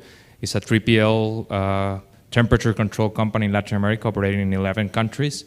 I was wondering what kind of organization within the government is normally the one you address to push this legislation and frameworks forward, and to what other stakeholders do you use to support this legislation? Like in our example from the private sector, how could we support those kind of, and if we can support your data as well, how can we engage? Because most of these policies normally drafted by lawyers tend to be lacking some logistics, some stuff that it's very important in order for the law to actually work, the framework to actually work within the ground. Thanks. Thank you so much. Well, so I'm really grateful for your first part of the question, which was really about who in government is making these decisions. So I should say, outside of, a big part of my life is really focused on food loss, waste, and donation, but I also work across all kinds of issues in the food system. And one of the challenges with food regulation in general and how it plays out in terms of this topic is that there are so many different ministries that touch food in every single country. And I can tell you, because I've done this research, there's not really a best practice on this. So I think in some cases, that's why we focus on this sort of framework, national food loss and waste policy, because we think it's a way to get people organized. But it's often, in many countries, the Ministry of Agriculture, the Ministry of Environment in some cases, very rarely the Food Safety Agency. So that's one reason we were really excited in India that I think in a lot of countries, food safety agencies don't think this is their job, and instead they're getting in the way of more donation because they're not making it clear. So those are some of the big ones. Also, Ministry of like social welfare, social development, and often the right hand and the left hand aren't communicating, and that makes it really, really tricky. So it means that there's also a lot of opportunity for change if you can get to talk to some of the right players and explain this to them, because I think everyone wants to hear what's going on. No one thinks it's a good thing that we're throwing food away, but it does take work. As your point on who are the other partners to bring to the table, it's actually a question I'm going to ask our panel in the afternoon, so I'm going to let them talk about when they've had these policy successes, who else have they brought together to do that, but you're right, it's a real partnership. I don't know if you want to add anything on to the No, I think that covers it, but the point though is that the afternoon, the following panel is going to, after the breakouts, we'll talk about low and no cost policies, right? Low and no cost policies can and should be enacted by governments as quickly as possible, but each government will be different. Some will emanate from parliaments or the legislative branch. Some will come from the Prime Minister's office or the executive branch of a government. The trick, I think, is building the coalitions like industry partners like yours, right? Other NGOs, other players in civil society, academia, commercial actors. Those coalitions seem to be most effective in moving the various elements of government necessary to get the policy enacted. Other questions? My boss. Yes, boss. If someone else has a question, that's fine. But I'm curious to hear, Emily and Doug, as we've been doing this and some of these legislation has come in enacted, are we actually seeing changes in the amount of food being donated? Of course, I'm sitting next to Giddy from Leckett too. Because are we having the intended impact on food donation that we are all desiring? Okay, I think it's a great question, and part of now, as we're looking forward, what we want to work on more. So I should say, we're academics, but we have a really great skill set, which is I know law and I can compare laws. Once we're starting to figure out what are the data to look at, we really need to partner. I think that's a really important thing, and I think a lot of countries are asking about that too. Anecdotally, I think we know, for example, that a lot of, the liability protection comes up a lot. A lot of businesses will really say that they need that, but I don't know that we have the data yet to show how much it actually is impacting. And I think when we hear maybe from Israel and others later that sometimes it gets enacted and it's really, you don't realize how much you need to really work to create that awareness. But it's where we need to go. Yeah, and another thing I'd just add to that is that sometimes the direct, causation and correlation are different, right? So we've seen food banks see increased food recovery, food donation. Is it directly caused by the law change? Unsure. Part of the problem with this project has been that it occurred during COVID. And as you all have seen in your own operations, is that there were enormous spikes both in need from your communities, but also an enormous amount of food that flowed through the systems. So I think in a more normative time, we'll have a better sense as to how much it is causation. But at least in some context, the economics indicates, for example, tax changes may double the amount of food that could move, right? Will it differ country by country in the type of tax regime they have? Yes, of course it will. Liability protections, again, they will differ country by country. But again, when businesses are aware that they can donate with limited risk, then they're more likely to donate, and that should be shown than in more food donated and recovered. And on that point too, I think one thing I'm really interested in is analyzing how one country's law differs from another and how that might impact. And we're doing that right now. We're modeling this at the state level in the U.S. with partners at this organization MITRE, which is a research organization, where we're comparing on certain policies across 50 states, how do they impact how much food waste and how much food donation. So hopefully we can do something like that at the global level too. Giddy, please.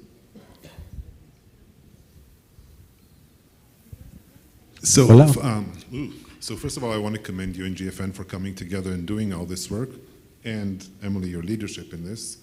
And it was very interesting to do it in Israel. It still is. We're waiting for the last report. But you're creating a great template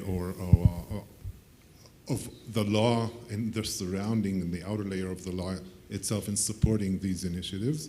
But I wonder if it will really stand in court. Because as far as I know, there was no case until now, especially or specifically in the US, that it was never tried in court. So if it comes to that, are you sure that it'll work? It's a really good question. So to give more color, so Giddy's question was, and this has been a challenge in the US. So US, as I mentioned, with Doug's leadership, was the first country to ever pass a national liability protection law. I will say, actually, it was just updated in January, which was really exciting. I'm making some small changes. But as Giddy said, there was never any court case that's brought it to court. So on one hand, you can say, and many businesses do, well, how do we know what a judge would say? And I can understand that. On the flip side, I think what we often say is, it's very highly unlikely that there's going to be a court case about a routine donation of food that followed food safety protocols. And so I think the protection is really meant to show that there's really, from the national level, this interest in making sure food is donated. I think a court would see it that way. I'm not that worried about it. But I would say this has been the challenge, is that there's not a lot of guidance about what they would say. And I don't know that applies to other countries. The US legal system is like uniquely litigious. So, take that. I don't know how you're translating that in the back, but we like to sue people in the US, and I don't think that's necessarily true everywhere else. So it's a nice thing to have the protection. It creates more confidence that this is legal and that it's prioritized, but it may not be necessary. Yeah, and we're 16 seconds over, so I just want to add one last thing. The challenge in liability protection is there's competing interests, right? One interest is to make sure that people have access to the courts for redress of a wrong done to them, like getting sick from donated food. The other competing interest, though, is to encourage food recovery. And I can say, knowing most of you in this room, or having met you over the 5 years I've been at GFN, is that you're deeply committed to feeding hungry people with good, wholesome, safe, nutritious food, right? So those two competing interests have to be worked out in each country's context based on both their legal system and their political system and their willingness to at some level say, we want to encourage food recovery without also denying people the right access to redress in the courts. So that's the challenge. We are now a minute over, and I don't want to have really mess up the schedule. But so you are all going to leave, or you're invited to leave here to go to breakout sessions where we're going to ask you to speak about the priorities that you see in your food bank's context, in your country, shared within a regional context. The breakout sessions will be in the LATAM group, will be here in this room. The Asia and Africa regions will meet in the room closest to us. I think you go out and you'll be guided that way. And then US, Canada, and the European Union will meet in the room one over from that. So if you would just follow, yes, Juan Carlos. I'm sorry, yes. Más que una pregunta, voy a proponer un reto. Gracias, Emily. Un segundo, por favor, para que traduzcamos. Un segundo, por favor. Segundo, por favor, si puede esperar. Thank you for your work. The Atlas has been very useful, has allowed us to see what's going on in the world. And the Atlas has allowed us to propose modifications, amendments in Colombia. In Colombia, we have tax benefits for food donation. But food banks in Colombia, just like other food banks in the world, we also rescue articles, non-food, cleaning products, cosmetics, toys, school supplies, etc. In fact, that helps us to finance the operation, to subsidize the operation and get more food. But we have found the bottleneck because the donation of non-food products, of course, they don't have any tax benefits. So companies in Colombia would rather throw out or destroy products because if they donate them, they have to pay tax. So what I want to propose is what other areas, maybe in the future we can have an atlas of donation of non-food items, because there's not so much information about how much retailers destroy, how much the industry wastes and destroys, and how can we get information so that we can propose in our countries that those products are not dumped and can also be donated to prevent contamination, pollution, to improve the quality of life of the most vulnerable people. Thank you so much for the question. You know, I think this is a really good point, and I should say we don't talk about it enough, but the U.S. liability protection also covers grocery items that are not food. And I know this has come up, actually, I mentioned some of the work in South Africa. This has come up as an important thing to include in there. So I think at the very least, talking about, you know, where liability protection applies to non-food items, I think you're right. And we've seen even during COVID times more, you know, models of like mutual aid and donation that include food and other items. I know in the US there was actually been a lot of discussion as well about even things like pet food and things like that, which have come up a lot. So just, it's partly, you know, everything we're talking about. How can we be more sustainable, have a more circular economy when food or other items are created? And then how can we be really thinking about those that are in need? I'll say one other thing just. We need to wrap it up.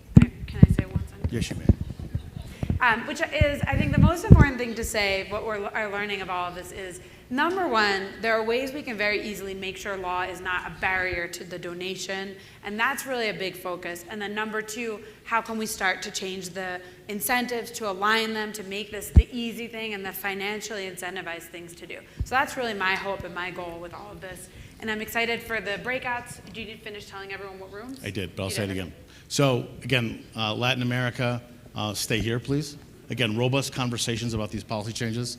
Africa, Asia, the Middle East, it's the first door as you come out, you'll be guided. And then for Canada, the United States, and the EU, it's the room adjoining. So again, thank you all so much for your attentiveness. Look forward to having more conversations this afternoon. Thank you all.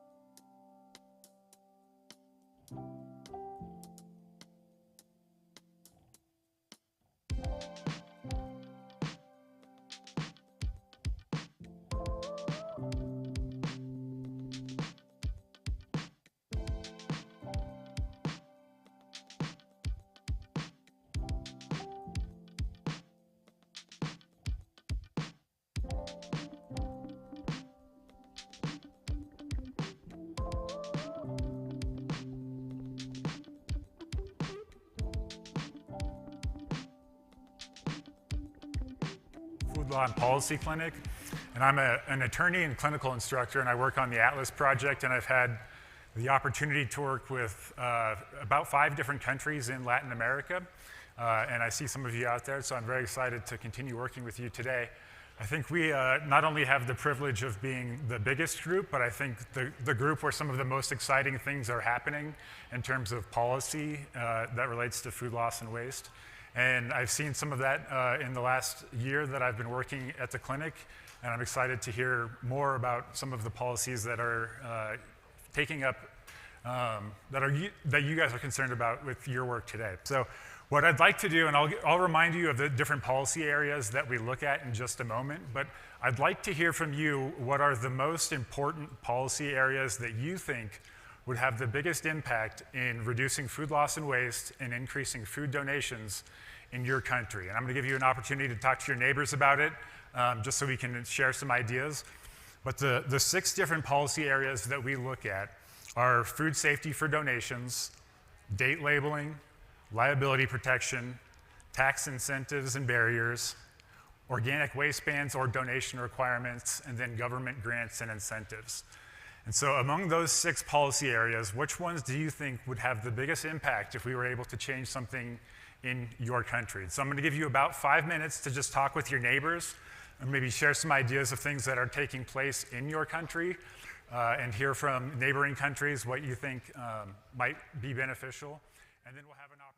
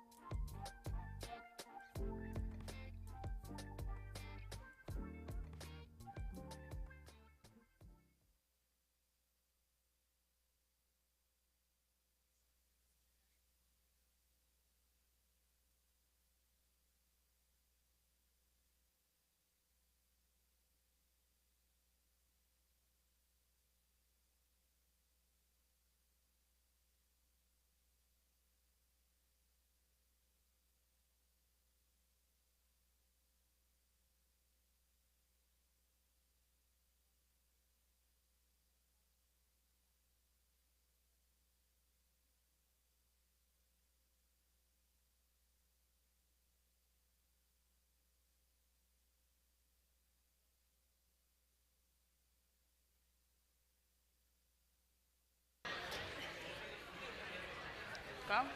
All right. I think we're going to get started again. Oh, lights out. All right. Thank you. So I'm excited to welcome you back from the break. I heard the regional breakout discussions were wonderful, but way too short. So hopefully we just got you started thinking, and we have now 2 more panels to really profile some amazing food bankers and policies. You know, we'll have my panels on policies that are low cost and no cost, and then we'll talk about some other policies. And then hopefully at the reception afterwards, we can dig more into some of the ideas you started talking about in the regional breakouts. So as I mentioned in the keynote just before, there's a whole range of different policies, but because of the current times, because coming out of COVID and the supply chain challenges and the Russia-Ukraine conflict, governments are really strapped. We wanted to really profile in this one panel some of the policies that we think are able to be implemented by government at really no or low cost. So we'll talk about other things that these folks have on their mind, but we want to start with talking about a few policies.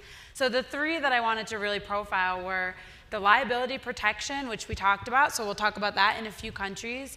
The policies that clarify food safety for donations doesn't cost that much. It's really helping make things simpler and remove some of the confusion. And then we'll talk about date labeling and the experience from Costa Rica. So I'm going to tell you the 4 wonderful food bank partners we have up here, and then I'm going to ask them each a few questions. So next to me, we have Daniela Osores, who's General Manager of Bancos de Alimentos Peru. Next to her is Francia Linares Orozco. Is my Spanish okay? Executive Director, Banco de Alimentos de Costa Rica. And then next is Ravit Dinmez Yehezkel, who's Senior Vice President of Legal and Government Relations at Leket Israel. And then lastly, Vishal Kumar, who's CEO of Feeding India by Zomato. So let's get started talking about some policies. Ravit, I'm going to ask you to kick us off, talking about how the experience that Leket had successfully lobbying for a policy change in Israel to create liability protection. So I'm hoping for each of you, you can start by sharing just briefly who you are, you know, a little bit about your role in your food bank, and then maybe you can tell us about the liability protection law in Israel. Okay. So I'm doing all the boring legal stuff, like it. But what really gives me passion in my work is the government relations part. It's very complicated to do in Israel, especially in this time of lack of stability. Forgive me for my voice. It's because I flew for Turkey 15 hours. So I've lost my voice. I want to tell you today that Gidi mentioned this morning, our CEO, that we passed in 2018 the food protection law. And this law increased rates to food donations, but not as much as we expected to do. I think it's because it's not giving full protection to the donors. And I think that in Israel, we don't have enough, I forgot the word that I want to say, sorry, incentives, sorry. I'm very excited to be here, as you all can imagine. So now in Israel, we are working to improve this all liability, and we're working on a national plan that will give a holistic vision of incentives. Economic one are the most efficient, to our opinion. So I want to speak about 4 bills that we are submitting now with the current government. It's not easy to do, as you all know, but we're trying. We submitted 4 bills. One of them suggests that the government will give incentives to agricultural donors and help them we need to understand that their surplus is a win for us, but they are losing income. So we need to support them. So this is one bill that we submitted. The other one suggests that government companies will be, they will have to donate their surplus. The logic behind this bill is that the fund that they give is from the government. So they need to give back what they're receiving. The third one is to increase tax incentives for surplus donations. And the last one is a very ambitious one. He takes all of them together and combine to one bill, and trying to suggest the plan that I was speaking about in one suggestion that we're hoping to succeed with.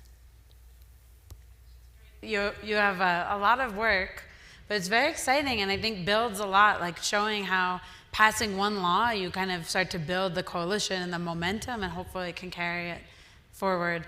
I want to come to Daniela next to share. I know actually we talked about a few things in Peru, which we can come back to, but maybe to start, if you want to just kind of introduce yourself a little bit and then talk about the liability protection law in Peru, which you know, what you've thought about it.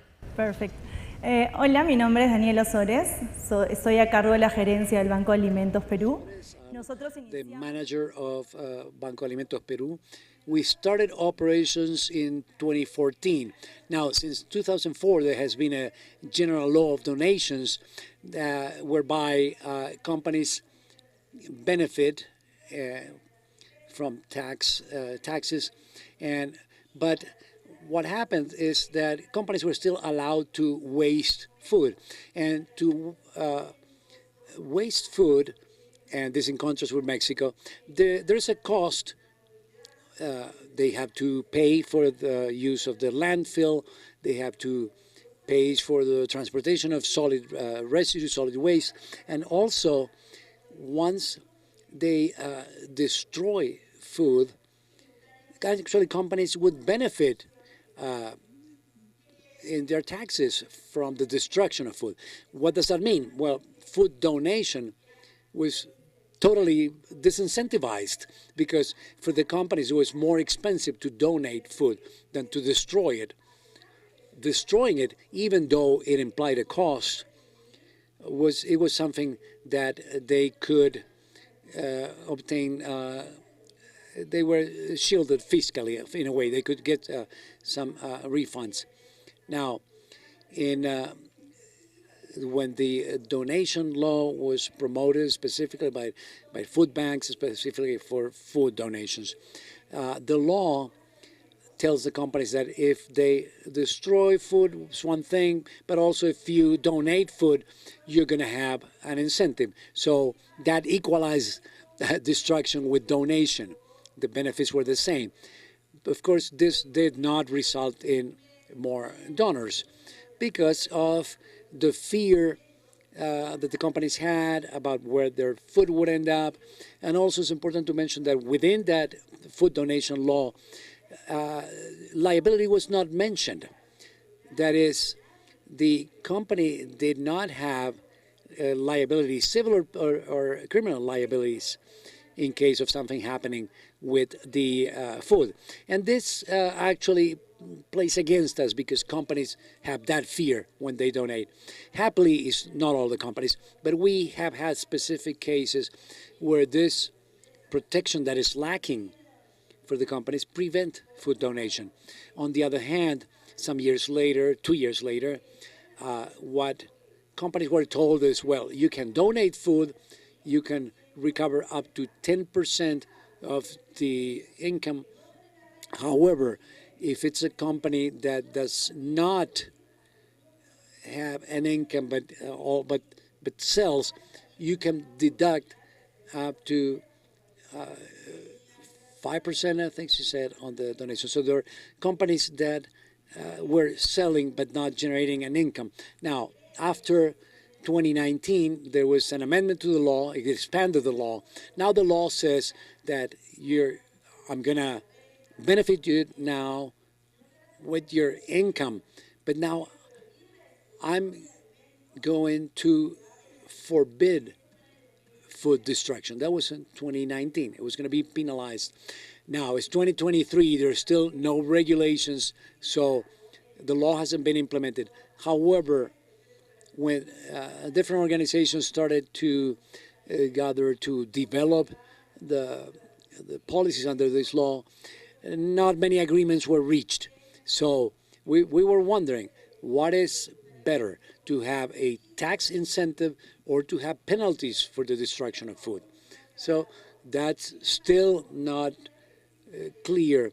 However, beyond the existence of a food donation law that benefits companies that donate, including within that benefit the costs associated to transportation, that's a benefit that companies don't get when they destroy food.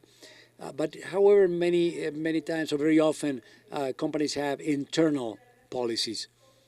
So sometimes because of their internal policies, well, if it's under 3 months, I cannot donate it to you, or I have already gone beyond the budget I have for food donations. So those are the things that we need to work on. It's not only public policies, but we have to work with the companies.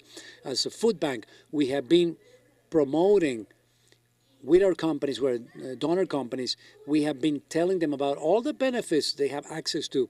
Very often, companies are unaware of the tax benefits that they can obtain. And since they're not still 100% defined, what area of donation we have, whether it's protection from liability, marketing, supply chain.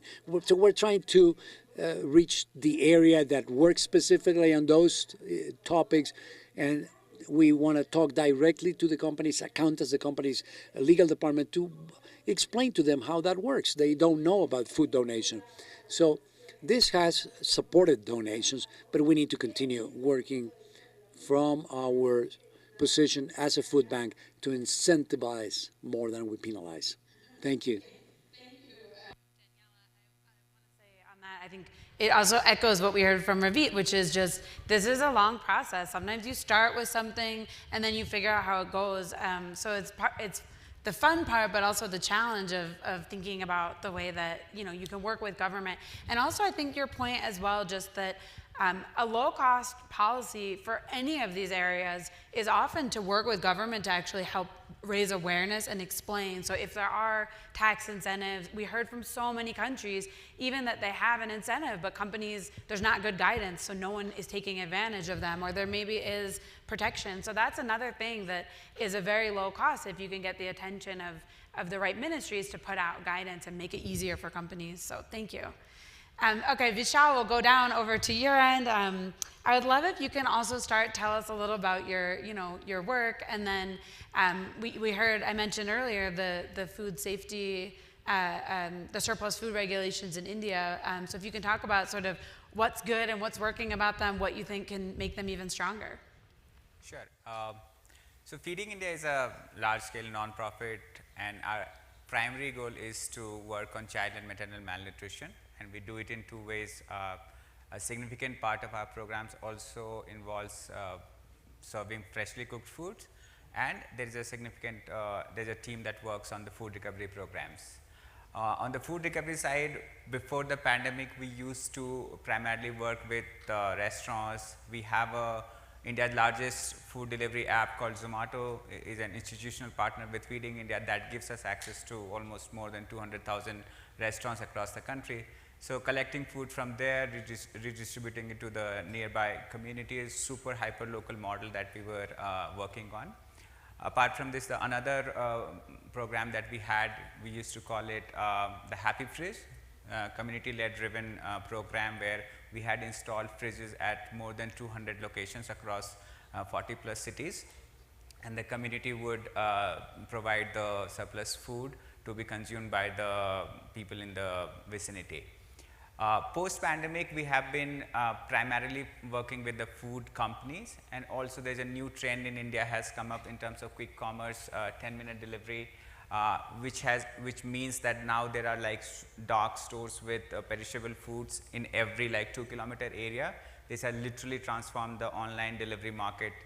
But what is happening is these places now have to stock the food, and they have, you can just say like small area getting large number of supermarkets that you are seeing here.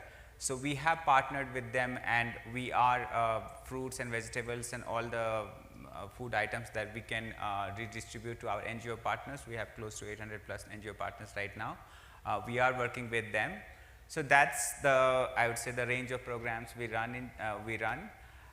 With regard to the policy development, as all our panelists have said, and I've been hearing since morning, I think the only thing I can say that the things that divide us, bureaucracy and politics, is one thing that totally unite us. I think it's a very slow process in India also. In 2019, we got the FSSAI policy in place.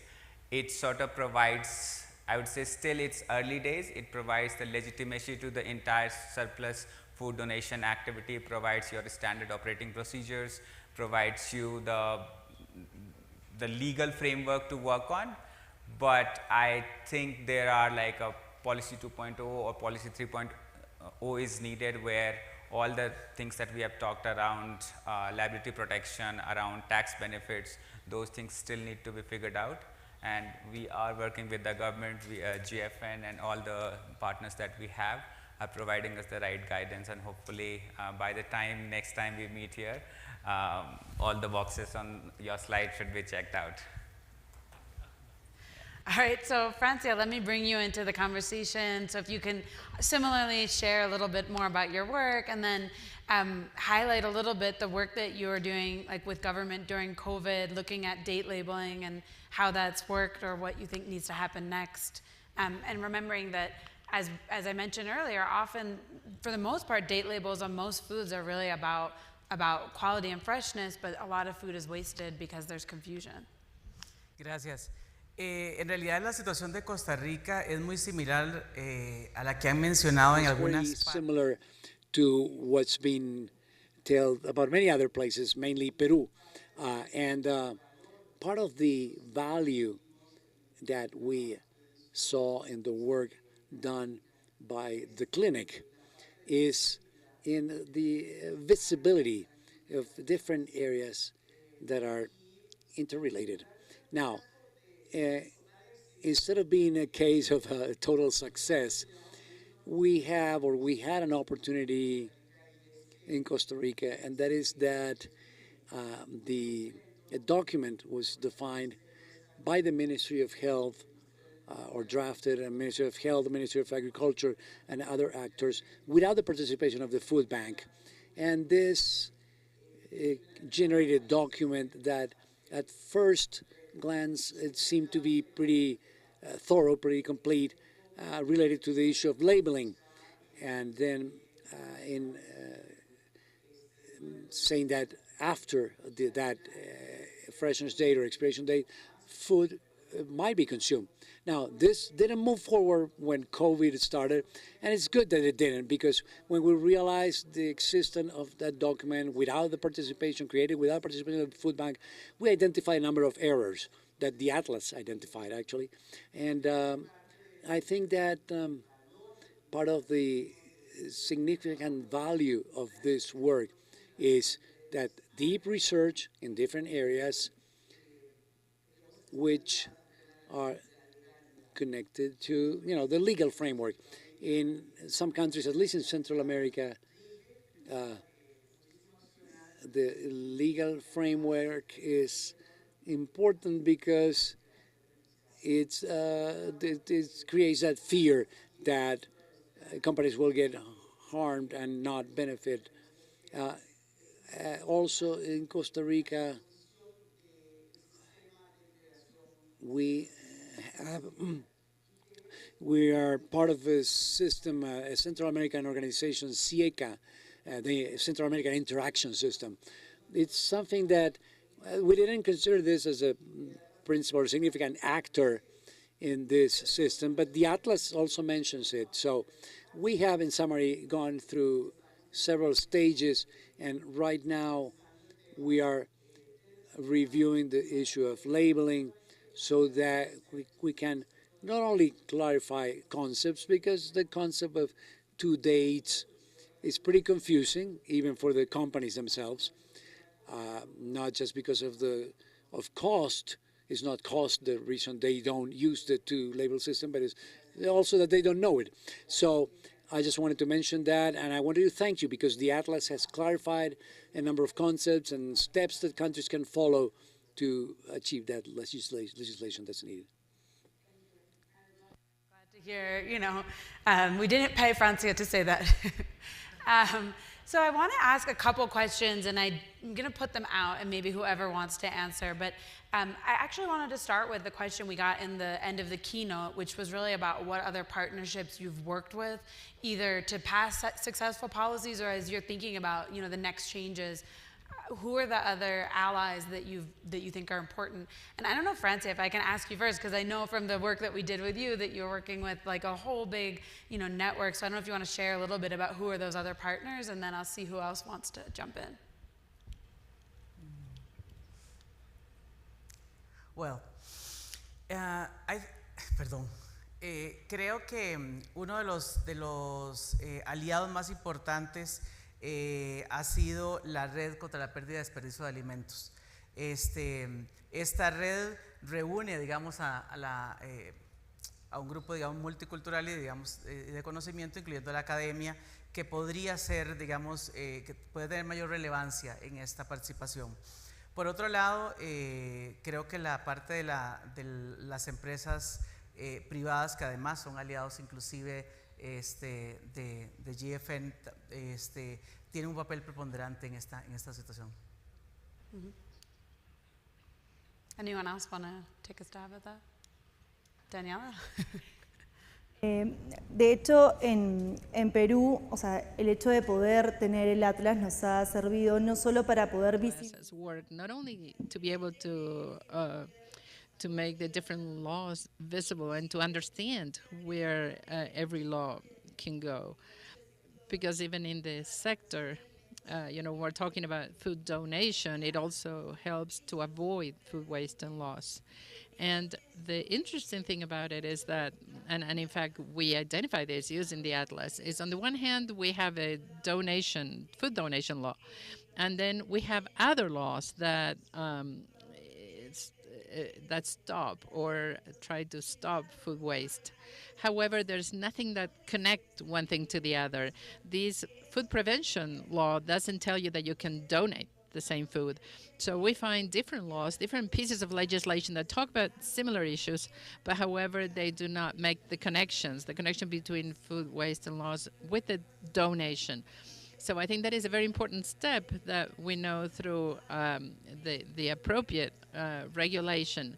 And, by using the food that has lost commercial value. In the case of Peru, we could feed almost 70% of the population that is suffering from hunger right now. So making this connection is very important. That is where the Atlas was really helpful. That helped us a lot, not only because it allowed us to know the laws that we have in the books, but also to have a more broad vision of what we can do. Of course, there are a number of regulations. We have municipalities passing regulations, different politicians that try to obtain new votes by creating new laws or writing new laws. But however, we believe that if you have legislation that has very clear goals, which is what we learned from the Atlas, we have been reading it for 3 years, 4 years that we've had the Atlas. So we can really work together a lot more in coordination. So the companies that have to get rid of food with the companies that distribute food, and especially with the agro sector, which is where most of the food is destroyed.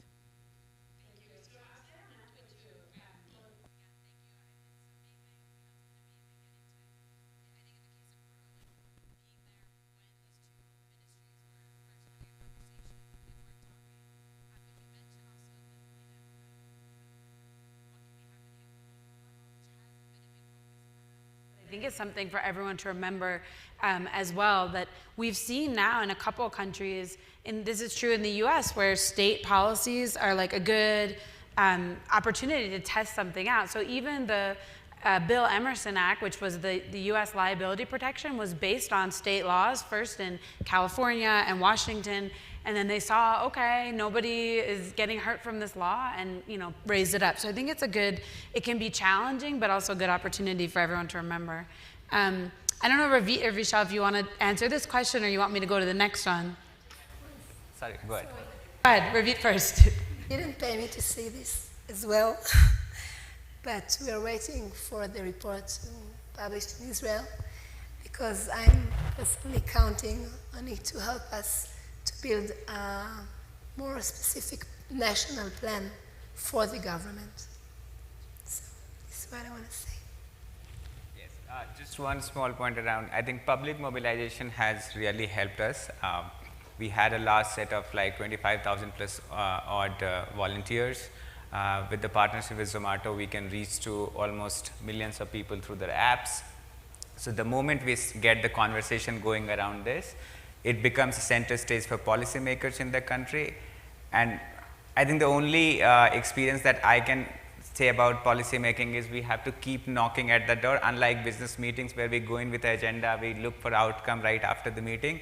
With policy, probably 10 knocks, nothing is happening, and that 11th meeting is something where you will get lucky. Like my friend in Israel said, he met somebody in prison who helped us build the policy. In India, in 2017, the Honorable Prime Minister just spoke about food wastage, and from there on, it has become a conversation which every bureaucrat has started taking seriously and has decided to engage with us. So, yeah. So one thing I want to ask, which again, was not the question I prepared, but you're giving me all these new questions. So one thing I wanted to ask was just, given what we've been talking about like the kind of crises that our government are coming out of, how has that changed maybe the talking points that you're using for trying to achieve the policies that you're working on now in any way? Is it change in some way the way that you're approaching this, or the main data that you're putting in front of them? And I didn't prepare you, so if no one has an answer, it's okay. I think for me, again, the only thing I try is not to be too critical of them. Generally, when somebody from outside goes to the government, and a lot of time I have seen that people walking into and then telling, oh, you're doing this wrong, you're doing this wrong, and that never flies off the handle, at least not in India. So a simple example around, I would rather start the conversation with how much food is getting wasted and how much people it can feed, rather than saying, oh, 800 million people are not having access to food and nothing, and what is this 5th largest economy, all of that. So which data you point to becomes super critical for us at this point of time. Yeah, probably that's it. That in Israel we're trying to show them what is it for me, how the national point of view can earn from supporting surplus and increasing the rescuing of them. So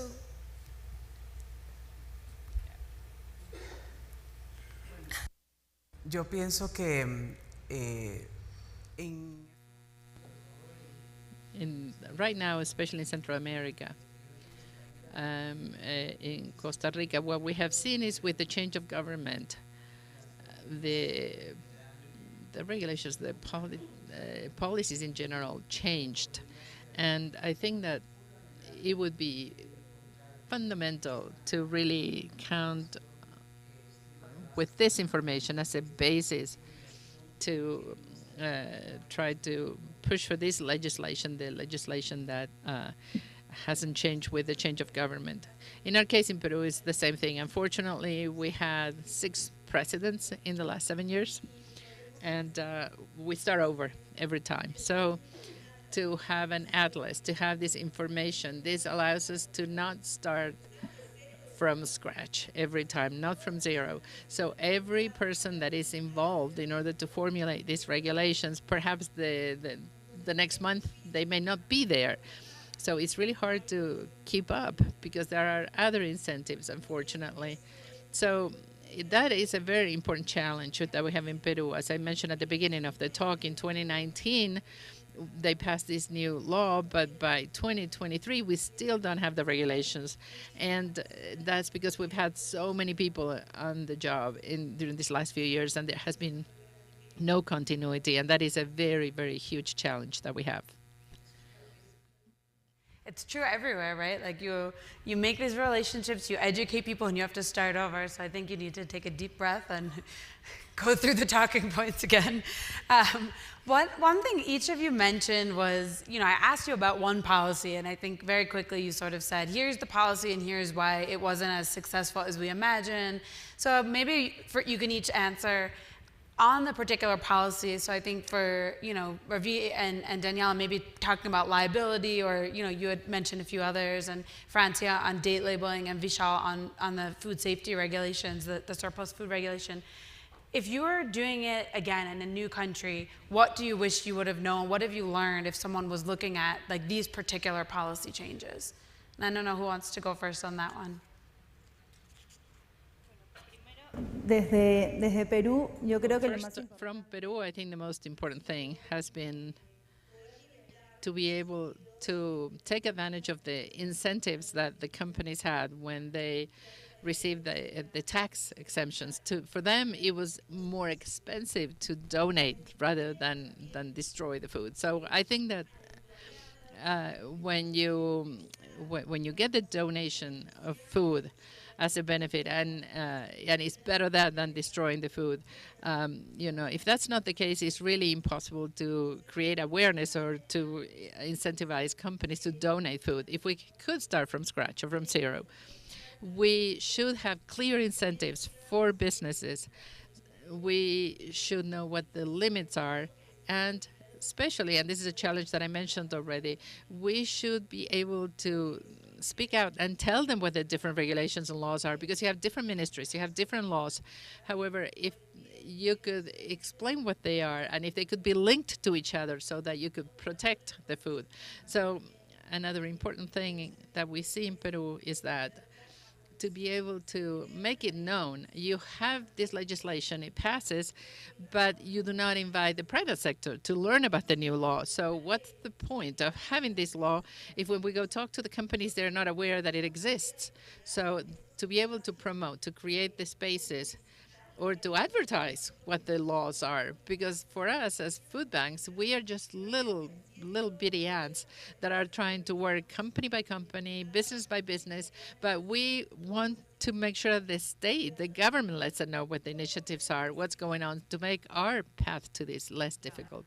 I think it's a really good point on that too. Like, if legislation is being passed, it could say in there which ministry has to do what and in what timeline, so that they have to put something out and it's not just waiting forever to have education. It's a really good point. Who else wants to share? Ravi? Yeah, go ahead. If I'm starting all over again today, I think that I'm investing more resource in lobbying, in someone that will help us to promote our ideas. In Israel, we are suffering from lack of stability. We had 3 prime ministers only in the last 2 years. And each time we're thinking that we're achieving something, we're going for elections and we need to start all over again. It's been mentioned here from a lot of people, but if you have someone that related to the basic of the politics, it can work with each side of the political map, and I would have invested with someone like this, like a political star that can go with us all the way long. Your point, one thing that I think is really important you said is about thinking about all the sides of the political map, and I think it's true, especially in cases where you're seeing a lot of change in government, making the case in ways that can appeal to all the different sides, whether they're more interested in the business case, like showing data about how this increases jobs even in our sector. Like we've seen some of the data we use in the US has been around job creation just by having more food be donated and things like that. And then on the other side, it's a public health. And so, kind of remembering the whole spectrum, even no matter who's in power at that moment. It's a really good one. Francia, do you want to go next? Si pudiéramos empezar de cero, creo que... If I could start from zero, I think, to clarify the concepts. In our countries, I think that would be very important. That's on one side. On the other side, I think there is this inner relation between responsibility, the actions that private companies, take. Some private companies, for instance, because they don't have enough clarity of what the legislation is, so they decide not to act altogether. So I think that is important to the Atlas. Is there and helps us with that. It gives us the information. If we had to start from zero, I would take that information first.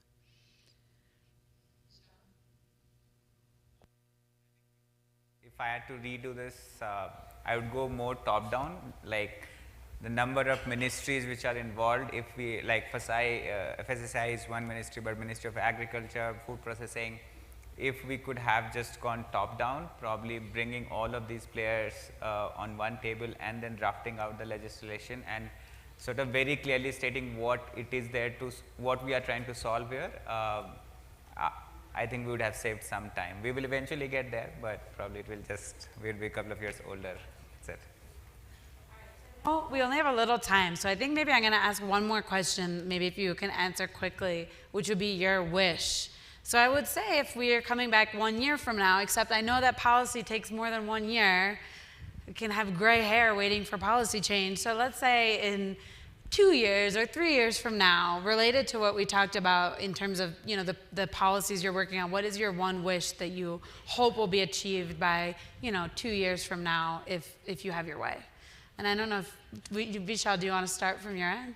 For us, it's liability protection, because otherwise, culturally, I think in India, people like food donation. There is a real play out there. If we can figure out the legislation around that, things should be sorted. Wow. National Plan for Food Security and support by the government for rescuing surplus, not only food security, but for rescuing surplus. Sorry. Thank you, Ravit. I feel bad. We won't make you talk anymore after this. Francia? Creo que contar con... I think we would have to have a law that, let's say, that changes the food labeling problem.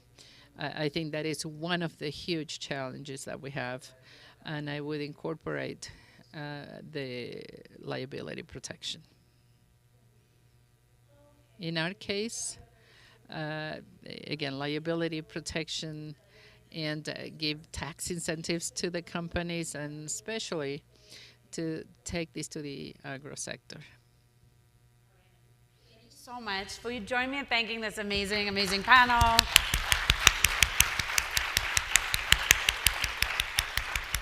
And I'm going to welcome up the next panel talking more about policy. And again, I hope everyone will join us at the reception. I'm not going to be up here again to ask you, but hopefully we'd love to hear your input and questions. And as I said, ideas for where to take this in the future, because we're really figuring out all the next steps and we want it to be as useful as possible. And I got these free commercials from everyone up here, so thank you all as well.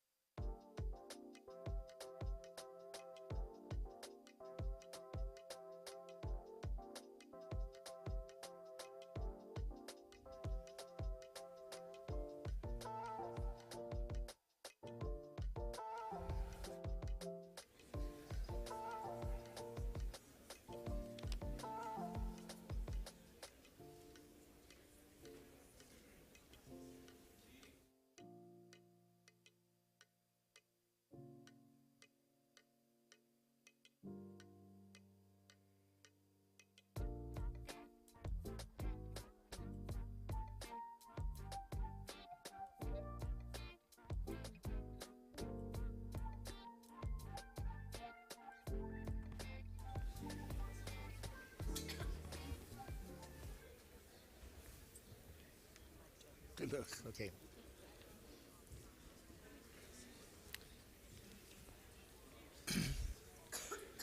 Okay, I think we're ready to go. I've introduced myself first. My name is Tom Arnold. I'm a new member of the board, which I'm delighted and honoured to be a member of this board. And my reflection on today is what a wonderful occasion this is to learn from each other. I think we've had a really productive day, and now we've reached the final session, the final panel session, on the very interesting topic of global trends in food loss and waste prevention policy and food donation. And the panel will examine how food donation policy can help achieve government commitments on climate and the environment. And that almost brings us back to our opening session this morning when we had the presentation from CIMMYT. So we've 5 panelists. We've a relatively short time, but we're going to start with Jacques van der Schrik from the European Food Banking Association. And Jacques, we've heard from you already, and you gave a very interesting indication about how policy in the EU vis-à-vis food banks has developed. And you've been really at the center of that conversation. So you said earlier you were going to talk more about what, moving on from this morning. Can you please tell us about the various EU level recommendations and guidelines relating to reducing food waste and increasing food donation? And you have a certain liberty in terms of expanding to answering that question. Okay. In terms of the European Union regulations, since 2015 there has been a production of a legislative framework that is rather interesting. In 2015 was the first promulgation of a regulation that was called Closing the Loop, an EU Action Plan for the Circular Economy. So they were actually launching that. It was mentioning the importance to promote and foster food donation. In 2016, and this is unique in the EU history, in 2016, the EU platform on food loss and food waste was established, and in 2017, the guidelines were published. I think it's unheard of to achieve a result with all the stakeholders in Europe, so all the states, all the agencies, the civil society, getting together, discussing these issues, and putting together a document that is now public, that everybody can see, and that has actually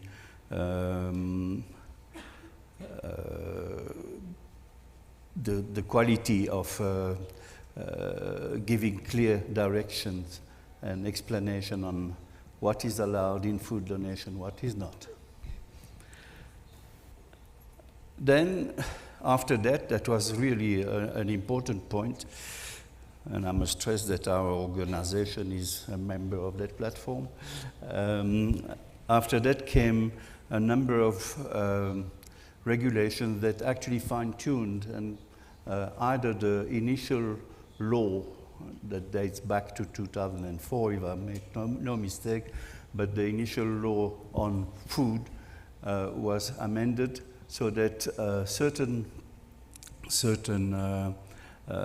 practices have been actually documented, and for example, the deep freezing of food on the day of expiry has been regulated and documented so that we actually benefit from this type of regulations. These are there is another one that is not yet introduced, but it is interesting. It should be introduced before the end of 2023, and that is a new regulation that will introduce binding food loss and food waste reduction targets by sector of the supply chain, production, transformation, distribution, and consumption. We don't know yet the exact figures, but more efforts will be asked from the distribution and consumption than from the transformation sector. And there is a logic to that. And in turn, the transformation sector will have to do more effort than the production sector. And there is also a logic to that. So the goals will be set at the national level by the EU and the member state, by the European Union. The member state will be free to choose any instrument they like, but they will have a goal, an objective that is obviously linked to the Sustainable Development Goals. Okay, thank you. I mean, it's very interesting how quickly progress was made at the beginning, and you've been building on that since then. Okay, let's move to a country that I'm not as familiar with, Ecuador. José Luis, could you tell us about Ecuador's recent food donation policy, the law to prevent and reduce food loss and waste, and reduce the hunger of people in vulnerable situations? You mentioned that it has not been enforced yet. So what do you expect will come next? And do you anticipate that this law will have an impact on the rates of food donation, given that the organic waste ban focuses on diverting surplus food to donation? A long question. I hope you can manage to address it. Thank you. Sí, gracias. Yes, and thank you. It's a pleasure to be sharing this room with so many people who think or share this spirit of cooperation that exists within food banks. In Ecuador, we had 3 bills presented. They were unified, and in May of 2022, the law to prevent food waste and loss and mitigation of poverty in people who are in vulnerable situations, that law was enacted.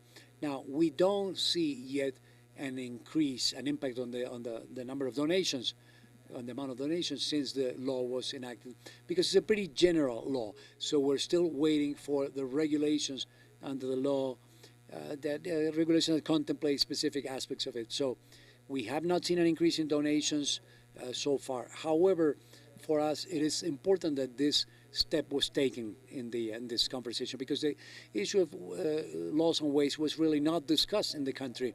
Now, we have taken this first step, and there are many things within the law that we believe could be improved, and there's many things that we expect from the private sector and also to be promoted by the food banks, so that this law has more of an impact. However, it is a first step, and we expect that this conversation comes to the public arena and that it is promoted so we can reach more people in a more organized way. The main thing is that you've got law passed now, and that's the foundation for future development. So thank you very much for that. Now we're coming closer to home and to our gracious host for this conference, Chair, I believe you're known as. And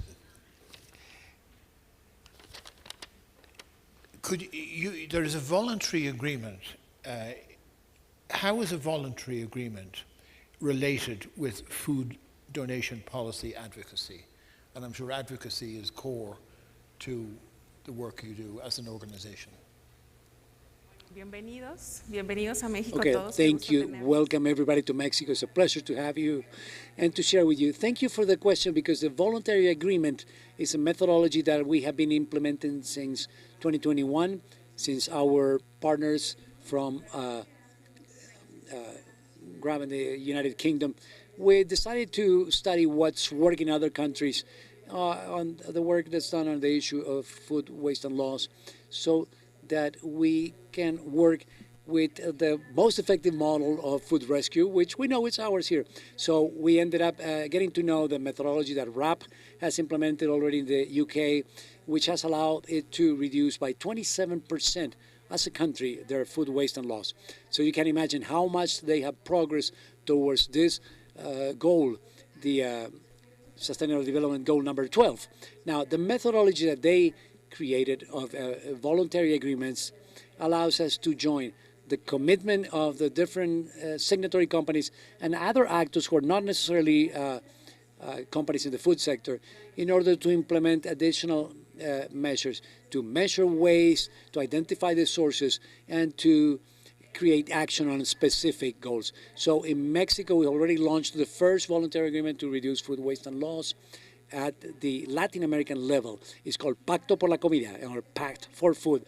Part of the methodology is creating work groups that allow us to work and develop a measurement of food waste and loss so we can work on donations. Part of what we want to achieve with these voluntary agreements is that by finding the origin of this food waste and loss inside companies, that leads to action.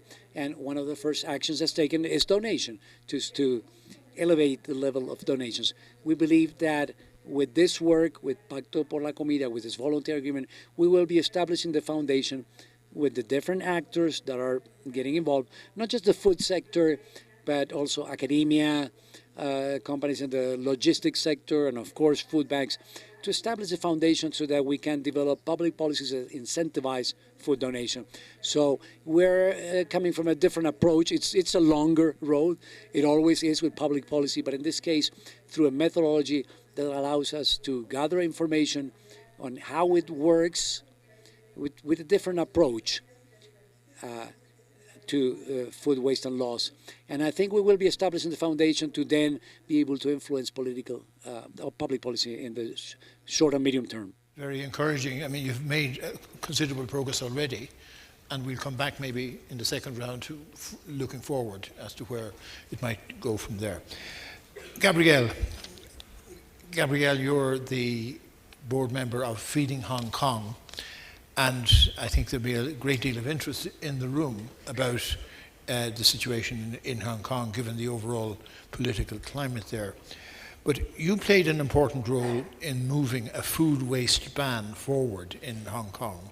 Can you speak a bit on that process, the challenges, and where that policy is now? Thank you. Thank you. And first of all, just to say I'm delighted to be here. It was a very last-minute addition, so thank you for welcoming me to the panel. I should start by saying I can't take any personal credit at all, and neither can Feeding Hong Kong for what's happening. But we're very excited and encouraged by the new law that's coming through. Two words that are not being associated with Hong Kong very much at the moment. So I think it's really important to talk about what's happening. I just want to start by giving a little bit of context. So Hong Kong is a city of 7.5 million people squashed into a tiny, tiny space. And we are wasting more and recycling less than ever before. And the thing that we are wasting the most is food. It's about a third of all waste that's sent to landfill. And we're facing a situation at the moment where we have 3 landfills and they are reaching capacity. So in the next few years, we will have no landfill space. So to say we are facing a waste crisis, I mean, is really, just skimming the surface of the reality there. And it's against this background that the government has recently announced a waste blueprint for Hong Kong. And there's a lot of different objectives under this, but kind of the headline one is zero waste to landfill by 2035. And then as a part of this, one of the key steps that they've announced is a municipal waste bill. And it's all about charging for waste disposal, which up until now, just you pay nothing for your waste. That's individuals as well as consumers. So this is a massive step forward. And just to pick up on some of the conversations earlier about how long these things take, this bill was first proposed in 2005. It was passed in 2018. It hasn't yet come into effect, but we're hoping that 2023 will be the year that it happens. Now, what does this mean for food donation? We're excited about it because we think it's really going to move the dial, particularly with food companies, who right now, there is just no financial disincentive in terms of them handling their waste. There's also no financial incentives. We've got no Good Samaritan legislation. So this really is the very first step. But what it means if they choose to donate rather than dump their waste, there is going to be a financial saving. So that's really where we're coming into the conversation. And I'm really encouraged by the way that companies are responding to this. But as I say, very early days. It's been passed, but it hasn't yet come into effect. Well, thank you very much indeed. And finally, last but certainly not least, we'll go to Chile and Quenne. Could you tell us about Chile's tax penalty for destroying or discarding food still suitable for human consumption? And we understand that in Chile, you cannot write off wasted food as a business loss for tax deduction, which is a significant disincentive to waste food. And how does this type of policy increase food donation? Thank you. Hola. Primero, gracias Hello, first of all, thanks for inviting me to this panel. Really, in Chile, there is a difference. We do not have food donations, but what's regulated fiscally is the use of excess of waste. So there's this.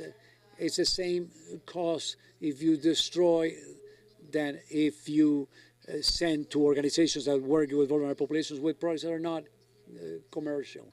So that was established in 2010, and then Chile was able to start rescuing products, because before that, the companies were not allowed to deliver the product, and they had to show that they destroyed it so they could deduct it. What happened in 2020 with the tax reform was that legislated voluntary destruction. So that causes the rejection of the expense as a deduction if the company destroys goods that are good for human consumption. The problem is, like in other places, that we have the law, but we still don't have the regulations, and it's still a little bit of dead print. The tax authority recently issued some guidelines, but it only contemplates shops that work with the public, so that leaves all the other companies outside, and it does not really define what voluntary destruction is compared to involuntary destruction. So it's still something that's very difficult to put into practice. However, in Chile, we have continued to grow. We have continued rescuing product and growing significantly year after year. Now, the breaking news is that last year, towards the end of last year, very more general regulations on donations were promulgated, but they cover all sort of donation, donations in kind, donations in cash. It's a very wide regulation that we're implementing. It's pretty easy to implement. There's certificates for donation, and so we can now receive donated product. So we're going along another path. We have looked for different paths in order to simplify the rescue of food. So this new donation law allows us to rescue any type of products. As I said, it could be material goods or non-material goods. Thank you very much. I mean, the sense I get from all of these contributions is that things are, generally speaking, moving in the right direction. Laws are being put in place. Politically, this is an issue which should receive large. It shouldn't be threatening people. So it opens up political possibilities. I'd like maybe in the second round of contributions to look towards the future and look, in your own view, where real progress might be made over the next, say, 5 years, because I think that's the sort of time frame we need to be looking at. And I know with you, Jacques, there are some promising examples of member states implementing the policies that have been agreed at EU level, such as Spain, Italy, France, and the Czech Republic's food waste deterrent policies and donation requirements. So, in your best vision of where you would like to go over the next number of years, could you maybe talk, and everybody else, could we talk about that now? So perhaps for the benefit of the audience, I would like to quickly summarize what is special about the countries that you have just mentioned. And but basically, when you look at the member state, because this is no longer EU policy at the member state, what their initiatives have been, they have adopted basically two approaches. A voluntary and incentivizing approach, and a more coercive approach. So the good example of a voluntary and incentivizing approach is the so-called GADA law in Italy. So that law provides for 100% of the market value of donated food is tax deductible. Tax deductible. This facility has now been extended to other products than food, and the law clearly lays out the liability of each actor of the supply chain. And since that law, food donations from retailers have more than tripled. So it worked. If I look at another one, in Portugal, donors can deduct 140% of the value of the donated food if it will be used for social purposes.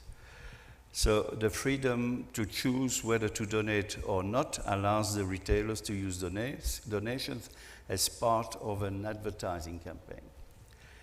More coercive is France. Retailers are obliged to sign an agreement with a charity to donate surplus food. This has led to an increase in donation from retailers by about 33% since the inception of that regulation in 2015. The Czech Republic, in my opinion, is the star.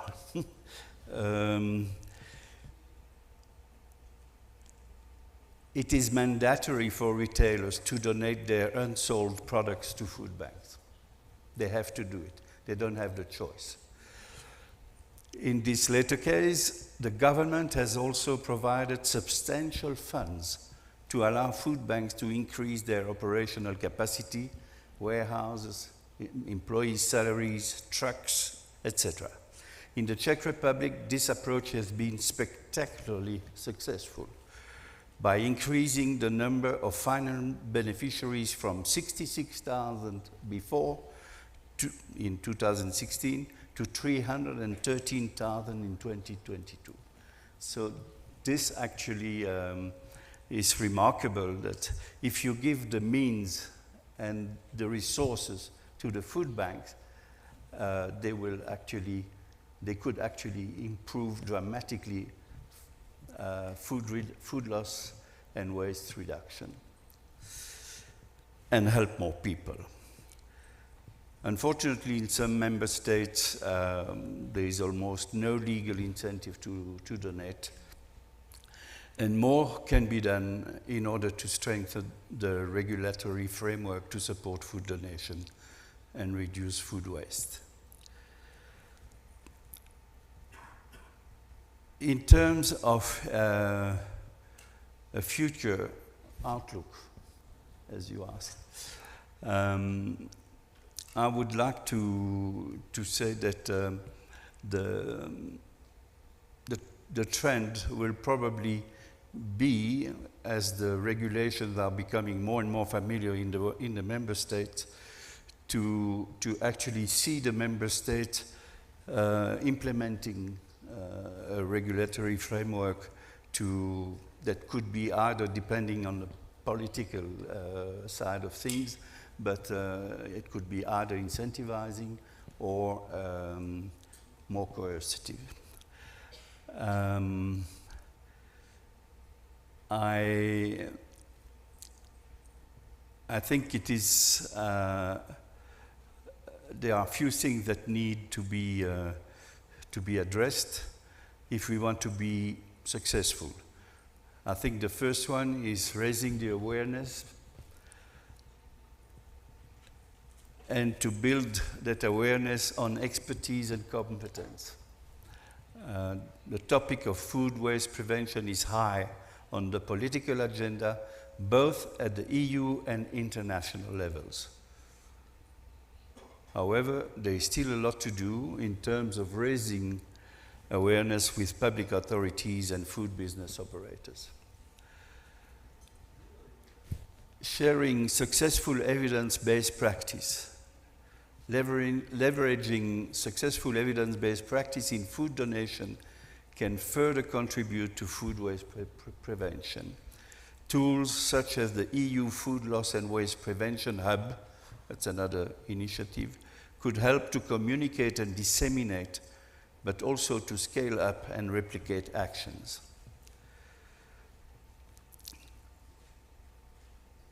The last one I think that is important is to support those who are already doing food redistribution. We need to have national legislation boosting food donation in line with the European policies. We need to have financial support from the European and national authorities if we want to be as good as the Czech Republic is.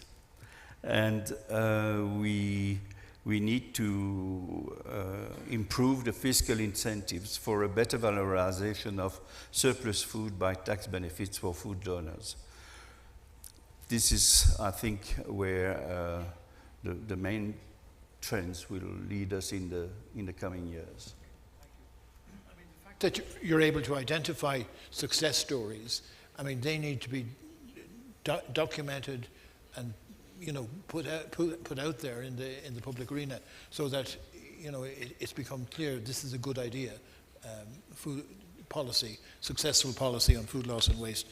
José Luis, in your opening contribution, you talked about the fact that you have the legislation on the books now, and you still have a distance to go to implement it. But who are the key players that you need to get support from to achieve that?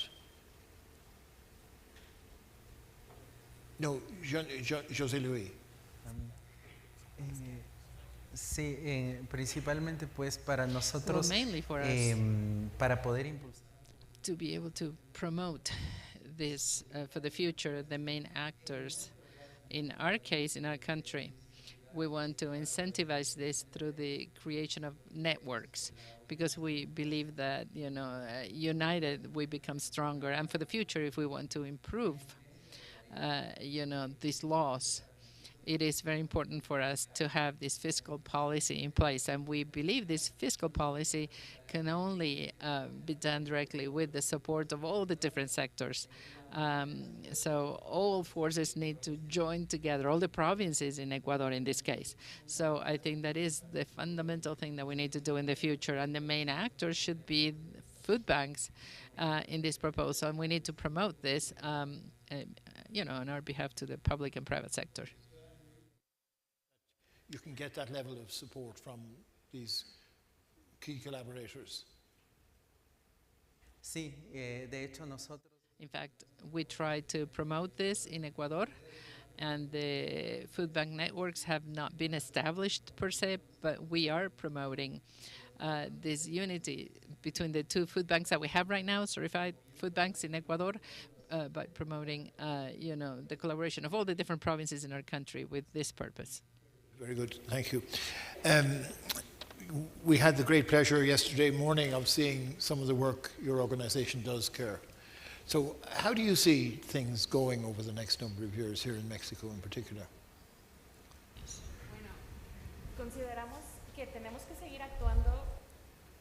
Is it working? ¿Sí funciona?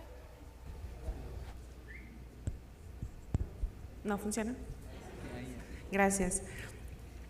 Consideramos que tenemos que... We consider that we need to keep acting on both levels, federal level from the National Association standpoint and work with the states. And that is the formula. That's what we've been doing for the last few years.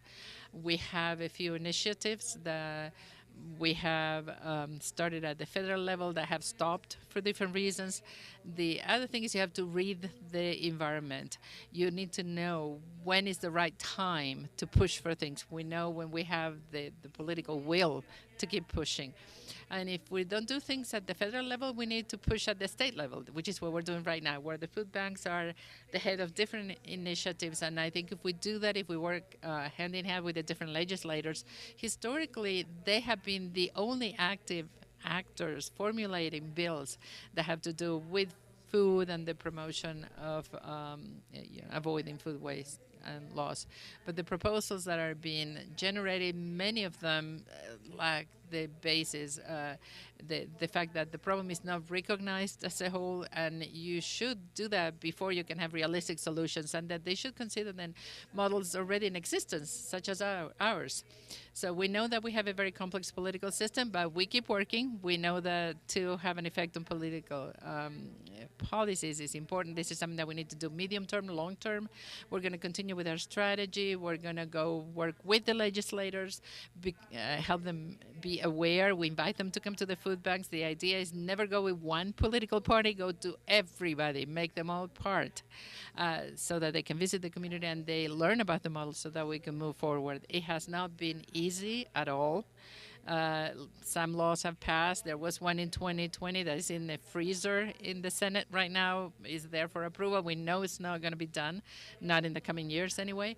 That hasn't stopped food banks in Mexico from looking for other solutions and trying to generate models state by state and generate initiatives that can promote food rescue. And Nuevo León is one of the places where this is happening. They have a law they passed that puts food in the center, and now we do have the budget that pays for it, and the idea is to rescue more food and to deliver it to the vulnerable population. So we're going to keep doing it. We're going to keep walking the same roads. For Mexico relates to everywhere. I mean, food waste should be an area of political consensus, so that when governments change, policy doesn't change. And I think that's a crucially important point to make. Gabrielle, you're, of course, in a slightly different position in terms of your political situation. But, I mean, from your perspective, what opportunities do you see over the next few years to build on the progress that you've made already in Hong Kong? Yeah, I mean, I think overall we're optimistic. I think we could start by saying when we were starting out back in 2009, there was no food donation at all. There was no food redistribution in the city.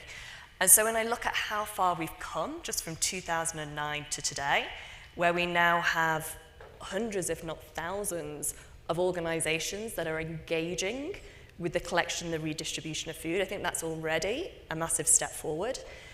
And why I think it's so important that now the government is joining the conversation is it's making food donation part of a wider conversation. The interesting thing, although this has very much come from the environmental point of view, driven by the waste issue, when they were passing the municipal waste law, actually in the debate and the discussion in LegCo, the topic of food donation came up as a way that players could reduce waste to landfill. So actually including the food donation was a massive, massive step forward. And the next thing that's followed from this is that we now have ownership of food donation by a government department, which again is a big thing, because for years we've been passed back and forth between different departments. So I remember very, very early on having conversations with the Environmental Protection Department and inviting them to come and visit us at the food bank. And they came and they were, loved what they saw and said how great this was, but would always end every visit by going, but this is a social welfare issue. So then we'd invite the social welfare department along and they'd come and they'd tell us they loved what we were doing, but it was an environmental department decision. And so we were batted back and forth, and ultimately we just took a step back and just got on with what we were doing, and we've been able to get as far as we have without government support.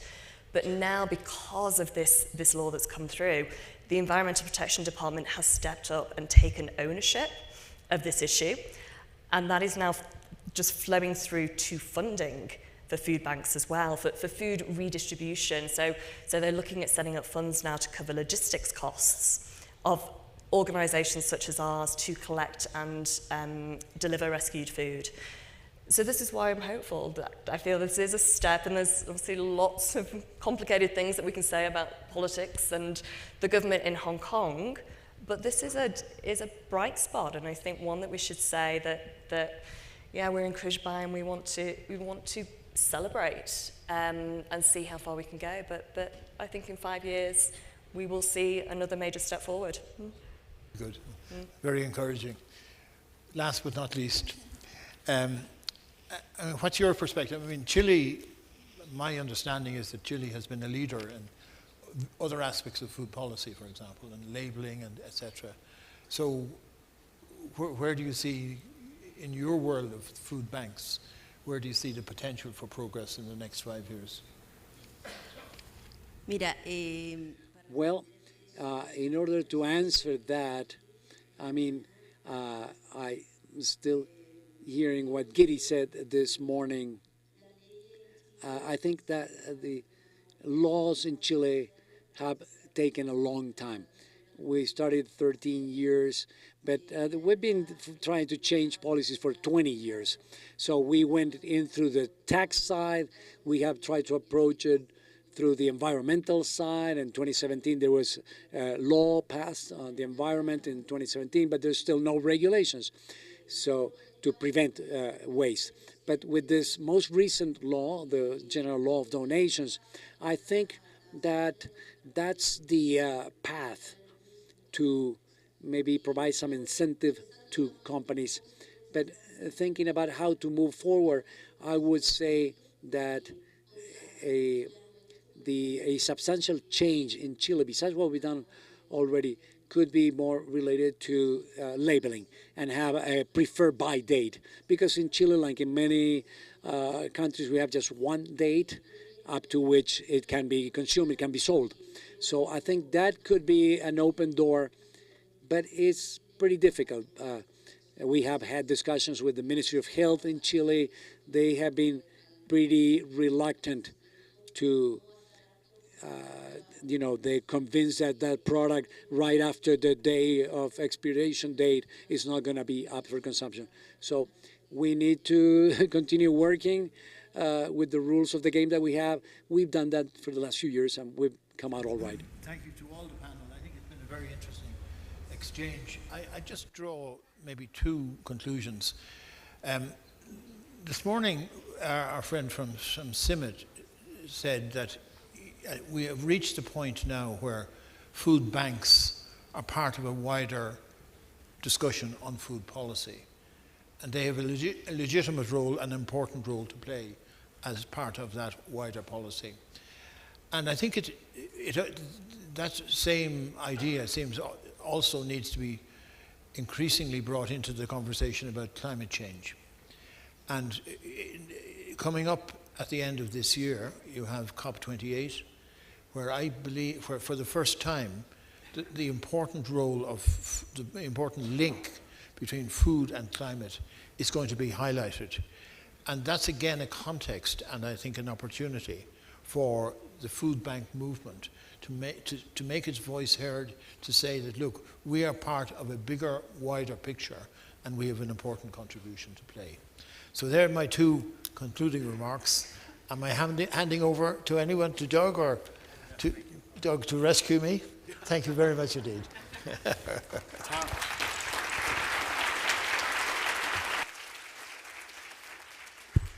I assure you, Tom Arnold needs no rescuing.